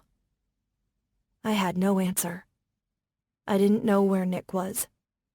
But I wanted him back because I knew my heart now, and it was filled with him. Steve smiled triumphantly at my silence. He sat up, brushed his hands down his shirt, and sat up straighter. I see how it is. He fucked you and made you think he cared, and then he took off, right? You just went from one man to another, didn't you? I always knew there was a side of you that was a slut. I expected the word to hurt. It rolled off instead. I am not a slut. I spent 2 years alone because of you, I said in a low voice. I pushed Nick away because of you. Steve cleared his throat, pretending to be taken aback. I'm hearing a lot of blame being placed on me, Tess. You're saying it's my fault that Nick isn't here? Maybe there's a little something else going on. Like a 3-year prison sentence. What random guy is going to wait around for you? It's a lot to ask. Especially when the person you're waiting for has been so foolish and reckless. I always knew you were fragile, but I didn't think you were careless. What's the real story? Were you drinking when you hit that poor girl with your car? No. I actually thought I saw you walking down the street and I got flustered for a second. Oh, so now I'm to blame for your accident. Maybe if you hadn't run away like a thief in the night, you wouldn't have gotten so flustered, and none of this would have happened. Did you ever think of that? You just vanished, Tess. Did you spare one thought about how I might feel to find you gone? Do you know what it's like to have someone in your life for 3 years, to provide a home for them and sleep beside them, and then one day discover they've disappeared? No word, no calls or texts? I had no phone to call or text, I said flatly. You took it. He waved his hand, dismissing my answer, my feelings. Dismissing me because what I'd done to him was the only thing that mattered. For God's sake, Tess, you're my wife. I was lost without you. I was a mess. And scared. Don't you think I worried where you were? I thought you were dead in a ditch. I called hospitals. I called the police. I put out a missing persons report. Did you know that? So much fear and worry and concern. But no, you just took off. So you could go fuck this Nick guy. Are you done? I asked. Stephen blinked. Am I done? Yes, I said. Are you done talking about yourself and how you feel? Tess. You just said the word I about 10 times in your little speech. But let me ask you, how do I feel, Steve? Right now. Can you tell me that? How am I feeling? He frowned, his brows knit together. Shame for hitting that woman and almost killing her. I flinched at that, then nodded. Yes. What else? How do I feel about you being here? Relieved. Relieved that I've forgiven you and you're not alone anymore, Steve said. He reached his hands across the table for mine. I reared back. Wrong, I said. I am not relieved to see you, Steve. In fact, I'm a little bit nauseated that you're this close to me. And if you try to touch me again, I'm going to scream for the guards. He stared for a moment, his blue eyes flat. But thoughts churned behind them. You're being dramatic and silly. Silly, I said, and my chest tightened. You stole everything from me. Everything. He blinked. I stole? You're the one who stole 10 grand and ran. That was my money. My father left it to me. You locked it away so I couldn't leave. I only took back what was mine. Besides, I don't even give a shit about the money. It is nothing compared to what you took from me. Tears filled my eyes, and my first inclination was to blink them away, to make them disappear before he accused me of being weak and emotional. But those tears were mine, and they were real, and I let them fall. Steve sat back in his chair, a chastising smile on his face. Here we go, Tess, he warned. You know what crying is, right? It's how you hide from the real situation at hand. To make me feel sorry for you instead of, no, that's not what crying is, I said. The tears are for what I can never have back. The loss I feel is real. Is that what this is all about? Is that why you left? Because of that one little conversation you had with a doctor? I sat back in my chair, the sheer audacity of his callousness like a slap in the face. You cheated on me. You got me sick, and I nearly died. Now my body is so scarred. Look, I was never all that crazy about having kids, he barreled on. You knew that. The way I see it, if it's meant to be, it'll happen. If not, he shrugged. We'll do in vitro or something. Or adopt if it's so important to you. I stared. Do you think I'm going to be with you when I get out? He stared back, and the fakey smile vanished, falling away like the mask that it was. His nails scratched the table. We're married, Tess. You're my wife. I've been patient for 2 years. I can wait 3 more. And then this foolishness ends. When you get out of here, you come back with me. He drew his hands down to the edge of the table, scraping, then back up to start again. With me, Tess. Me. I waited for the fear to come back, to sink in and lodge itself deep.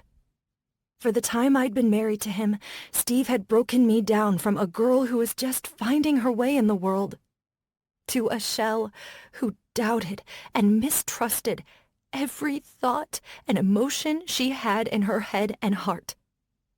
He used my desire to love and be loved and turned it into a weapon, battering me with it until I cracked into tiny pieces and had no idea how to put myself back together again. Until now. I could have laughed at the irony that I had to go to prison to be free.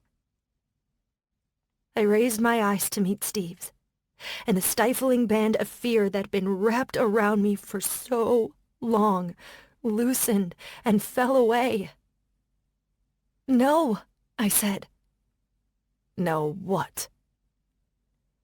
"You are an abusive asshole, and there is no us. Not ever again." Steve rolled his eyes. Abusive? I never laid a hand on you.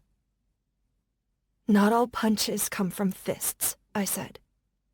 "Not all cuts break the skin. But I bruised and bled just the same. On the inside." Steve's eyes hardened to cut glass. Oh, for God's sake, Tess. Cut it with the melodramatic shit. It just makes you sound stupid. "I am not stupid," I said, drawing looks from other inmates. "I escaped you." Escaped, he snorted. "I escaped you," I said, "but was never free. Not really. You were still there, like a shadow I could never outrun. Because I did run away.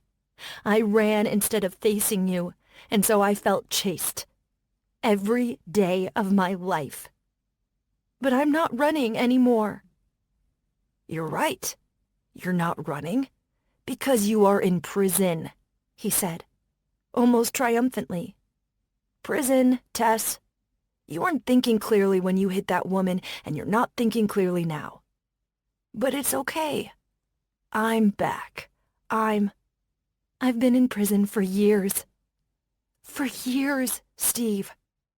I've been scared for years. And I'm so tired of it. You put fear in me. And I thought if I ran far away, out of the country even, I'd outrun it. But I can see it now. It wasn't you. The fear was in me. And now it's crystal clear. You're nothing. And I am done being afraid. He rolled his eyes in a way that I imagined a shark would, rolling its black eyes to dead white. I have to say, I'm quite hurt, Tess. You're making me out to be such a cruel person. Aren't you being a little unfair? Here I am with open arms, and you're throwing me under the bus. It's over, Steve. We're over. For good. He held my gaze. I wondered if it were my imagination, but I thought I saw a flicker of fear. Real fear flit over his eyes. Then, all I saw was anger. Nothing's over. It is. Us. We're over because there never was an us. You used me to fill a purpose, And I let you use me because I didn't know my worth. I didn't know that I could be good for anyone else. Or myself. But I am good for someone else. And he's good for me. You won't make it without me, Tess. You have no one. I have me, I said. For the first time in years. I have me. I stood up, stood over him. Goodbye, Steve. His hand snaked out and grabbed my wrist. Instantly, I felt repulsion and disgust. Let go of me, I said calmly. I can wait. I will wait. As long as it takes. You can't hide from me. I'm not hiding. I'm looking you in the eye, and I'm telling you. Let go. Steve stared. I stared back and held my ground while my heart pounded in my chest. Finally, his hand went slack, and then fell away. I turned to go. His voice chased me with rage. You can't run from me. I heard a chair scrape and knew he'd stood up. I kept walking and didn't look back. His voice grew louder. It's not over, Tess. It will never be over. I left the visitor center and let the door shut between him and me. I leaned against the wall, a shaky breath gusting out of me. I clapped a hand to my mouth, thinking I would be stifling a sob. I laughed instead. An aching laugh that began deep in me, like a muscle waking up after being out of use for so long. I'd been living half a life, trying to find the sunshine under a sky full of clouds. But now I'm free. My world broke open. I wanted Costa Rica for itself, not for escape.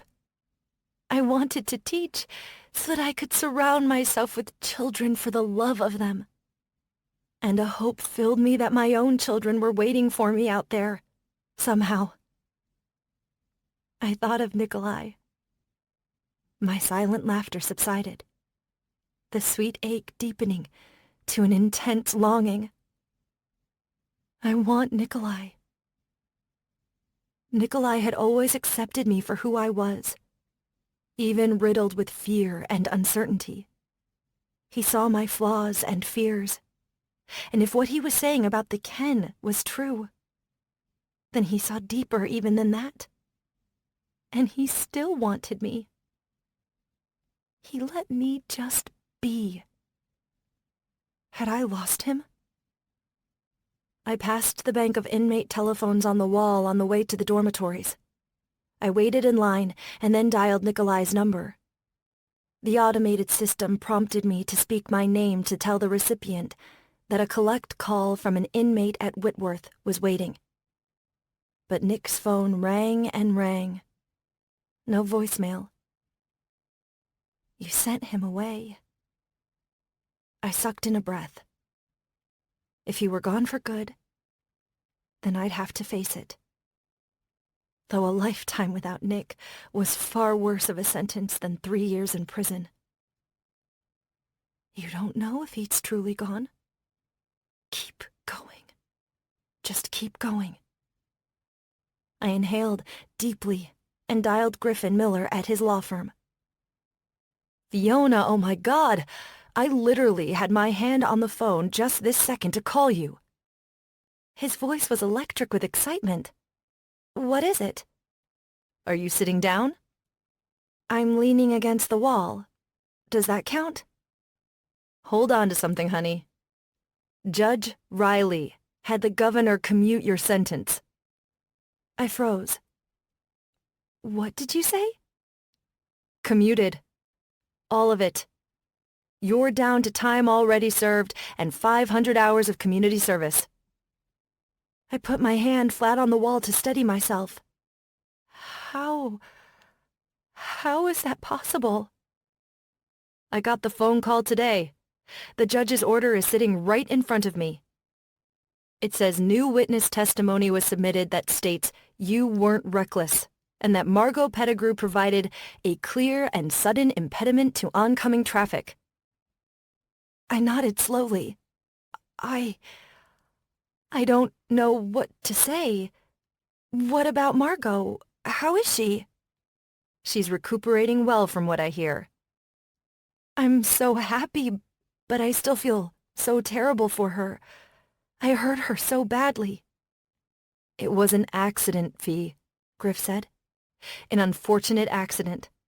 But you didn't deserve 3 years in prison for it. And the judge saw that, somehow. Somehow, I murmured, my thoughts going inexplicably to Nick. Fiona, Griff said, you're getting out. I'm getting out, I breathed. Is this for real? It's real, honey. You'll be released in the next few days, after they're done processing the judge's order. I'll keep you updated. Thank you, Griff, for everything. I didn't do a thing except answer a phone.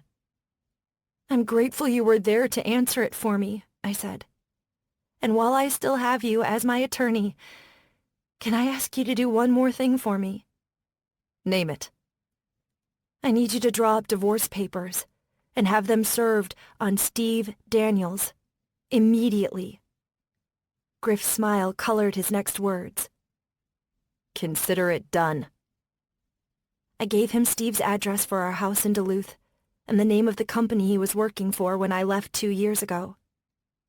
I don't know if either of those are current, I said. It's enough to track him down. I grinned. Yeah, track him down, would you? I hung up with Griff and walked back to my bunk, dizzy from the chain of events, and my heart full of gratitude and longing. My desire to see Nikolai grew into a fierce hunger. I wanted to touch him and tell him how sorry I was, to tell him to come back to me, that he could be with me as he was, in any way that he was.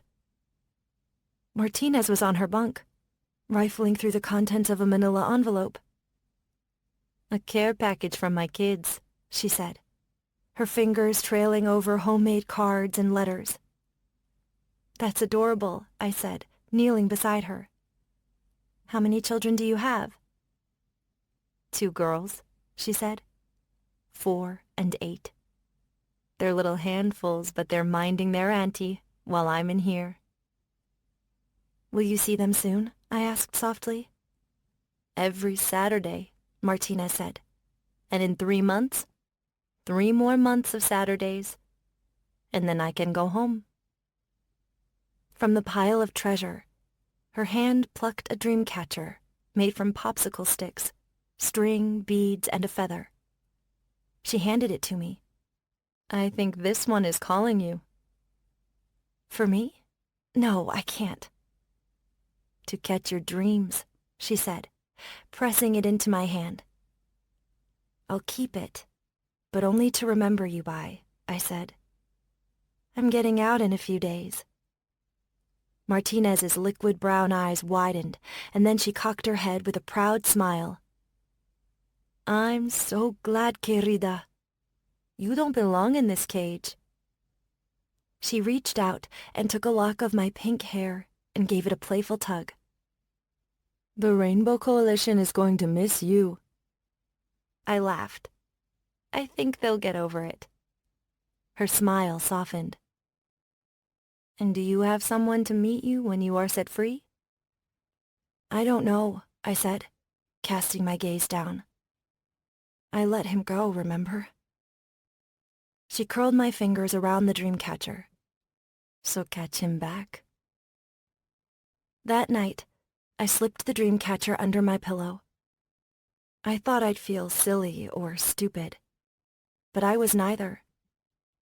I knew myself. I knew what I wanted. Come back, Nikolai, I whispered. Come back to me. Chapter 30. Nikolai. I waited in Miami Beach for 2 days and then Margot called me back into her hospital room and told me it was done. I got my father to lean on the judge just as hard as he did the first time, she said. Tess, or Fiona, she should be out within the week. I sagged with relief in the chair at her bedside. Thank you, Margot. What about you? What's next? There's a doctor here, a psychiatrist. She sat down with my father and me and we did a lot of talking. And then I talked with her some more. I don't want to do anything but talk to her some days. She gestured at her leg and its hideous-looking scaffolding. Talking's about all I'm good for now, she said. And the doctor started me on some medication. My father hated the idea at first, but he hates the idea of a scandal more. Of being perceived as a terrible father, so... She shrugged. I'm not great, but I'm better. I've never been able to say that before. I'm glad you're better, I said. And thank you again. She shook her head against the pillow. Thank you, Nikolai. And tell Fiona I'm sorry. Everything happens for a reason, I said with a smile. Or so I've been told. I left the hospital and leaned on the Bonneville in the parking lot. Fiona was free, or would be soon, but what kind of life would she have? Her apartment and savings were gone, her plans to go to Costa Rica were in shambles. She needed money to start over again, or to leave the country if that's what she still wanted. And I had $20,000 sitting in a bank account, waiting for me to decide what it was for. Fiona. It was always for Fiona. But 20 grand wasn't going to stretch very far, especially if she needed a passport that was going to get through customs and the Costa Rican government. I remembered Evan's advice about a contact in Louisiana and went to grab my phone from the side bag to research the going rate for a fake passport. My phone was gone. I searched the other bag. Nothing. It must have fallen out when I dumped the motorcycle down the side of the road. I rode to the nearest FedEx and jumped on a computer. Illegal passports, turned out, cost upwards of $10,000 if you wanted one that was going to have a prayer of getting past Homeland Security. Fiona couldn't get released from prison only to get tossed back in for a shitty passport. Passport fraud was a 10-year sentence. I had to trust that Evan's contact wouldn't fail us. Shit, I muttered. Cutting my savings in half for the passport didn't leave much for her to live off of. I wanted her to have a solid footing. Back to the tables, I thought with a sigh.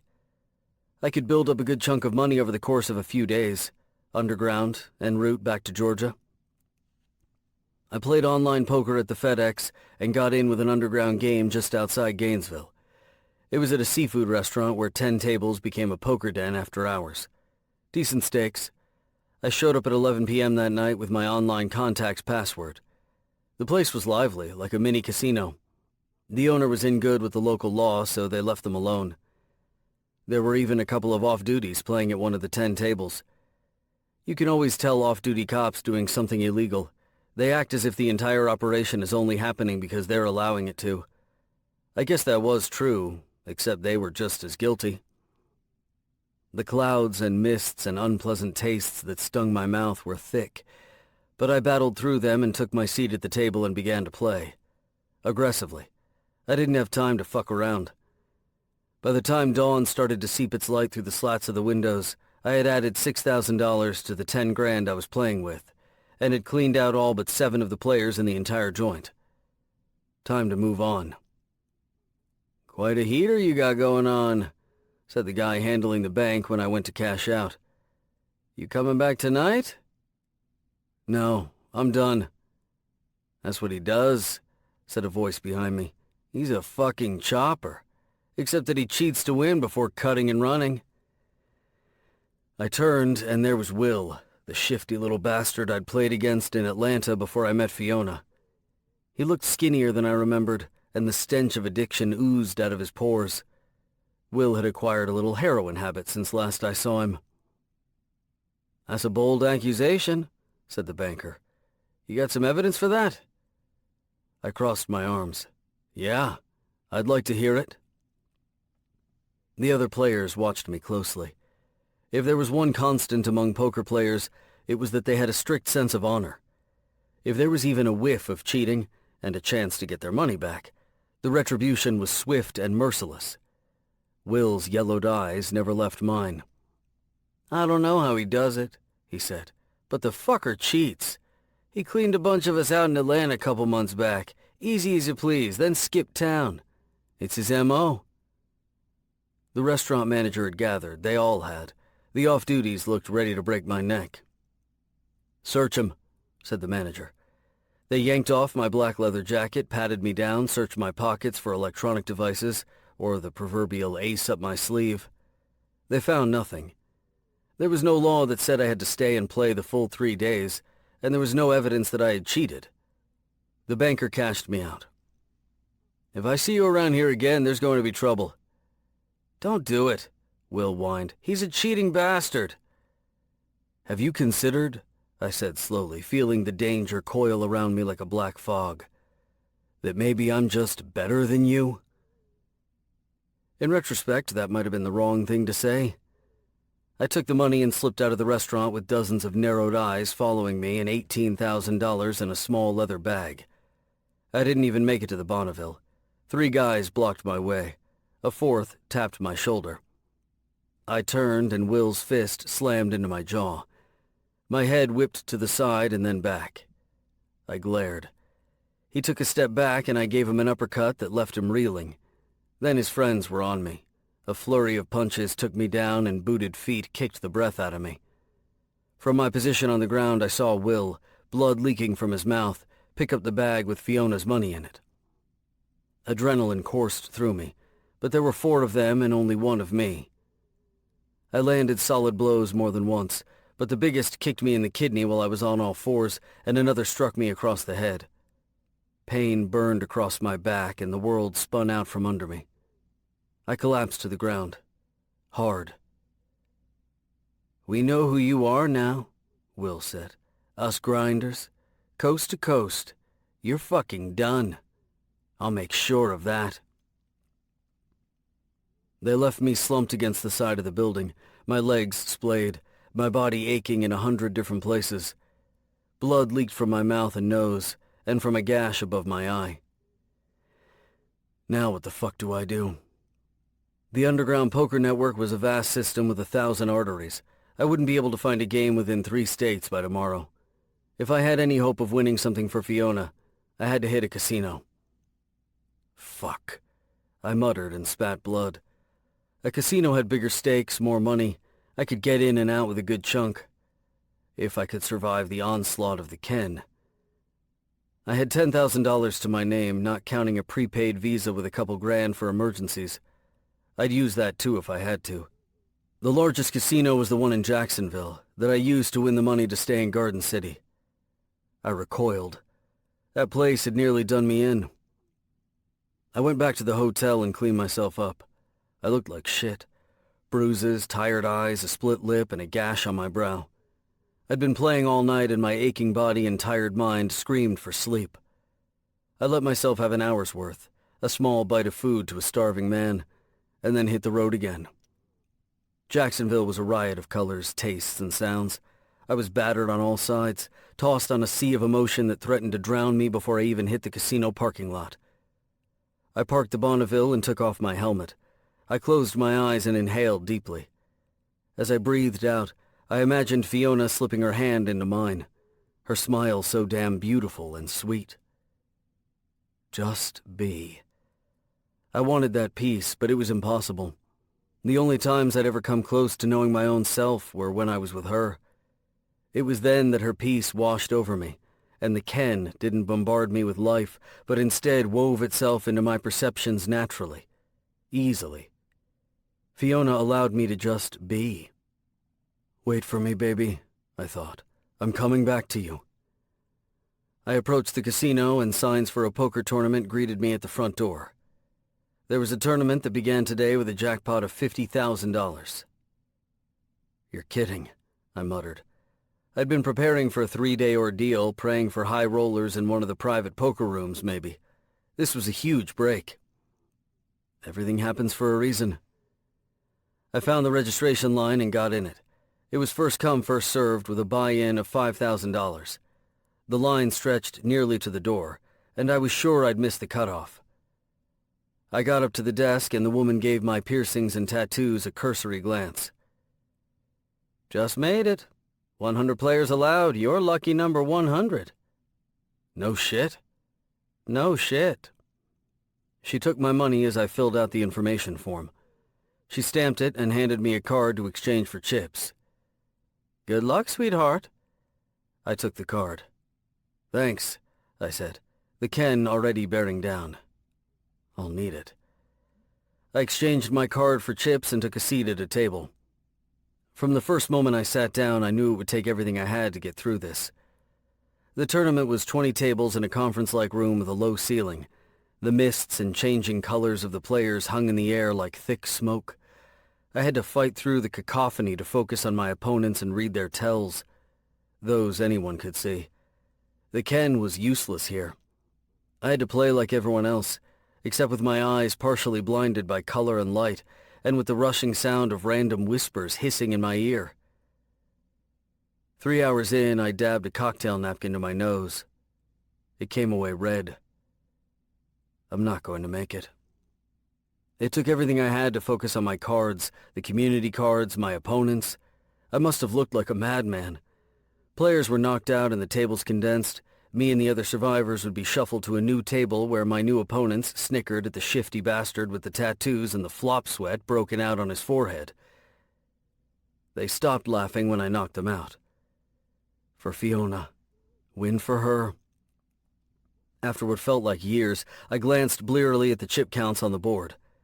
22 players left splitting $500,000 in chips. I glanced at my chip stack and did some quick estimating. I guessed I had around the 16th biggest chip stack. The top 15 finishers took home money. Finishing 16th would get me $10,000. Not nearly enough.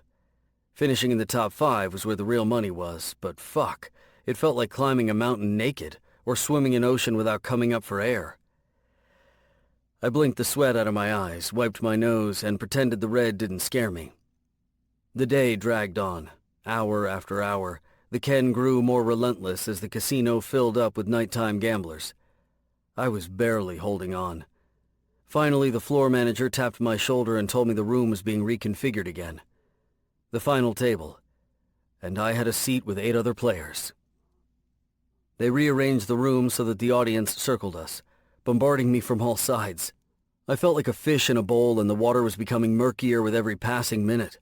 The nerves and fear of my opponents was ratcheted up so hard I could hardly breathe. I dabbed my nose and considered my options. If I finished 7th, I would walk away with $25,000. But if I could knock out one more guy, I'd win $30,000. 30 grand and I could go back to Georgia, to Fiona. If I don't spring a serious leak first. We played a few hands and I got to know my table mates' play. They were old pros, most of them, who'd been around the pro circuit 100 times. I was the only newbie, but they all had their tells. Even without the Ken, I could see a tick in the cheek here, a smirk there. I identified the guy directly across from me, a middle-aged man in a cowboy shirt and bolo tie with black hair that was silvered at the temples. He would be my mark. Take him down, then cash out with 30 and get the fuck out of this casino. I focused my attention on him. I had to focus on one thing because the weight of everyone else, the audience watching, the crowds that meandered throughout the rest of the casino, the hotel guests, every essence of life, was like a hand pressing me down. Focus on this one guy. The bolo tie. He was twitchy, nervous. His tell was a quirk of his thin mustache when he had something good. He drummed his fingers on the table when he had shit. Obvious tells. Maybe too obvious. Watch him. After another agonizing hour, Bolo's chip stack was low and mine was a mountainous castle. Time to go in for the kill. The dealer shuffled and dealt 2 cards to each of us. The cards skimmed the green felt effortlessly and practically slid into our hands. Nervous, buddy? The guy next to me glanced at me and back to the 2 cards face down in front of him. Final table. Stakes never been higher. No shit. I thumbed the corner of my 2 cards up. King and Jack of spades. Just how I like 'em. I muttered. The flop showed a 10 of spades, 9 of spades, and a queen of diamonds. Holy shit. I'd flopped the nut with the mother of all draws.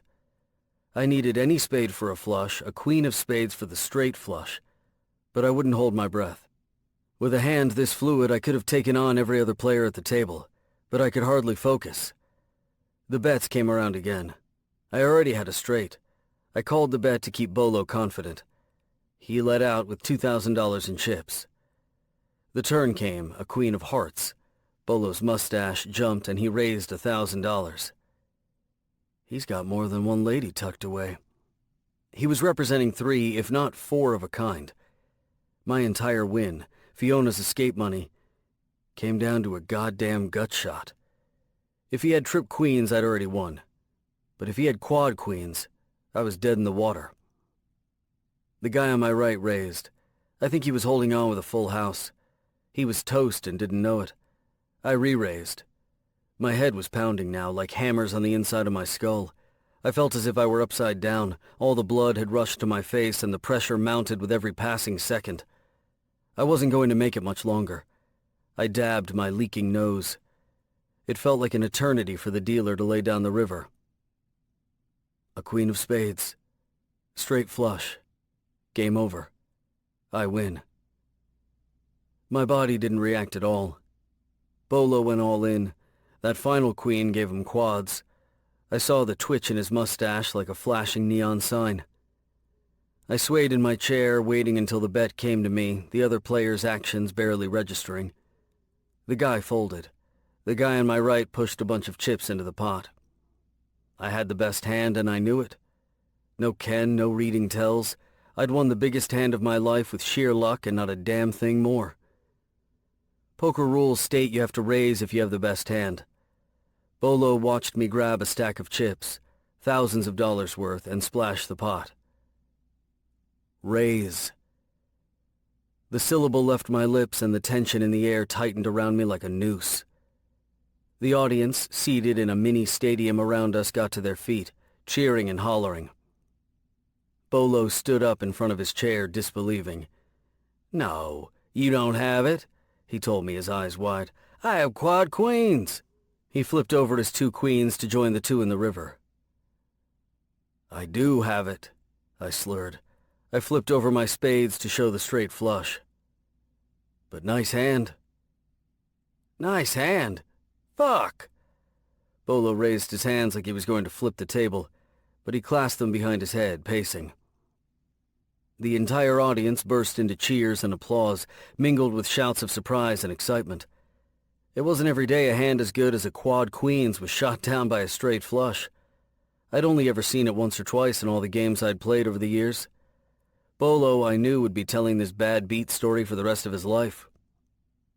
"The gut shot of the century," said a guy to my right. He held his hand out to shake mine. "Well done." I blinked, shook his hand, and glanced down at the pot. I was right, he'd been angling for a full house, and got it, but it wasn't enough. I knocked him out and 2 other players too, without even being aware of it. "Top 3 finisher," he said. "Not too shabby, young man." I peered at the chip count and my winnings. There were only 3 of us left. The 3rd-place finisher walked with $40,000. Holy shit. I sagged with relief, but no one leaves a poker tournament until the end. I played like shit for 2 more agonizing hours until I was knocked out. 3rd place. I couldn't get to the cashier with my payment voucher fast enough. "3rd out of 100. You should be proud, honey," the woman with bouffant hair said around her snapping gum. Her smile fell. "You don't look so good. You're due for some R&R. She printed out a cashier's check. I snatched it, then staggered through the casino. Outside, Jacksonville was roaring like a dragon. I got on my bike, blood streaming down out of my nose, and I carefully rode north. 10 minutes outside the city, I could breathe again. I pulled over to clean myself up and sat with my helmet in my lap and a $40,000 check in my wallet. Every sinew in my body ached, and exhaustion lived in my bones. But a small smile came to my lips as I thought about that win. Go out with a bang, they say. No matter what happened now with Fiona, No matter if she kept me in her life or turned me back to the road, I had played my last game. A twinge of nostalgia wafted over me. Then it was gone. Whitworth Women's was a 5-hour drive from Jacksonville. If I left that night, I'd be there at dawn. Every part of me screamed for sleep, but something told me to keep going, that if I got there tomorrow afternoon, it'd be too late. I'd lost my phone and had no way of knowing when Fiona would be released, but tomorrow morning, early, be there when she steps out. I rolled into Whitworth before dawn. I stopped at the gate and the officer at the booth checked my ID. Picking up? Yeah, Tess Daniels. Is that today? He gave me a funny look, then checked his manifest. Sure is. He directed me to a far end of the visitor's lot behind the prison. A door in the gray stone wall was marked, Processing, No Re-Entry. Steve Daniels was already there. I knew him at once, tall, pale, and red-haired, with a strange buzzing about him. He watched me roll up on the Bonneville with flat eyes. I killed the engine and took off my helmet. We regarded each other in the pre-dawn silence. He was repulsive, like a clay version of a human being. I thought if I cut him open, insects and maggots would spill out instead of blood. You're him, Steve said. Nick. He's been to see her. He's spoken to her. Rage coiled in me and I wondered if he'd already sunk his claws back into Fiona. Maybe she'd called him to pick her up, because if she had called me, I hadn't answered. I climbed off the bike and Steve took a step back. He was taller than me, but I had at least 40 pounds of muscle on him. My hands clenched into fists. She's not leaving with you, I said. You think she's going with you? He sneered. I'm her husband. The words were like poison to my ears, making me flinch. She doesn't have to be with either of us, I said slowly, but she's not going with you. I narrowed my eyes at him. Did she ask you to be here? Steve's eyelids flickered. His tell. Yes? You're a fucking liar. She needs me. She has nowhere to go. We have a home together.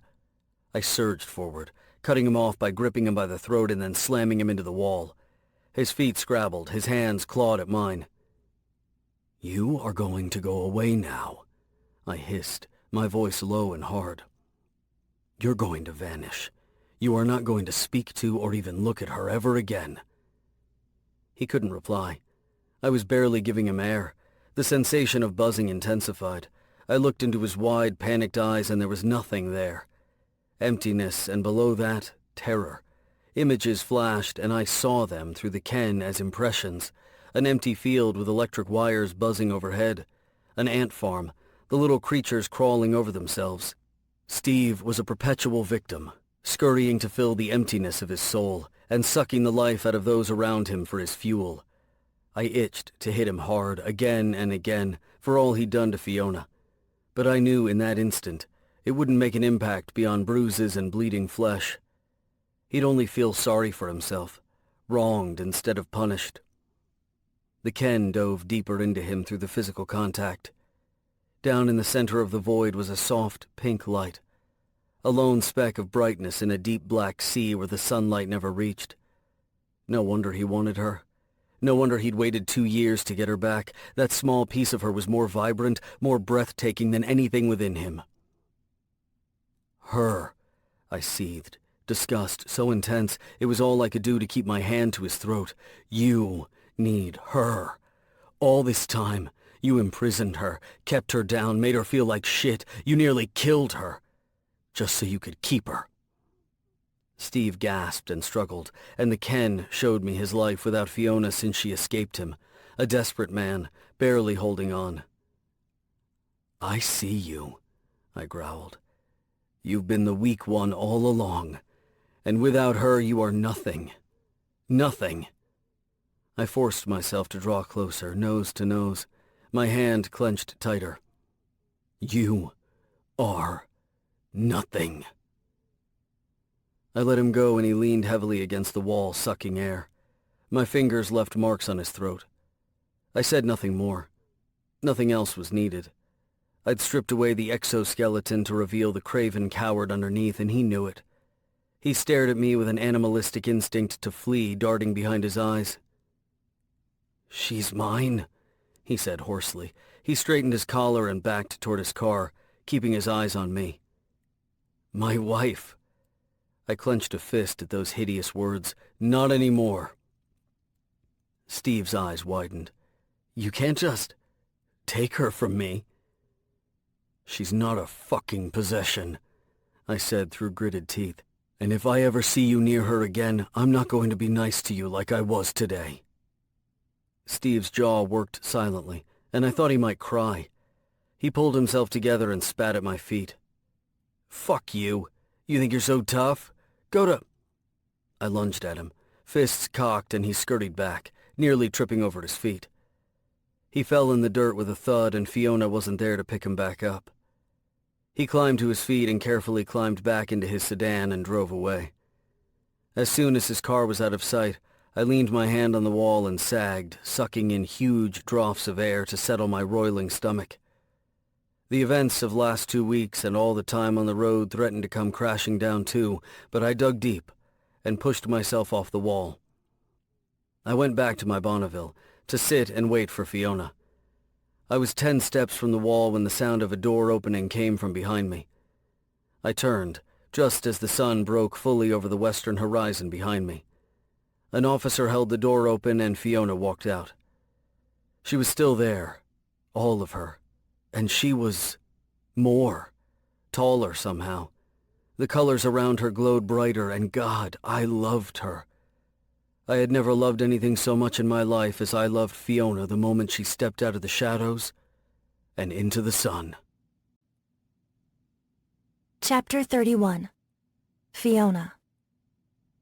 I walked out of prison wearing a pair of jeans that were too big for me, a faded yellow t-shirt, and the sandals I'd thrown on when I left the apartment the morning after Nate and Griff's party. My dress hadn't survived my incarceration. On my arm was my embroidered bag, empty, but for $15 for a bus ticket the processing officer had given me. My phony driver's license had been confiscated. My apartment keys were gone. I had no apartment. I had nothing. I'm going to be okay. I smiled at the CO who held the door for me and stepped outside. To freedom. And Nikolai. Time stood still. My breath caught in my throat, and the only movement in the entire world was my heart crashing against my chest. He was a dream, or a mirage. He's gold. Nikolai stood all in black as the sun rose behind him, lining him in a halo of gold light.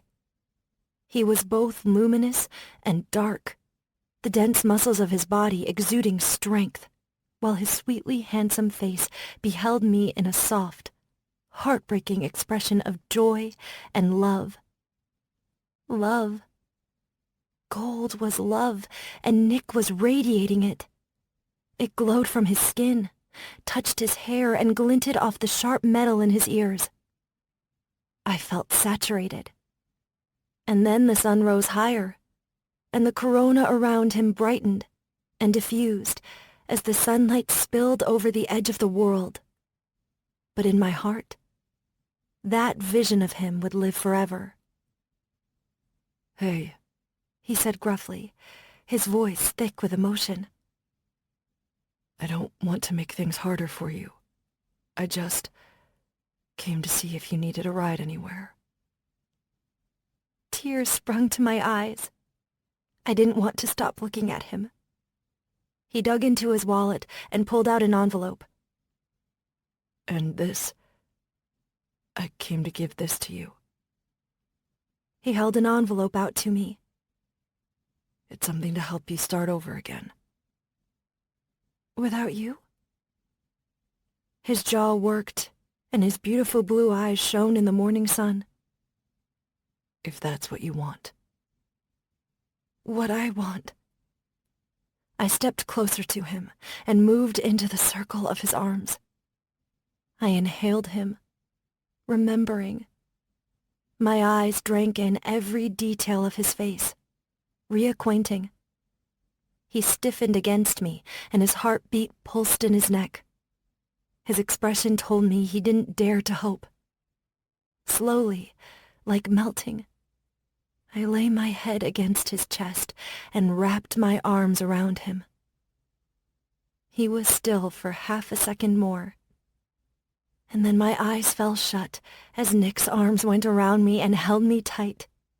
So tight I could hardly breathe. I felt him press his head to mine, inhaling me. His heart pounded under my cheek. We clung to each other, feeling every place we touched and knowing that it was real. I was free, and he was here. He pulled me away to look at me, to brush the hair from my face, his fingers lingering over the faded bruise around my eye. Are you okay? Did anyone else hurt you? I shook my head, and my fingertips touched a little cut on his lip, then at the edge of the deeper one on his brow. Who hurt you? It's nothing. No. Tell me what happened. He shook his head. I can't. There's too much. And right now, I just want to know this is real. My heart broke for the pain and hope in those words, the echoes of his past, and how he'd been shunned by the people in the world who were supposed to accept him. I placed my hands on either side of his face. It's real, Nick. For the first time in years, I know what I feel, what I want. My own heart was a mystery, and strangled by fear until I nearly suffocated. But not anymore. There's still so much I haven't told you, he said. About the Ken. I know, I said. But right now, all I feel is love. I fought back tears that threatened to swamp me when I needed him to hear me. I love you, Nikolai Alexei. I love you. He swallowed hard, and I felt him under my hands, struggling for control. His gaze swept over my face, and at the air around me, staring and hopeful, as if he couldn't believe what he was seeing.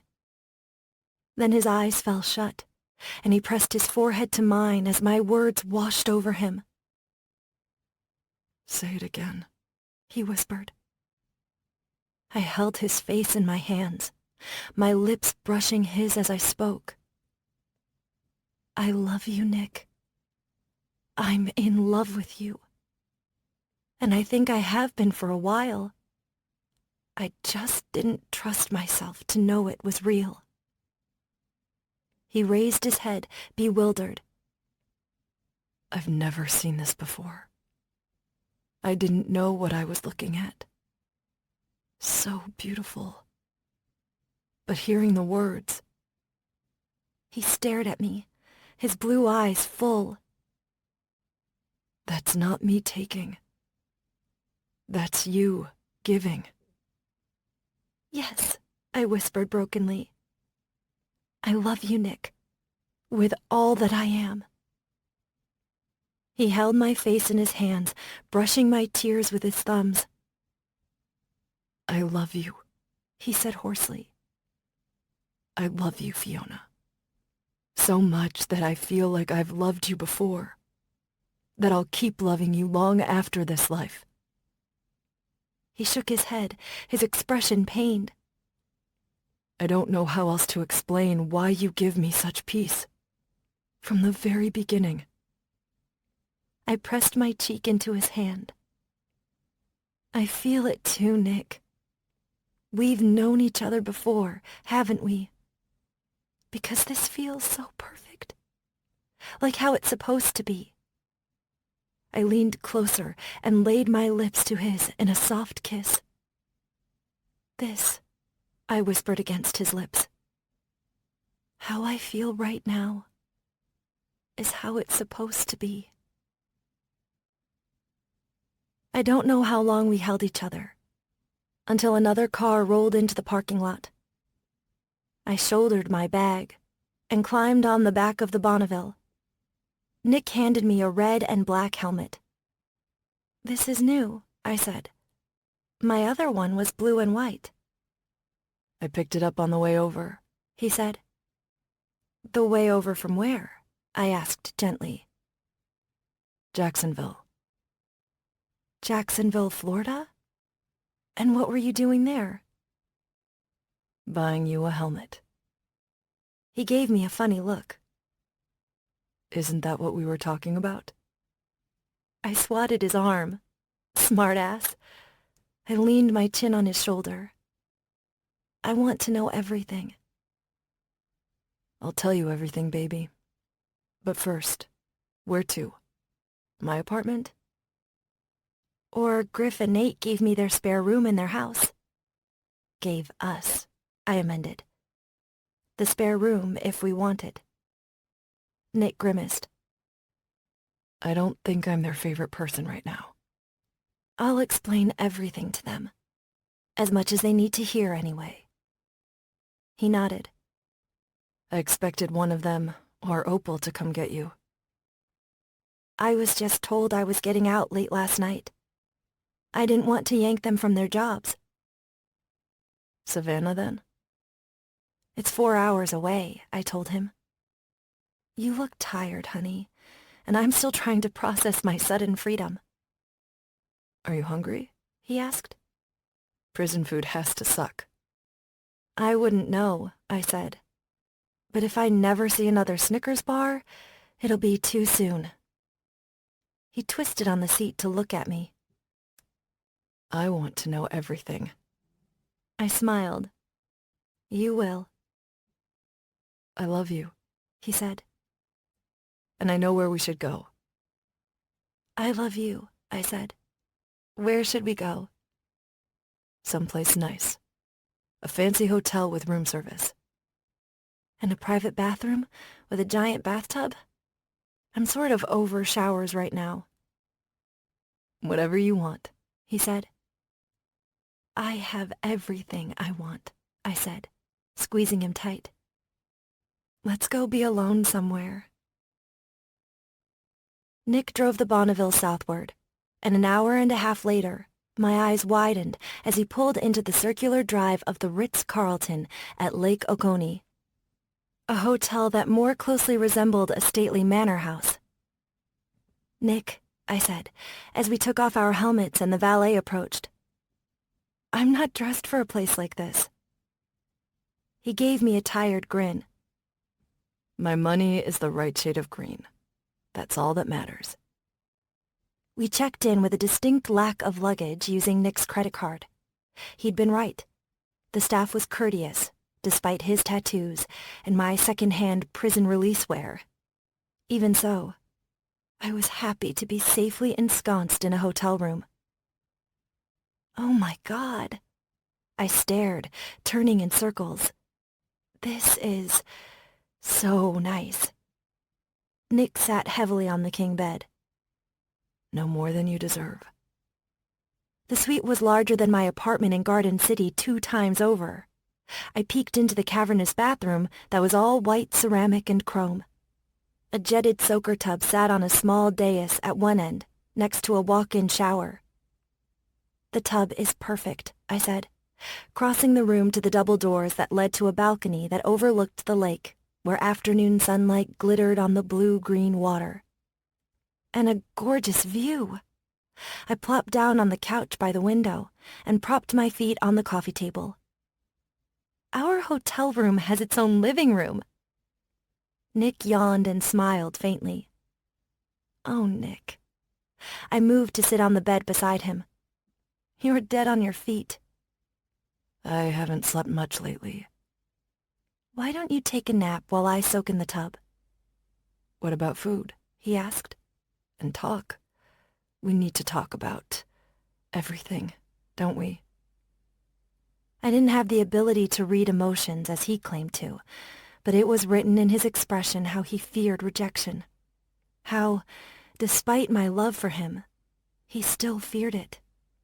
Or maybe because I loved him, he feared it would hurt him all the more if I couldn't cope with the reality of it. If I believed him at all. Do you? My exhausted mind had no black and white answers, but my heart whispered that my love for Nick wasn't conditional, that I loved him entirely as he was. But there were miles and miles of road etched into the tired lines of his face, and I needed to decompress. I caressed the stubble of his cheek and grazed my fingers through the hair at his temple. You sleep. I'll tub. We'll meet after for food and talk. He nodded wearily and lay back on the bed. I touched my fingers to my lips and laid them to his. He smiled faintly, but his eyes were already closed. I got up and shut the blinds over the balcony doors and the window, cutting the light until it was pleasantly dim. In the bathroom, I ran a hot bath and poured in a copious amount of lavender bubbles. While the tub filled, I glanced at myself in the mirror over the double sink. Oh, God. I looked gaunt. My face was thinner after my short stint in prison, my eyes shadowed with dark rings. My hair hung flat and lifeless down my shoulders. The pink color looked faded. Tears sprang to my eyes, but I blinked them back. It's over now. I piled my hair on my head in a loose bun, then slipped naked beneath the steam and foam. I lay back against the ceramic in that giant tub and waited for the stress and fear from the last few weeks to melt away. The silence in the bathroom was deafening. There was no silence in either jail or prison. No quiet moments in which to put two thoughts together without a sound or a look from another inmate making me jump. And now the events of the last few weeks came crashing in. I sat up in the bath and pulled my knees to my chest. I felt small and naked in my sudden silence and solitude. An island surrounded by a vast ocean. Stop. You're being ridiculous. Nick knocked on the door, then peeked in. Hey, you okay? I sniffed a small laugh. Just the person I wanted to see, I said softly. How did you know? I shook my head. Never mind. Silly question. Couldn't sleep? He crossed the bathroom and knelt beside the tub. Couldn't sleep. Because of me? I felt a great disturbance in the force. I laughed, but it echoed hollowly in the cavernous bathroom and died out quickly. The next moment, Nick was tugging off his boots. Shove over, he said. What? Come on, he said. Shove over. You're hogging the tub. What are you doing? I scooted forward, and then a laugh burst out of me as Nick climbed in behind me, fully clothed in jeans and a t-shirt. Water and suds sloshed over the side. Then his arms went around me, gently pulling me to his chest. I knew exactly what he was doing. It was exactly what I needed. Feel whatever you need to feel, he said against my hair. I got you. My eyes fell shut, and I sagged against him in relief to feel his strong body beneath mine. His arms wrapped around mine across my chest, our fingers entwined. The warm water cocooned us both. I lay for long moments, rising and falling with his breath, his cheek against my hair, and I felt what I needed to feel. Relief, exhaustion, gratitude, and guilt. Because no matter what had happened or why, Margot still had a long recovery ahead of her. I cried a little, and Nick held me tighter. and the love I felt for him and from him soothed my turbulent emotions. He gave me peace and said I did the same for him, that I calmed the turbulence of the Ken, that I was the only one. I turned over in the circle of his arms and lay against Nick, face to face, my forearms on his chest. His jeans were rough against my naked skin. He watched me for a second, and I felt him see me with his Ken. Is this real? Can he? You can see my emotions, I asked. He stiffened slightly. I can see them, and taste them, and sometimes, when I touch you, I can hear a thought. What color am I? Pink. What do I taste like? Sugar. He brought his hand, dripping, to touch my cheek. You taste sweet, like sugar. I took his hand and placed it over my heart. Can you hear my thoughts? Nick's eyes shone and a muscle in his jaw ticked. Yes, he said. You love me.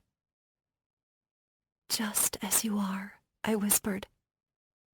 I love you, just as you are. He swallowed hard.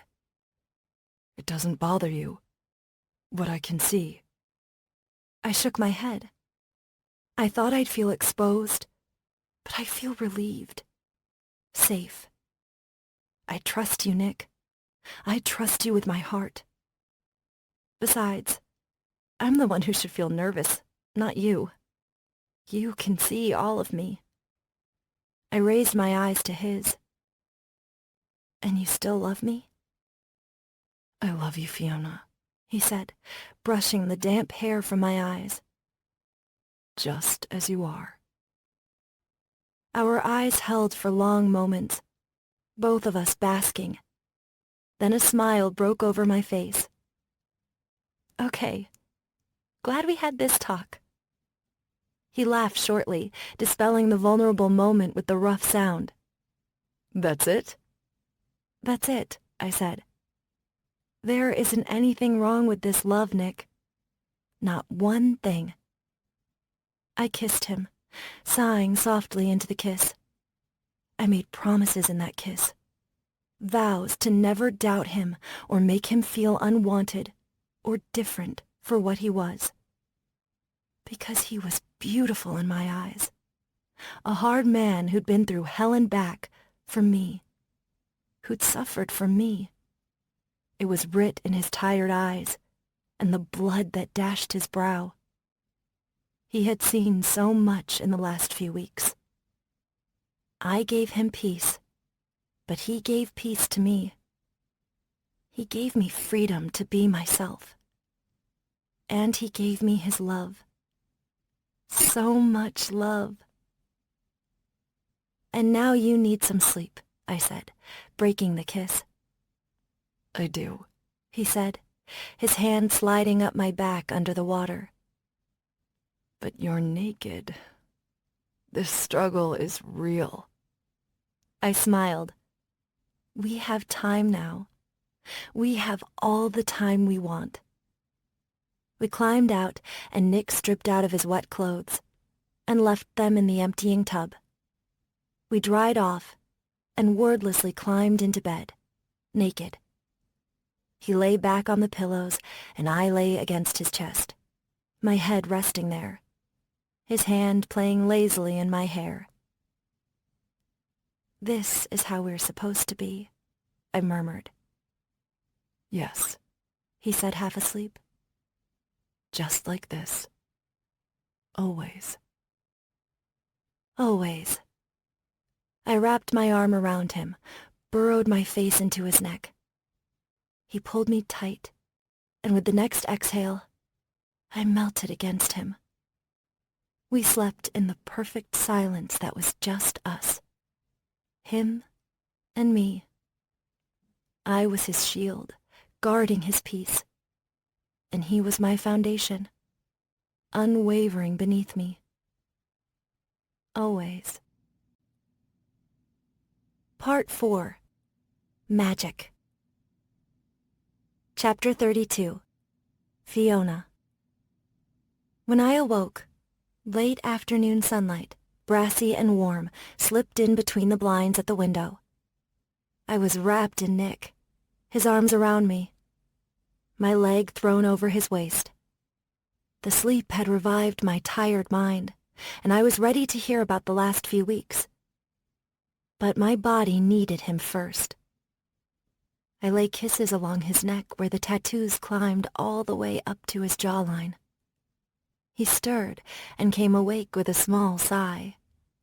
His blue eyes were like liquid sapphires, holding my gaze with a potent mix of love and lust that stole my breath. "Hi," he said softly. "Hi," I whispered. He bent his head to me, and we fell into each other. Slowly at first, with long, deep kisses, and hands on each other's faces, like wading into shallow water. And then we dove under.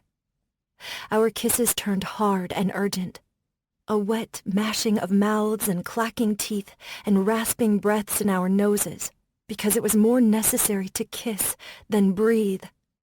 Hands became greedy, then demanding. I felt his body coiling with unspent need, and the thought of what he was capable of made my heart pound. His hands found my breasts. They fit perfectly in his palms, and I arched into his touch without a shred of self-consciousness or shame. This was me, my body, and I felt beautiful in it, in my nakedness, and in Nick's eyes that drank me in. "Krasivaya," he growled. He moved lower, his mouth finding one nipple. He bit to the point of pain, and then sucked and licked to soothe the ache away. I gasped, my fingers making a fist in his hair as he moved to the other. "Nick, please," I managed, wondering how we'd waited this long. I swallowed hard. "I need you, now." He reached for his wallet on the nightstand. "No," I said, pulling him back to me. "I want to feel everything." "You sure?" They were to protect myself. I don't need to protect myself from you. "No, you don't," Nick said, his voice tightening as I moved up onto him, to straddle him. I caught my breath, fought my own body's hunger to slow down, to make it last. "I trust you, Nick." I took the hard length of him in my hand. "I want you to have all of me." "Fiona," he said through gritted teeth. "And I want all of you," I said, and sank down, taking him in. My eyes fell shut at the perfect, heavy pressure of him, stretching and filling me. When our skin was flush against one another, when he was buried completely inside me, Nick made a sound deep in his chest, as if he were in pain and ecstasy at the same time. "Christ, you feel so good," he breathed. "I can feel everything." "Yes." Nick's heated gaze went to where we were joined, then up to me. I could feel the power in his body beneath me and inside me. I felt the love he had for me like a gentle caress. But the lust that coiled in him was as strong as it had been the night we met, and hot like a licking flame. Slowly, so slowly, I began to move, rolling my hips, grinding down on him. I could feel the tension in him and see it in the way his biceps bulged. He wanted to move me, He wanted to lift me up and slam me down while he thrust upward. My heart raced at the thought. I wanted that too. But not yet. I resisted him, and he felt it. He was strong enough to do whatever he wanted to me 10 times over. But he read my want and bit his frustration back. Fiona, he said, like a warning. I know, I whispered. Just a little more. I leaned forward, rested my forearms on either side of him. On the inked muscles between neck and shoulder, still rising and falling on him. His control was hanging by a thread. I felt like a surfer, riding the curl of a wave just before it crashes, knowing it's going to crash and take me under. Now, I kissed him, a trembling touch of my lips to his. And then I invaded his mouth with my tongue and captured his lower lip in my teeth and sucked. A low groan rumbled up from deep in Nick's chest, and then his control evaporated. He kissed me back, a hard sweep of his tongue along mine, while his arm snaked around my waist. He lifted me without breaking our connection, and took me down onto my back, to drive into me, over and over. The wave crashed, and I drowned in him. Sweat and hot skin, the slapping sound of his pounding body into me. I clung to him, my head thrown back, nails clawing helplessly at his shoulders. Oh, God, Nick. Come, he growled, his mouth hovering over mine, his hips grinding relentlessly.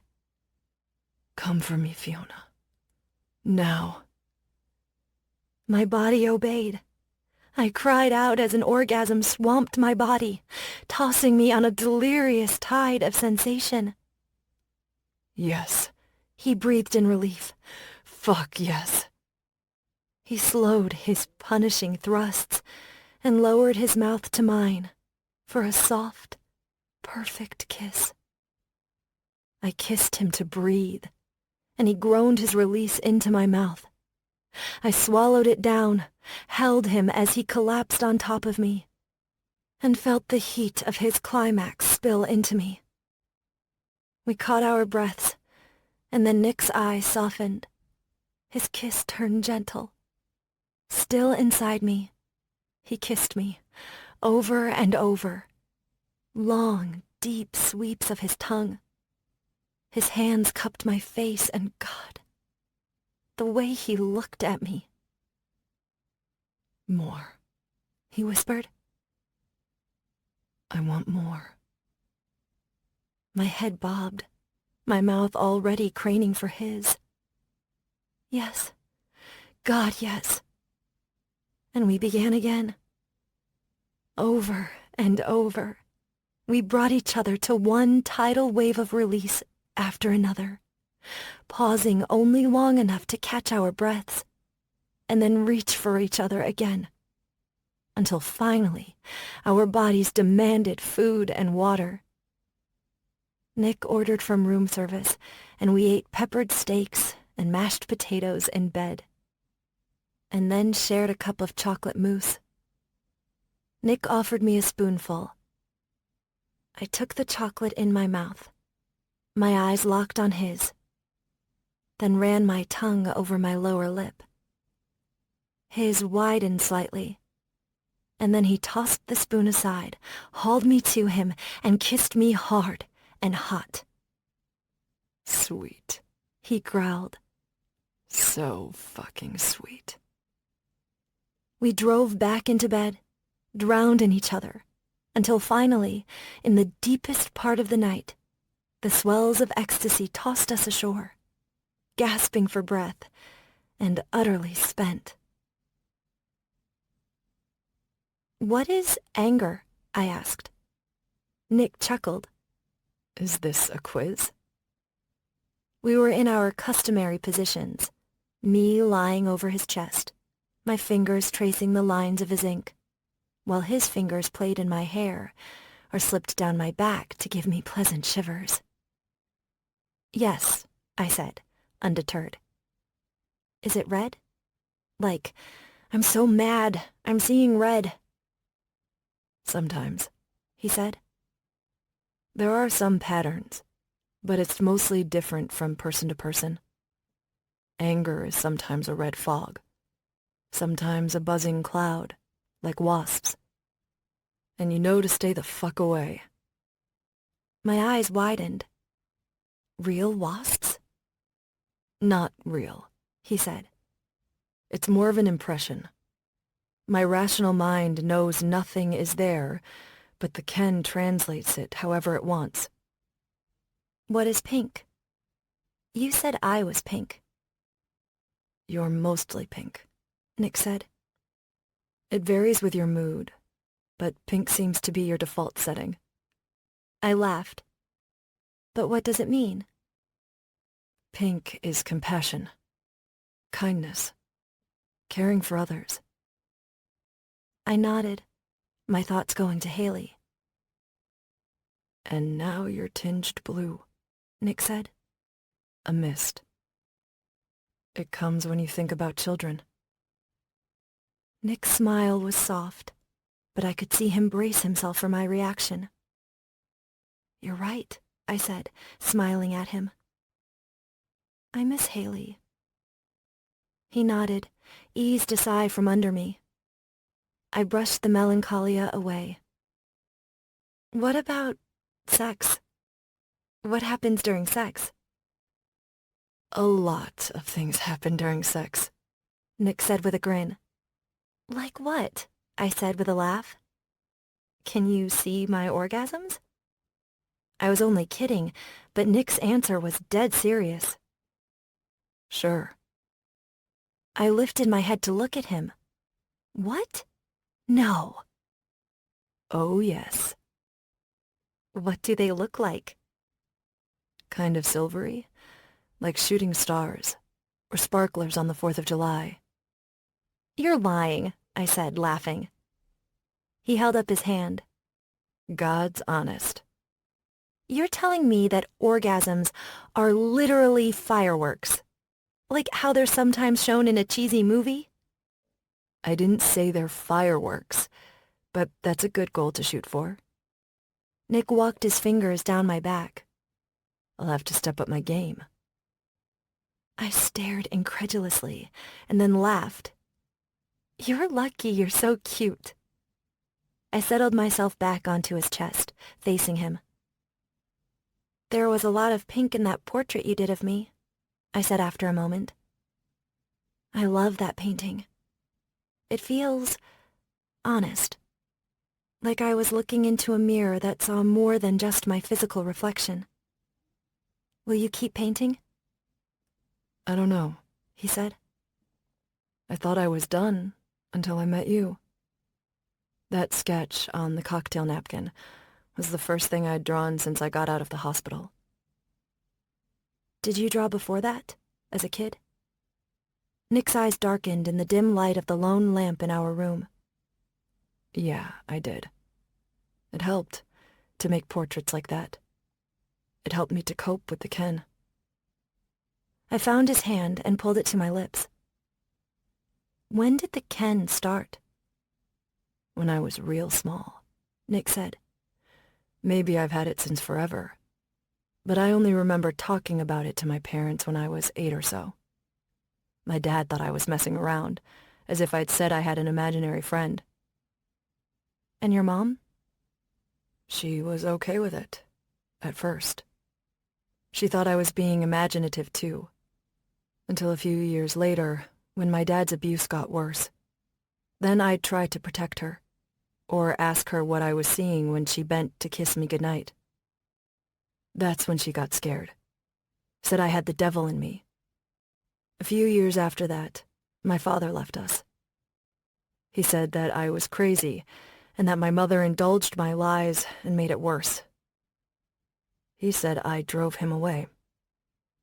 My heart ached for him, to carry so much blame as a little boy. "And that's when she put you in the hospital?" I asked softly. He nodded. "Everything I told you at the beach that day was true," he said.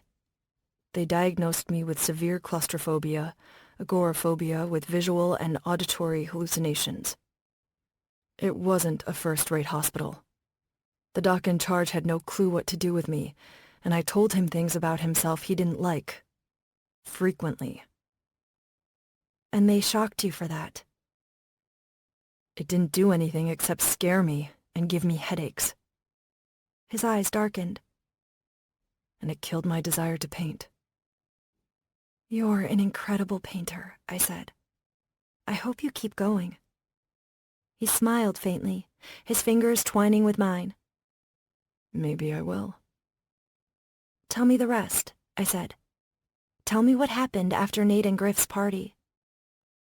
Nick told me everything, beginning with his mother's passing in St. Louis, his harried ride back to Garden City, where he learned about my accident, a race to Whitworth to see me in prison, and then his anguished, aimless drive south.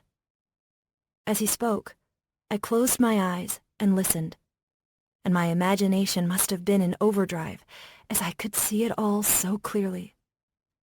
I saw a young mother dance in the sprinklers with her little boy. I saw Nick standing in my empty apartment, shocked and panicked to hear I was in jail. I felt the hopeless despair as he rode south until his motorcycle ran out of gas on a winding road through a forest in the driving rain. "You're going to think the next part is crazy," he said. "The whole thing is crazy. Why stop now?" I said, poking him in the side.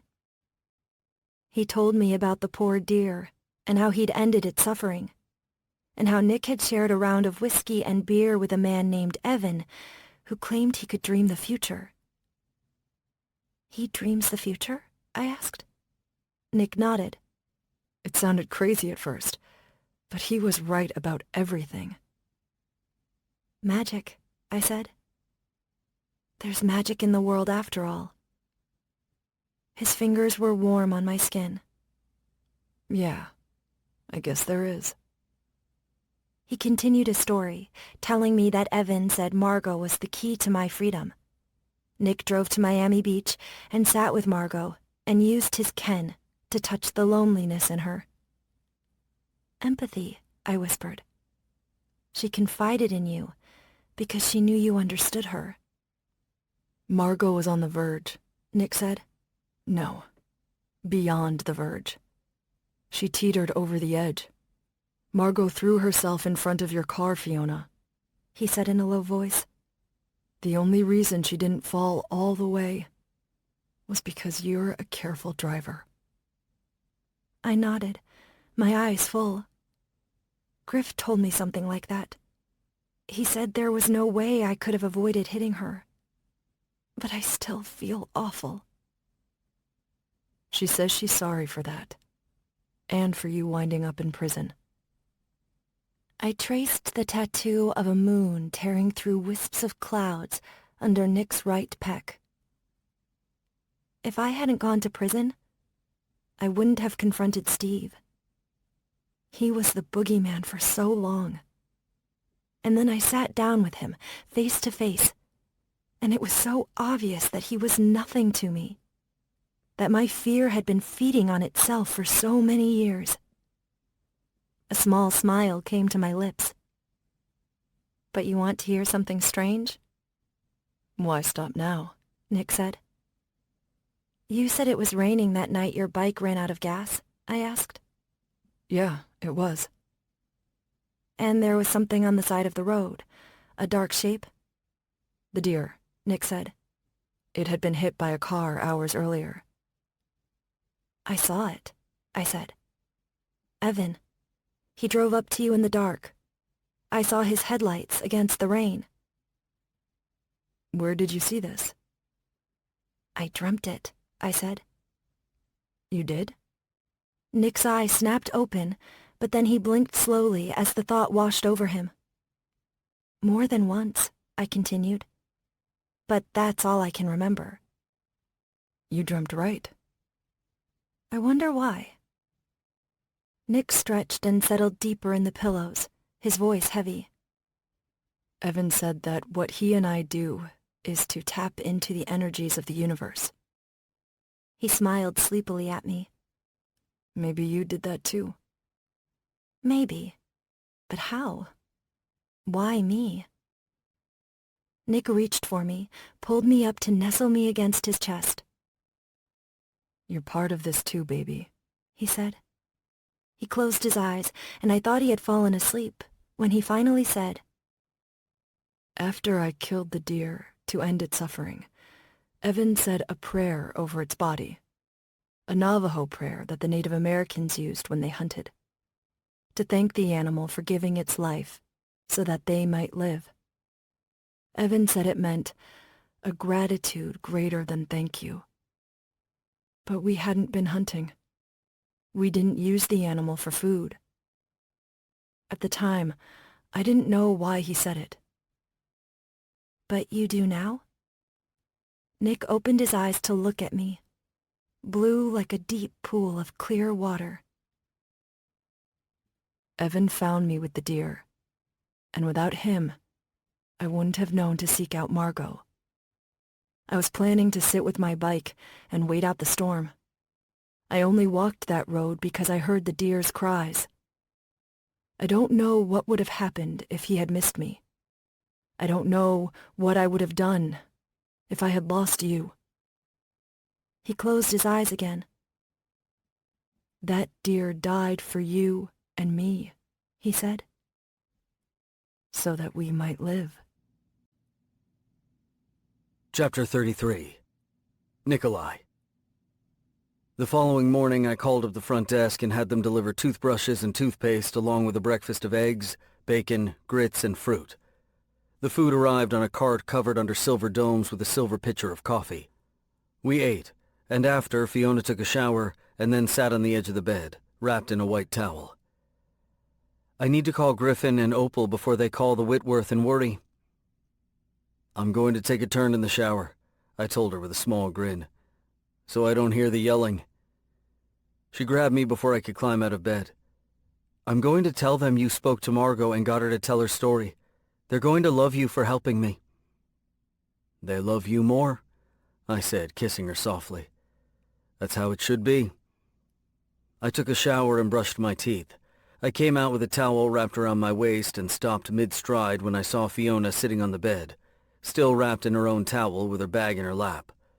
Her damp hair fell to curtain her face. The colors around her were a murky mix of joy and nerves, excitement and uncertainty. Fiona? What's this? She held up the check for $40,000 I'd slipped into her bag the night before. I told you, I said. It's yours, to help you start over. $40,000?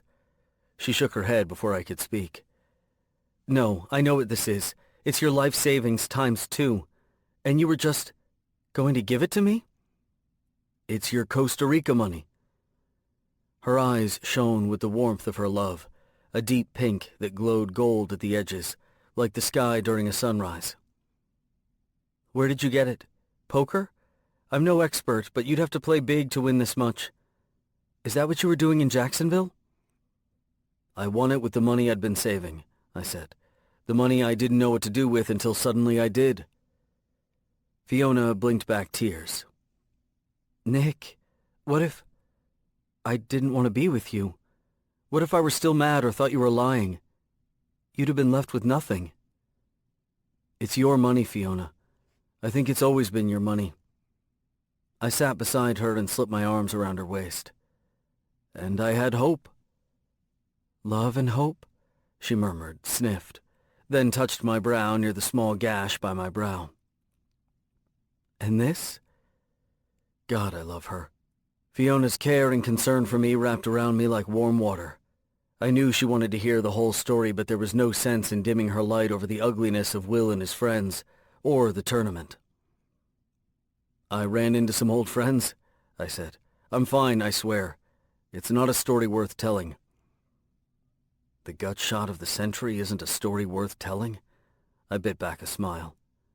Not today. Fiona narrowed her eyes. I saw how tired you were when you came back. I may not have the ken, but I know this $40,000 didn't come easily, did it? Make her smile. Keep her in the sun. No. I had a tough time, actually, and the only thing that will help me get over it is sex. Lots and lots of sex. A laugh burst out of her before she could stop it, and she swatted my arm. You've had lots and lots of sex. That's all we've done since check-in. See? I feel better already. She rolled her eyes, a reluctant smile on her lips. I pulled her close to me, kissed the curve of her neck. It isn't my money. It's our money, she said, and gasped as my teeth nipped and sucked lightly. For wherever we go next. Okay? Okay, I murmured against her warm skin.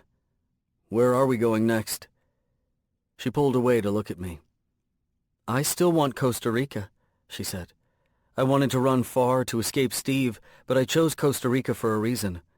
I wanted the beaches and mountains and forest, and I still want that. Hope flared around her, a soft, delicate glow.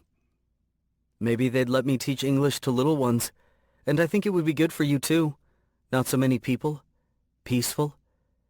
She raised her eyes to mine. Do you still want to go? Yeah, baby, I do. And that was the truth. I'd go anywhere she wanted, whatever made her happy. But I wondered if there was something in that country that was for me too. A purpose. Fiona's colors flared bright and beautiful. She kissed me softly. I love you, she said, then pulled away. But I have 2 years of a parole from my commutation deal and 500 hours of community service. I want to do the service, but 2 years? Evan told me of a contact who can help you get a passport. But Fiona, it's risky. I know, she said, but I don't want to wait. And I don't want to live with the name Tess Daniels anymore. That girl is gone. I want to start the life we're meant to have. I held her face. Are you sure that's what you want to do? She nodded. It's what's supposed to happen. I can feel it. And Evan, everything he told you would happen happened, didn't it? Yeah, it did. Do you trust him? I thought about Evan, a man I'd known for a handful of hours. My brother. With my life, I said.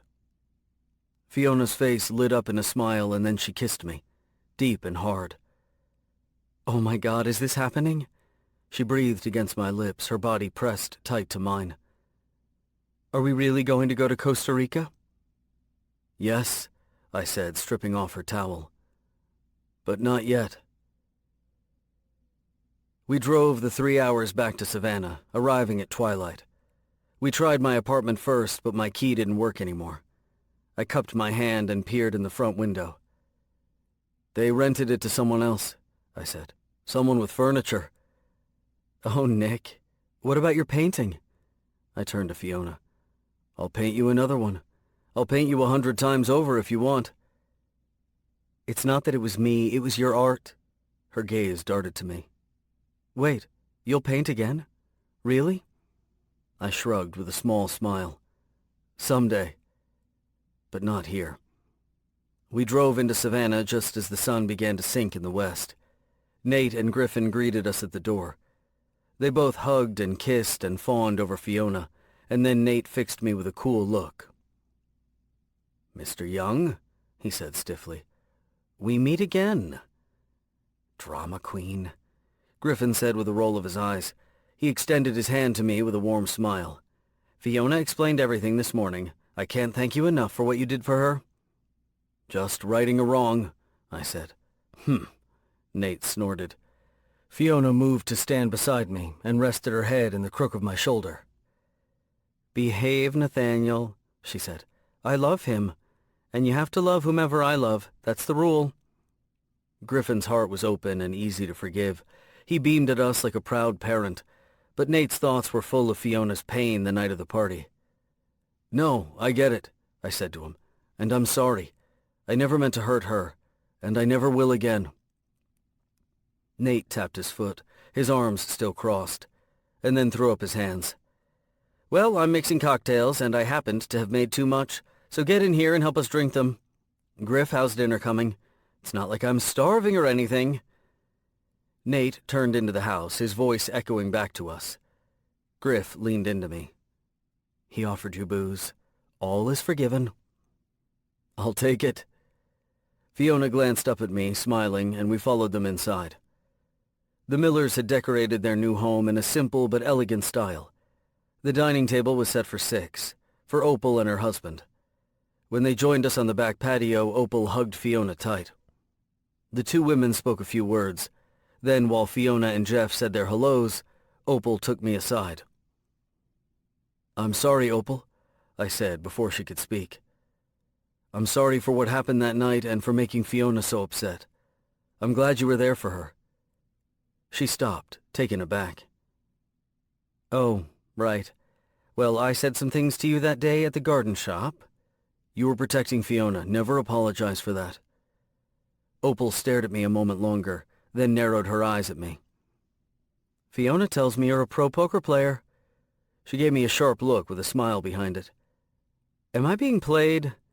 "I'm being sincere. I weighed the odds that you were either going to kick my ass or forgive me." I grinned. "I hedged my bet." She gave me a suspicious look. "Come here, you big lug." She pulled me in for a hug. "She told me what you did with Margot," she said against my ear. "Thank you." I took her gratitude and relief, but overall that was her love for Fiona. I hugged her tight. "I'll keep her safe, I promise." She pulled away. "That sounds like a goodbye." I put on my poker face and said nothing. "Dolores, Louisiana," Fiona said, watching me pack a small bag. "Never heard of it." "The contact Evan gave me is there. If I didn't trust him, I wouldn't even consider it." We were in our room in the Miller's house a week after Fiona's release from prison. Early morning light spilled over the bed and glowed golden in her hair that was freshly dyed with long pink streaks and tousled from last night's activities. Nate complained every morning we were going to shake the rafters loose in his new house, but still we couldn't keep our hands off of each other. "It's such a long drive," Fiona said. "I hate being apart from you." "Me too, baby," I said, and that was an understatement. Being without the peace she brought me was going to be bad enough, but I hated the idea of leaving and not being able to fall asleep tangled in her, or not see her face the first thing upon waking. I love her too much. "It's only for a few days," I said, mostly for my benefit. "I can do one more big road trip for a good cause." "I wish I could come with you." The terms of her parole wouldn't allow her to leave the state of Georgia, and she'd already begun her 500 hours of community service at a shelter that housed victims of domestic violence, many of whom had escaped their abusive partner and now had nowhere else to go. Even if we had a passport ready to go that very minute, Fiona would have stayed to complete that service for those women. She said it was the only way she felt okay about breaking the terms of her release. "And more than that," she'd told me after her first day, "I want to help. I feel like I can give something back, even if it's just a little comfort and empathy." "Comfort and empathy go a long way," I'd said. Now I kissed her goodbye, and she held me close. "I love you. Be safe." "I love you. I will." I hit the road just after dawn and drove almost straight through, making only 2 short stops for gas and food. I arrived in Louisiana at 9:30 that night and went straight to the Rio. It was a small dive bar on the outside, but on the inside it was a miniature disco palace. Rainbow flags decorated the wall above the liquor bottles. The person I could only assume was Del Rio was behind the bar in full 1970s Diana Ross costume, with big hair and a gold sequined dress. "Ain't No Mountain High Enough" blared on the sound system. The patrons at the bar were all male, and a cloud of suspicion and curiosity followed me from the door to the bar. "What's your poison, sugar?" Del asked me, tossing a cocktail napkin in front of me with a hand covered in costume jewelry and red lacquered nails. "Whiskey? Neat," I said. She poured the drink and set it down in front of me. "Ain't you something?" she said, taking in my tattoos and piercings. Then her dark eyes widened under layers of makeup and fake eyelashes. "Now hold on a minute. Do I know you?" "No," I said, "but we have a mutual friend." "And what is our mutual friend's name?" "Justin," I said with a grin. "That's what's on his driver's license anyway." A smile broke over Dell's face, and then she slapped her hand on the bar with a hearty laugh. "I like that," she said.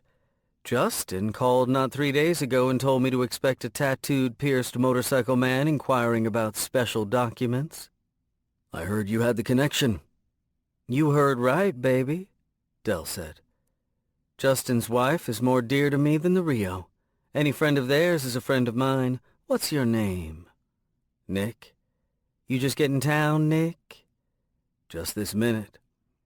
"You look tired, sugar. Take a room at the hotel down the road, then call me here with your room number. I'll have my boy get in touch with you tomorrow." "Thanks, Dell," I said. "I appreciate it." "He don't come cheap," she warned. "I hope not," I replied. "I can't have any trouble." "No trouble. He's worth every penny." "For you?" "No, my girlfriend," I said.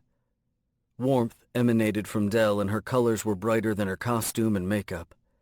I knew, again, that Evan hadn't let us down. "I should have known," Dell said. "For love. And when it's for love, there ain't no mountain high enough." She sang along with the music. Dell patted my cheek, still singing, and sashayed down the bar to help another customer. I took a room at the motel, and it all started to come back to me. The feeling of being in a shitty motel in the middle of nowhere after a 10-hour road trip. For Fiona, I thought, this is the last time. For her.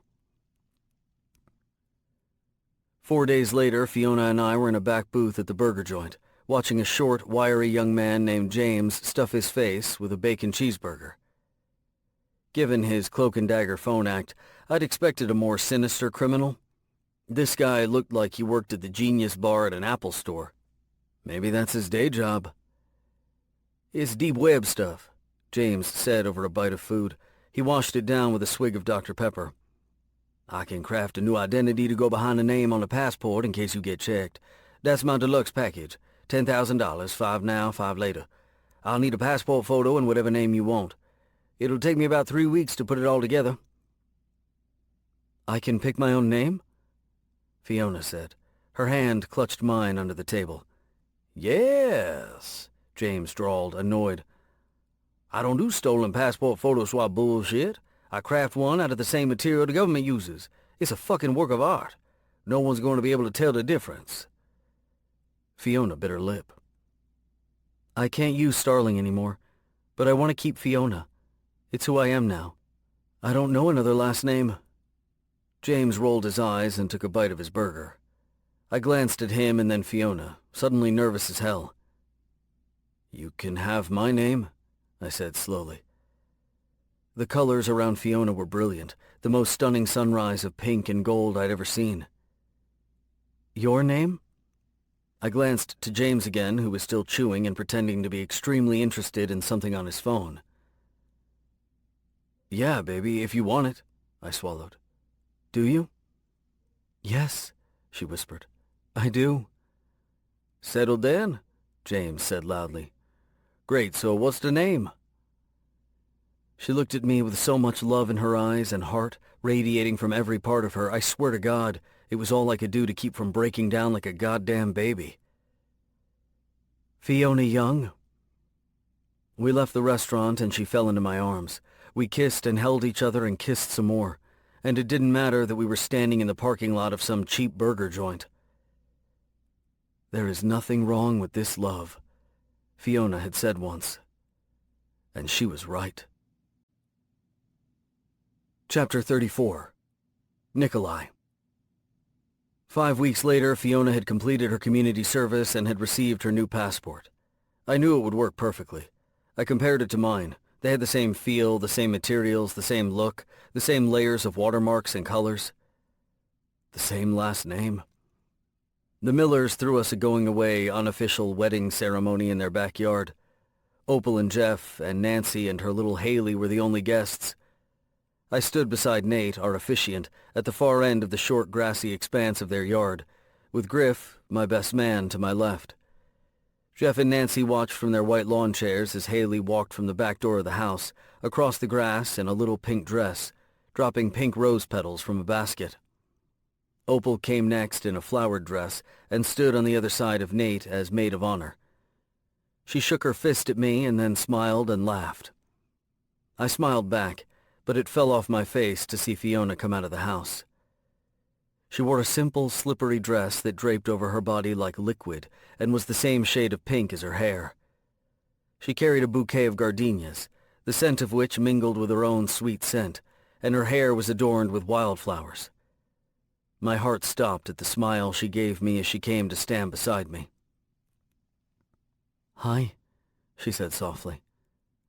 "Hi," I replied, my voice hardly a whisper. "Oh my God, stop you two," Nate scolded. "I'm going to cry before we even get started."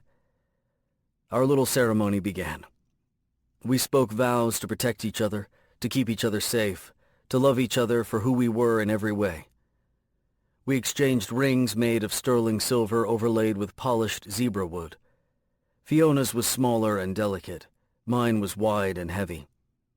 Fiona slipped the ring over my finger, over the W on my pawn tattoo. I'd thought about getting them removed, but tattoos are permanent for a reason, to remind you of where you came from and what you had been through. A wedding band from Fiona to break up the word pawn felt perfect. I was no longer a hoax or a pawn. The Ken had a purpose, and every day I drew closer to discovering it as it whispered in the back of my mind. With Fiona, I would. "And now," Nate said, "with no authority vested in me whatsoever, I declare you husband and wife, or a reasonable facsimile thereto." He inclined his head to me. "You may now kiss the fugitive. Bride, sorry, I meant bride." I held Fiona's face, kissed her softly, and in the golden glow of her light, we whispered our own private vows. "I loved you before," I said. "I'll love you forever." I felt a tear slip down to touch my fingers. "I will love you for all of this life," she whispered, "and I will love you in the next."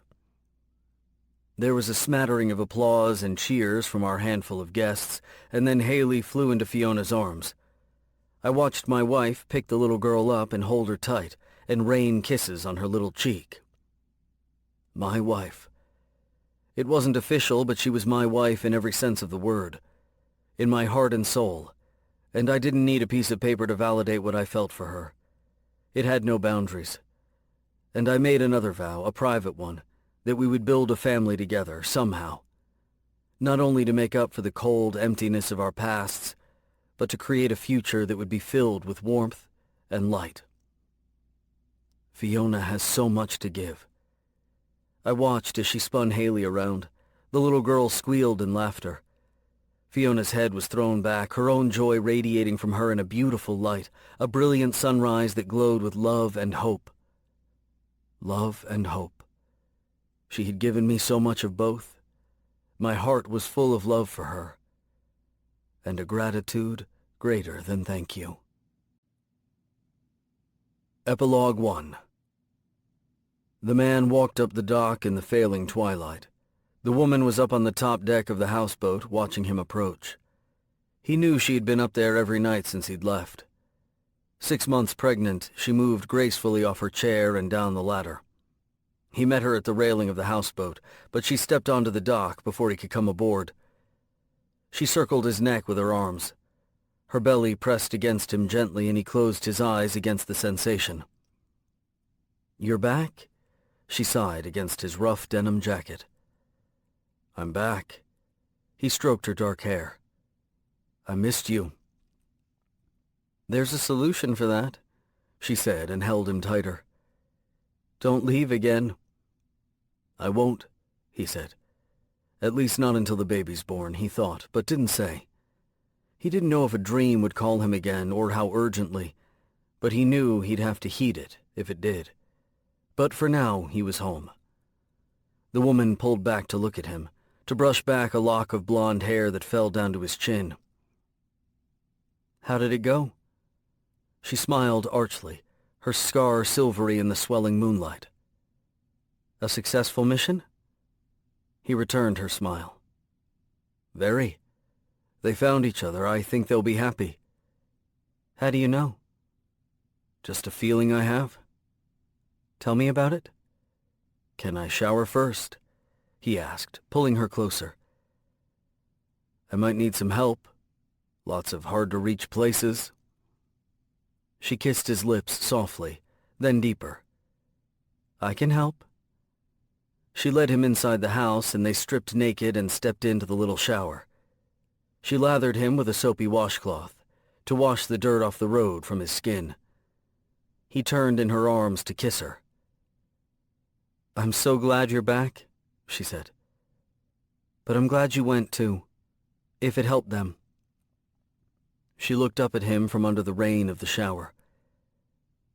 "Will they be as happy as we are?" The man looked down at his wife, his hand finding the swell of her belly and feeling the kick of his son beneath. "They will." Epilogue 2. 2 years later. Fiona. ¿Cuántos hay? I asked my class, pointing to the 10 sketches of cats on my board. Contemos. En inglés, I added. 25-year-olds in blue and white uniforms stared up at me with 20 pairs of dark eyes. And then 20 voices counted in unison as I pointed to each cat. 1, 2, 3, 4, 5, 6, 7, 8, 9, 10. Very good, I said. The bell rang and they scurried for their backpacks, some running to throw their little arms around me first. I watched them go, taking their sweet laughter with them, and leaving the schoolroom dim and quiet. After an hour of prep for the next day, I packed my bag and headed out of the school. I waved goodbye to some of the other teachers and jumped on my bicycle for the ride home. Our casita lay a mile outside of the village of San Josecito and over a bumpy path that led east, away from the blue waters of the Pacific, and deeper into the jungle along the Rio Uvita. The path branched off and I took the right fork to where our little 3-bedroom house, all warm wood, was tucked into the forest. I rode my bike to the small clearing in front that Nick called the driveway, then walked the bike through my garden, in between the long, low wooden boxes, one filled with flowers, another fruit, another herbs and vegetables. I leaned the bike against the side of the casita. Above, hummingbirds flitted over the feeders I had hung from the roof. The air smelled of green things, and beneath that, of bougainvillea and the faint salt of the ocean. Inside, the casita was wide open spaces, all the same warm wood that glowed gold at night when the lamps were lit. A plate of fruit was left out for me. I smiled and popped a grape into my mouth. The casita was quiet, which meant Nick had a client out back. I moved through the living room with its simple rattan furniture and brightly embroidered cushions and pillows we'd bought from local artisans. The walls were vibrant with Nick's work. His art, that was more than paint on a canvas, but life on display. I went out of the back door and took a path that was bordered by crotons and ferns to the small wooden structure at the edge of our property. Nick called it his shack. I called it his studio. There were only 2 walls, the rest left open to the jungle. I peeked around a corner. A tarp lay spread out over the entire small space, stained in 100 different places with bright drops of paint. Today, an older man from the village sat on the stool. Nick, barefoot in his jeans and a white undershirt, stood behind a large canvas, 3 or 4 oil pastels in his hand. A tray of 50 more sat on a table beside him. Nick was a restless painter. If his hand wasn't putting color to canvas, he was pacing behind it, then peeking around it to better see his subject. A sweet ache bloomed in my heart at today's portrait. Nick had painted the old man in a halo of brilliant yellow light, and laughing joyfully, his eyes full of life and his smile broad and easy. Subtly, light seeped through the cracks of the man's wrinkled skin, as if he were a source of light himself. His wispy white hair glowed. Around the edges of the yellow corona, Nick had painted a night sky, which I thought seemed at odds with his subject at first. But as I watched Nick, I saw him take a good long look at the old man, and then choose a gray oil pastel. He began to draw a moon at night, dashing it with white so that it looked silver and bright as it emerged from behind wispy clouds. The clouds blended flawlessly with the man's hair, so it looked as if the night sky was the man's dream. Tell me about your wife. Nick said as he painted. The man smiled, creating more wrinkles. I thought he must smile often and easily. Those lines were deep. She was, how you Americans say, una romantica. Oh yeah? Nick said. The moon was coming to life before my eyes. Nick painted fast, his hands sweeping and curving over the canvas, then moving in tighter for quick, expert brushes of his paint. See, the man said, romantic. Every night, she called to me. The moon is coming out, she'd say. Come share the moon. I bit the inside of my cheek. Nick finished the moon, and in a few sweeping strokes, had rendered a beach of smooth sand bathed in moonlight along the bottom of the canvas. She liked me to walk with her on the beach every night, the old man said, and I watched Nick paint footsteps in the sand, as if they were pressed there by the man's words as he spoke them. The old man chuckled. She liked to hold hands like we were young lovers instead of married 50 years. He looked at Nick. You're married? Yes, Nick said. You hold her hand every night, the man said. If you know what's good for you. Nick smiled, and he turned his head subtly in my direction for a quick second. I will. I grinned and retreated quietly to let them finish. The man would never know that the paint came before his words. He wouldn't see the canvas until it was done. And by then, he would believe that Nick painted only what he told him. It had started with me. Nick painted me to replace the portrait that had been lost in Savannah. I loved it as much as the first, but there were differences. The girl in this portrait was radiantly happy, and the pink around her was tinged with gold. One night, we asked some new friends we made in the village to come over for dinner. They saw the portrait, and one asked Nick to paint her. He did, quietly asking questions of her here and there in his low voice, like small talk, innocuous conversation you'd hear between a hairdresser and a client. The woman wept when she saw the finished product.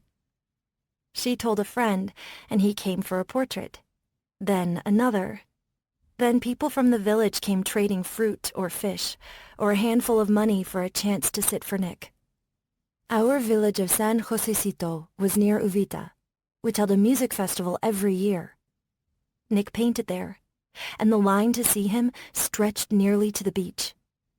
After that, people began to filter in from all over the world. Not in huge droves, but in manageable trickles, some willing to pay hundreds or thousands of dollars. One art critic called him the Marc Chagall of portraitists. But we needed to keep a low profile. Nick declined all press and interviews. and kept his fame at a level of local curiosity, something not to be missed if you were vacationing in Uvita. But the clients were steady. I think some suspected there was more going on in Nick's handshake that began every painting session. How could they not suspect? His paintings revealed who they were. "You see them," I told him after a client left in happy tears. "They feel seen." More than one told him that their portrait sessions were a kind of therapy, and when they saw the finished product, it felt as if a piece of themselves, or many pieces, had fallen into place. The irony is, that's how I feel, Nick told me. With every portrait I paint, I feel a piece of myself coming together. So many broken pieces shattered all over, and now I'm putting them back where they belong. It helps everyone. Your Ken helps. Evan told me that was the way to survive it. I just couldn't see how. He turned to me. It helps them, but it helps me too. Which is why it feels wrong sometimes to take their money. But Nick only took what they could afford to pay, what they felt was right. He wanted to do it for free, but it was important to his subjects that they give him something. And we had an adoption pending. Araceli was 18 months and currently living in an orphanage in a northern province. Our adoption agent, Sarah, told us we were in the final stages of adoption. The civil registry liked us. They liked Nick's painting and my teaching, how we were a part of the community and gave back to it, and lived among it, not off it like permanent tourists. In the casita, a ceiling fan turned above my head as I took down the photo of Araceli that was pinned to the wall above the sink. Dark curls framed her face, and large dark eyes peered at me. The process was slow. She wouldn't be ours for almost another year, if we were approved. We could wait. From the instant Sara showed me her photo, I knew we'd wait for her forever. Nick came in and poured himself a glass of orange juice from a glass pitcher on the counter. His fingers left smears of paint on the glass. "How did it go?" I asked. "Good," he said, though he looked distracted. "How was your day?" "Lovely," I said. "Same as the day before, and the day before that." He smiled faintly. "You okay?" I asked, brushing the hair from out of his eyes. "Fine," he said. He started to give me his customary handsome grin, but stopped, looking over my shoulder at something. "Nick?" He gave his head a shake. "Sorry," he said. "It's nothing. Probably just need a better night's sleep." I nodded. He'd been restless the last few nights, tossing and turning and talking to himself. "Tilapia for dinner?" he asked. "Sounds good," I said, and pulled him to me for a kiss. "I love you." He held my face in his hands, his brows knit together, as if he were suddenly perplexed by something. "I love you," he said. "So fucking much." I grinned. Un romantico. A laugh burst from him, and he smiled, the strange, distracted expression fading. "I'm going to shower and start the grill." That night we ate up on the flat roof of the casita, as we did every night the weather permitted. From there, the jungle was a sea of dark green swells that gave way to a golden beach and then a deep blue sea. Insects battered themselves against the old-fashioned lantern Nick had traded from a fisherman in the village. The lantern for a portrait. In the gold light, Nick's eyes met mine, and the distracted look flitted over his face for a moment, then was gone again. He got to his feet and held his hand to me. "Dance?" "I didn't bring up any music," I said, rising to my feet. "We have music," Nick said. I took his hand and he engulfed me in the protective circle of his arms. The insects buzzed and Nick's heartbeat kept time under my cheek as we turned a slow circle on the roof. All of Costa Rica spread before us. "Stay," he whispered. "Please stay." I lifted my head. "Hmm?" Nick's eyes, so blue in the amber light of the lamp, held mine, and then he kissed me, softly and sweetly, and then deeper. He kissed me until I was breathless. "Let's go to bed," he said. He made love to me that night in every sense of the phrase. I felt worshipped, my body singing under his hands and mouth. He left me humming with waves of ecstasy after. "I'm going to get some water," I said, starting to rise. "I'll get it," he said, gently pressing me back down. "Do you want anything else?" "I think the mangoes are ripe," I said, settling against the pillow. "Thank you." He brought me a glass of water and a plate of sliced mango. Nick fed the fruit to me, and I licked the juice from his fingers, until we were reaching for each other again.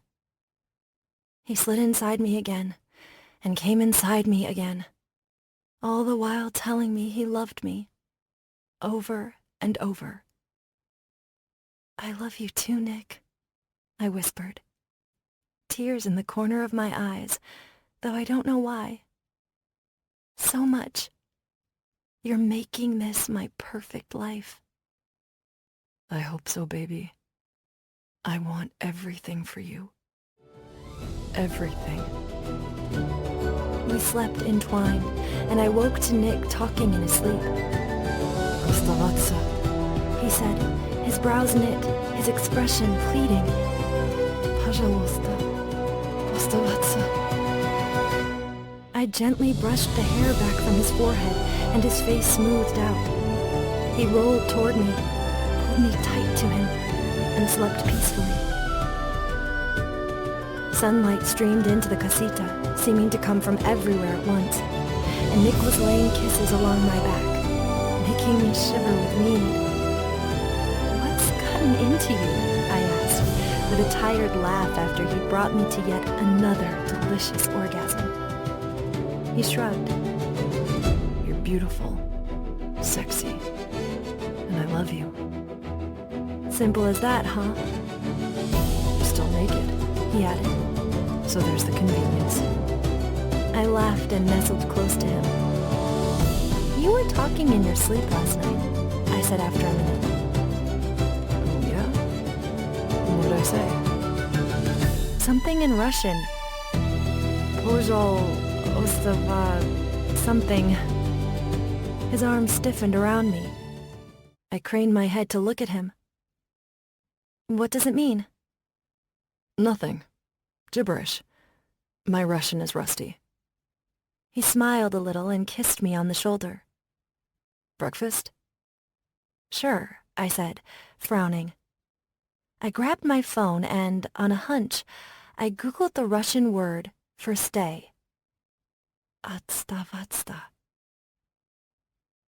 For the next few days, Nick wore the distracted look, but he never said the word stay again in either English or Russian. And if he murmured it in his sleep, I was already too deep under to hear it. 1 month later, I wrinkled my nose when Nick offered me a cube of pineapple he was cutting. "Ugh, no thanks," I said. "You love pineapple," he said. "I do," I said, "but right now I can't stand the thought." I cut my words off with a clapped hand to my mouth, my stomach roiling. I ran for the bathroom and just made it. Nick found me kneeling by the toilet, breathing hard and wiping my chin. "You okay, babe?" he asked slowly, as if straining to be casual. I nodded, and he helped me to stand. My hand was shaking, but so was his. I looked up at him. "Nick." "Lie down," he said, taking me to the couch. "Take it easy." "It's something I ate." I said, my voice tremulous. Last night, we had those tapas. Maybe they didn't agree with me. Nick said nothing. He'd had 2 plates of tapas and was fine.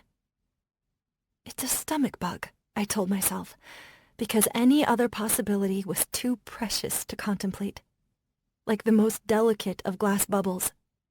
One touch, and it would shatter. But the next morning, and throughout the rest of the day, I threw up or felt like I was going to. After barely making it to the sink to expel the light lunch Nick had made for me, I reached my shaking hand to him and clutched his hard. "Nick," I whispered, imploring. "I'm late." "Not a lot, but a little. And I can smell everything, and I hate food that I normally love. And oh my God, I'm scared. I'm so scared." He held me tight and stroked my hair. "Don't be scared," he whispered. "Let's go find out for sure. And if you are..." "If I am," I said against his chest, my tears staining his shirt. "The chances of keeping it are almost nothing. Being pregnant at all is a miracle." My voice cracked and broke on pregnant, and I sobbed against my husband. Nick held me and pressed a kiss into my hair. "I know, baby. I know." We bypassed the home pregnancy test and went straight to the clinic, where a young doctor named Miguel Jimenez performed a blood test that confirmed I was 6 weeks pregnant. 10% chance, I whispered, Nick's hand in mine, as I sat on the table in a paper gown. I only had a 10% chance. We told Dr. Jimenez my situation, and he looked serious but hopeful. After a full exam and an ultrasound, he blew air out of his cheeks and shook his head. "I don't want to get your hopes up, but I have to be realistic here. With the amount of scarring on your uterus, I am not confident of a healthy implantation. I'm going to recommend you go home and rest. Perhaps not full bed rest, but as close to it as you can manage for now. Just be safe." My eyes locked with Nick's. 10%. Dr. Jimenez smiled warmly as he rose to leave. "Let us all hope for the best." I vowed to do more than that. Every hour, every minute, I would send a silent plea or prayer to God, or the gods, or the energies of the universe. Anything that might be listening. That I would keep this baby. That he would stay, I said.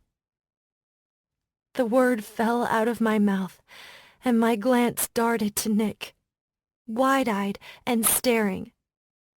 He said nothing, but took my hand and didn't let go.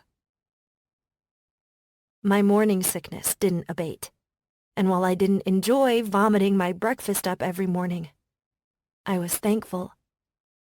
It meant I was still pregnant.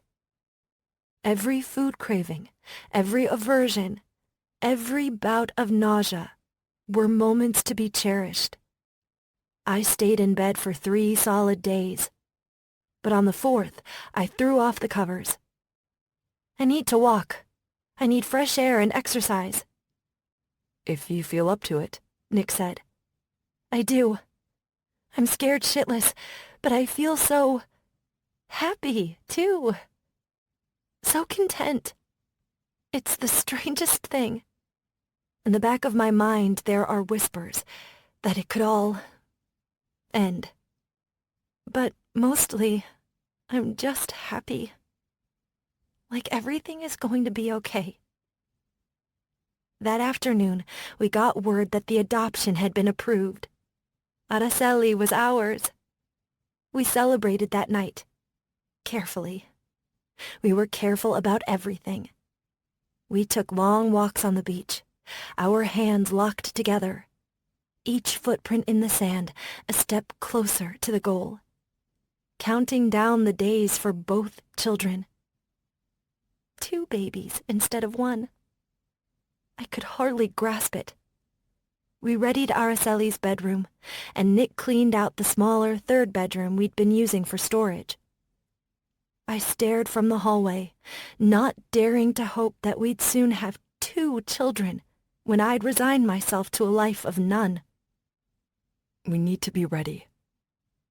I nodded, while inside it felt reckless to challenge fate.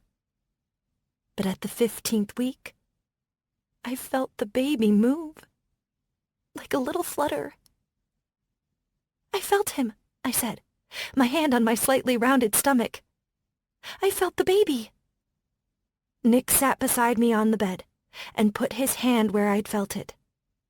There was nothing at first. And then Nick's eyes widened, a small, incredulous smile on his face. Love and hope. That's all we had. The 16th week came and went. Then the 20th. Flutters turned to outright kicks. Dr. Jimenez, pleasantly baffled, performed a sonogram in which he said everything looked normal. Would you like to know if it's a boy or a girl? He asked, a tinge of hesitation still coloring his voice. It's a boy, I said, looking to Nick. Isn't he? Nick nodded, but the doctor, intent on the ultrasound, thought I'd asked him. See, Dr. Jimenez said. Indeed, a boy. He stayed. I went into the labor the beginning of the 38th week. I relished the pain that began as a small twinge in the early morning and grew into a monstrous clench by the late afternoon. I relished the pain, the sweat, the squeeze of Nick's hand in mine. I wanted it all, to feel everything. Finally, as the twilight fell golden outside the window, our son was born. He came into the world crying, the hearty cry of a healthy newborn, perfect in every way. The nurse put him to my breast that was fuller and more round, just for him. He latched on immediately while Nick cut the cord. I noticed my husband's hand shaking a little. The nurse and the doctor left to give us time together. Nick sat beside me, looking at our son in my arms, with a heartbreaking expression of love and hope, and fear and doubt. Nick? He cleared his throat gruffly. What if he's like me? Tears sprung to my eyes.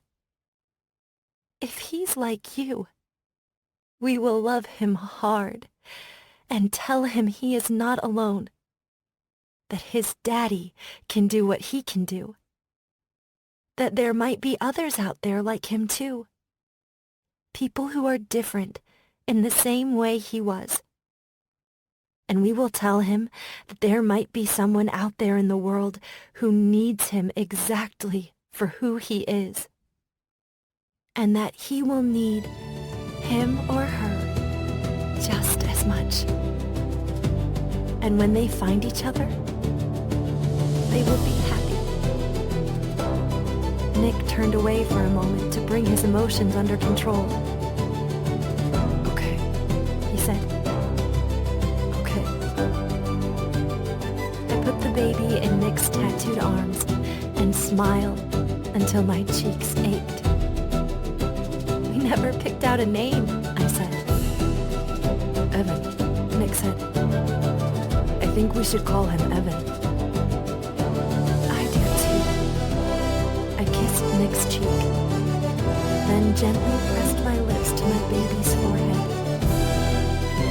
Evan Alexei Young. 6 weeks after we took our son home, Araceli arrived. Nick opened the door to Sara, our adoption agent, holding the little girl's hand. Araceli was 2 years old now, and she clutched a hand-woven stuffed rabbit, her eyes wide and dark. Our little girl came home. I stood, staring for a moment at this beautiful child. A second miracle standing right in front of me. Nick moved first and knelt in front of her. Hi, honey. Hi, she said, a little whisper. We've been teaching her English, Sarah said, to help her better adjust. Araceli cocked her head and reached out to touch the piercings in Nick's ear and down over his tattoos. In my mind, I saw Haley all over again. Only the old ache and longing wasn't there. Not this time. I moved to kneel down beside Nick. Hi, baby. I'm Fiona. I'd almost said, your mommy, but I thought it was better to take it slow. She reached out and touched my hair. Candy, she said. That's right, I said softly. Pink, like candy. Araceli's dark eyes went between us, and I could swear I felt her own little flicker of hope struggle to catch. Then the baby cried from his room, and Araceli's guarded face broke open in a smile. Bébé? Yes, Nick said. Want to see? Araceli bobbed her head. Nick and I exchanged hopeful glances with Sarah. I'll just wait here, she said, with a knowing smile. We took Araceli to the nursery. Evan was fussing as he always did right when he woke up. Araceli stood on tiptoe to see, then dropped her stuffed animal and held her arms up for Nick to be picked up. I covered my mouth with my hand as Nick lifted her and settled her on his hip, as if he'd been doing it for years. Araceli wrapped one arm around his neck, and together they leaned in to see the baby. See? He said, his eyes finding mine. That's your baby brother. Hermano bebé. I moved beside them, and Nick wrapped his free hand around my waist. Araceli beamed at Evan, and then at me, and with that smile, I felt the last piece of my life fall into place. My family. I have a family. It felt like a dream. I glanced up at Nikolai Young, who'd come into my life like a fiery storm of lust and passion, and became everything I'd ever wanted. I love you, I said, in front of our son, as he held our daughter. I love you, Nikolai. I knew Nick could see my love for him through the Ken. But thinking the words wasn't the same as speaking them out loud for him to hear. Like a book that's never read, the emotions are lost unless given weight and breath and voice. When I said the words, when I released them into the universe, he heard them spoken with intention, and not through some veil of mist or color or light. He smiled down at me, his handsome face wearing an expression of completeness, of peace that mirrored my own. We'd found our sunshine, and now we were free. This concludes Sugar and Gold by Emma Scott. Narrated by Joe Arden and Caitlin Kelly. Copyright 2017 by Emma Scott. This unabridged audiobook is published by arrangement with Emma Scott and was produced in the year 2017 by Tantor Media Incorporated, a division of Recorded Books, which holds the copyright thereto. Please visit tantor.com for more information on our growing library of unabridged audiobooks and to take advantage of special offers.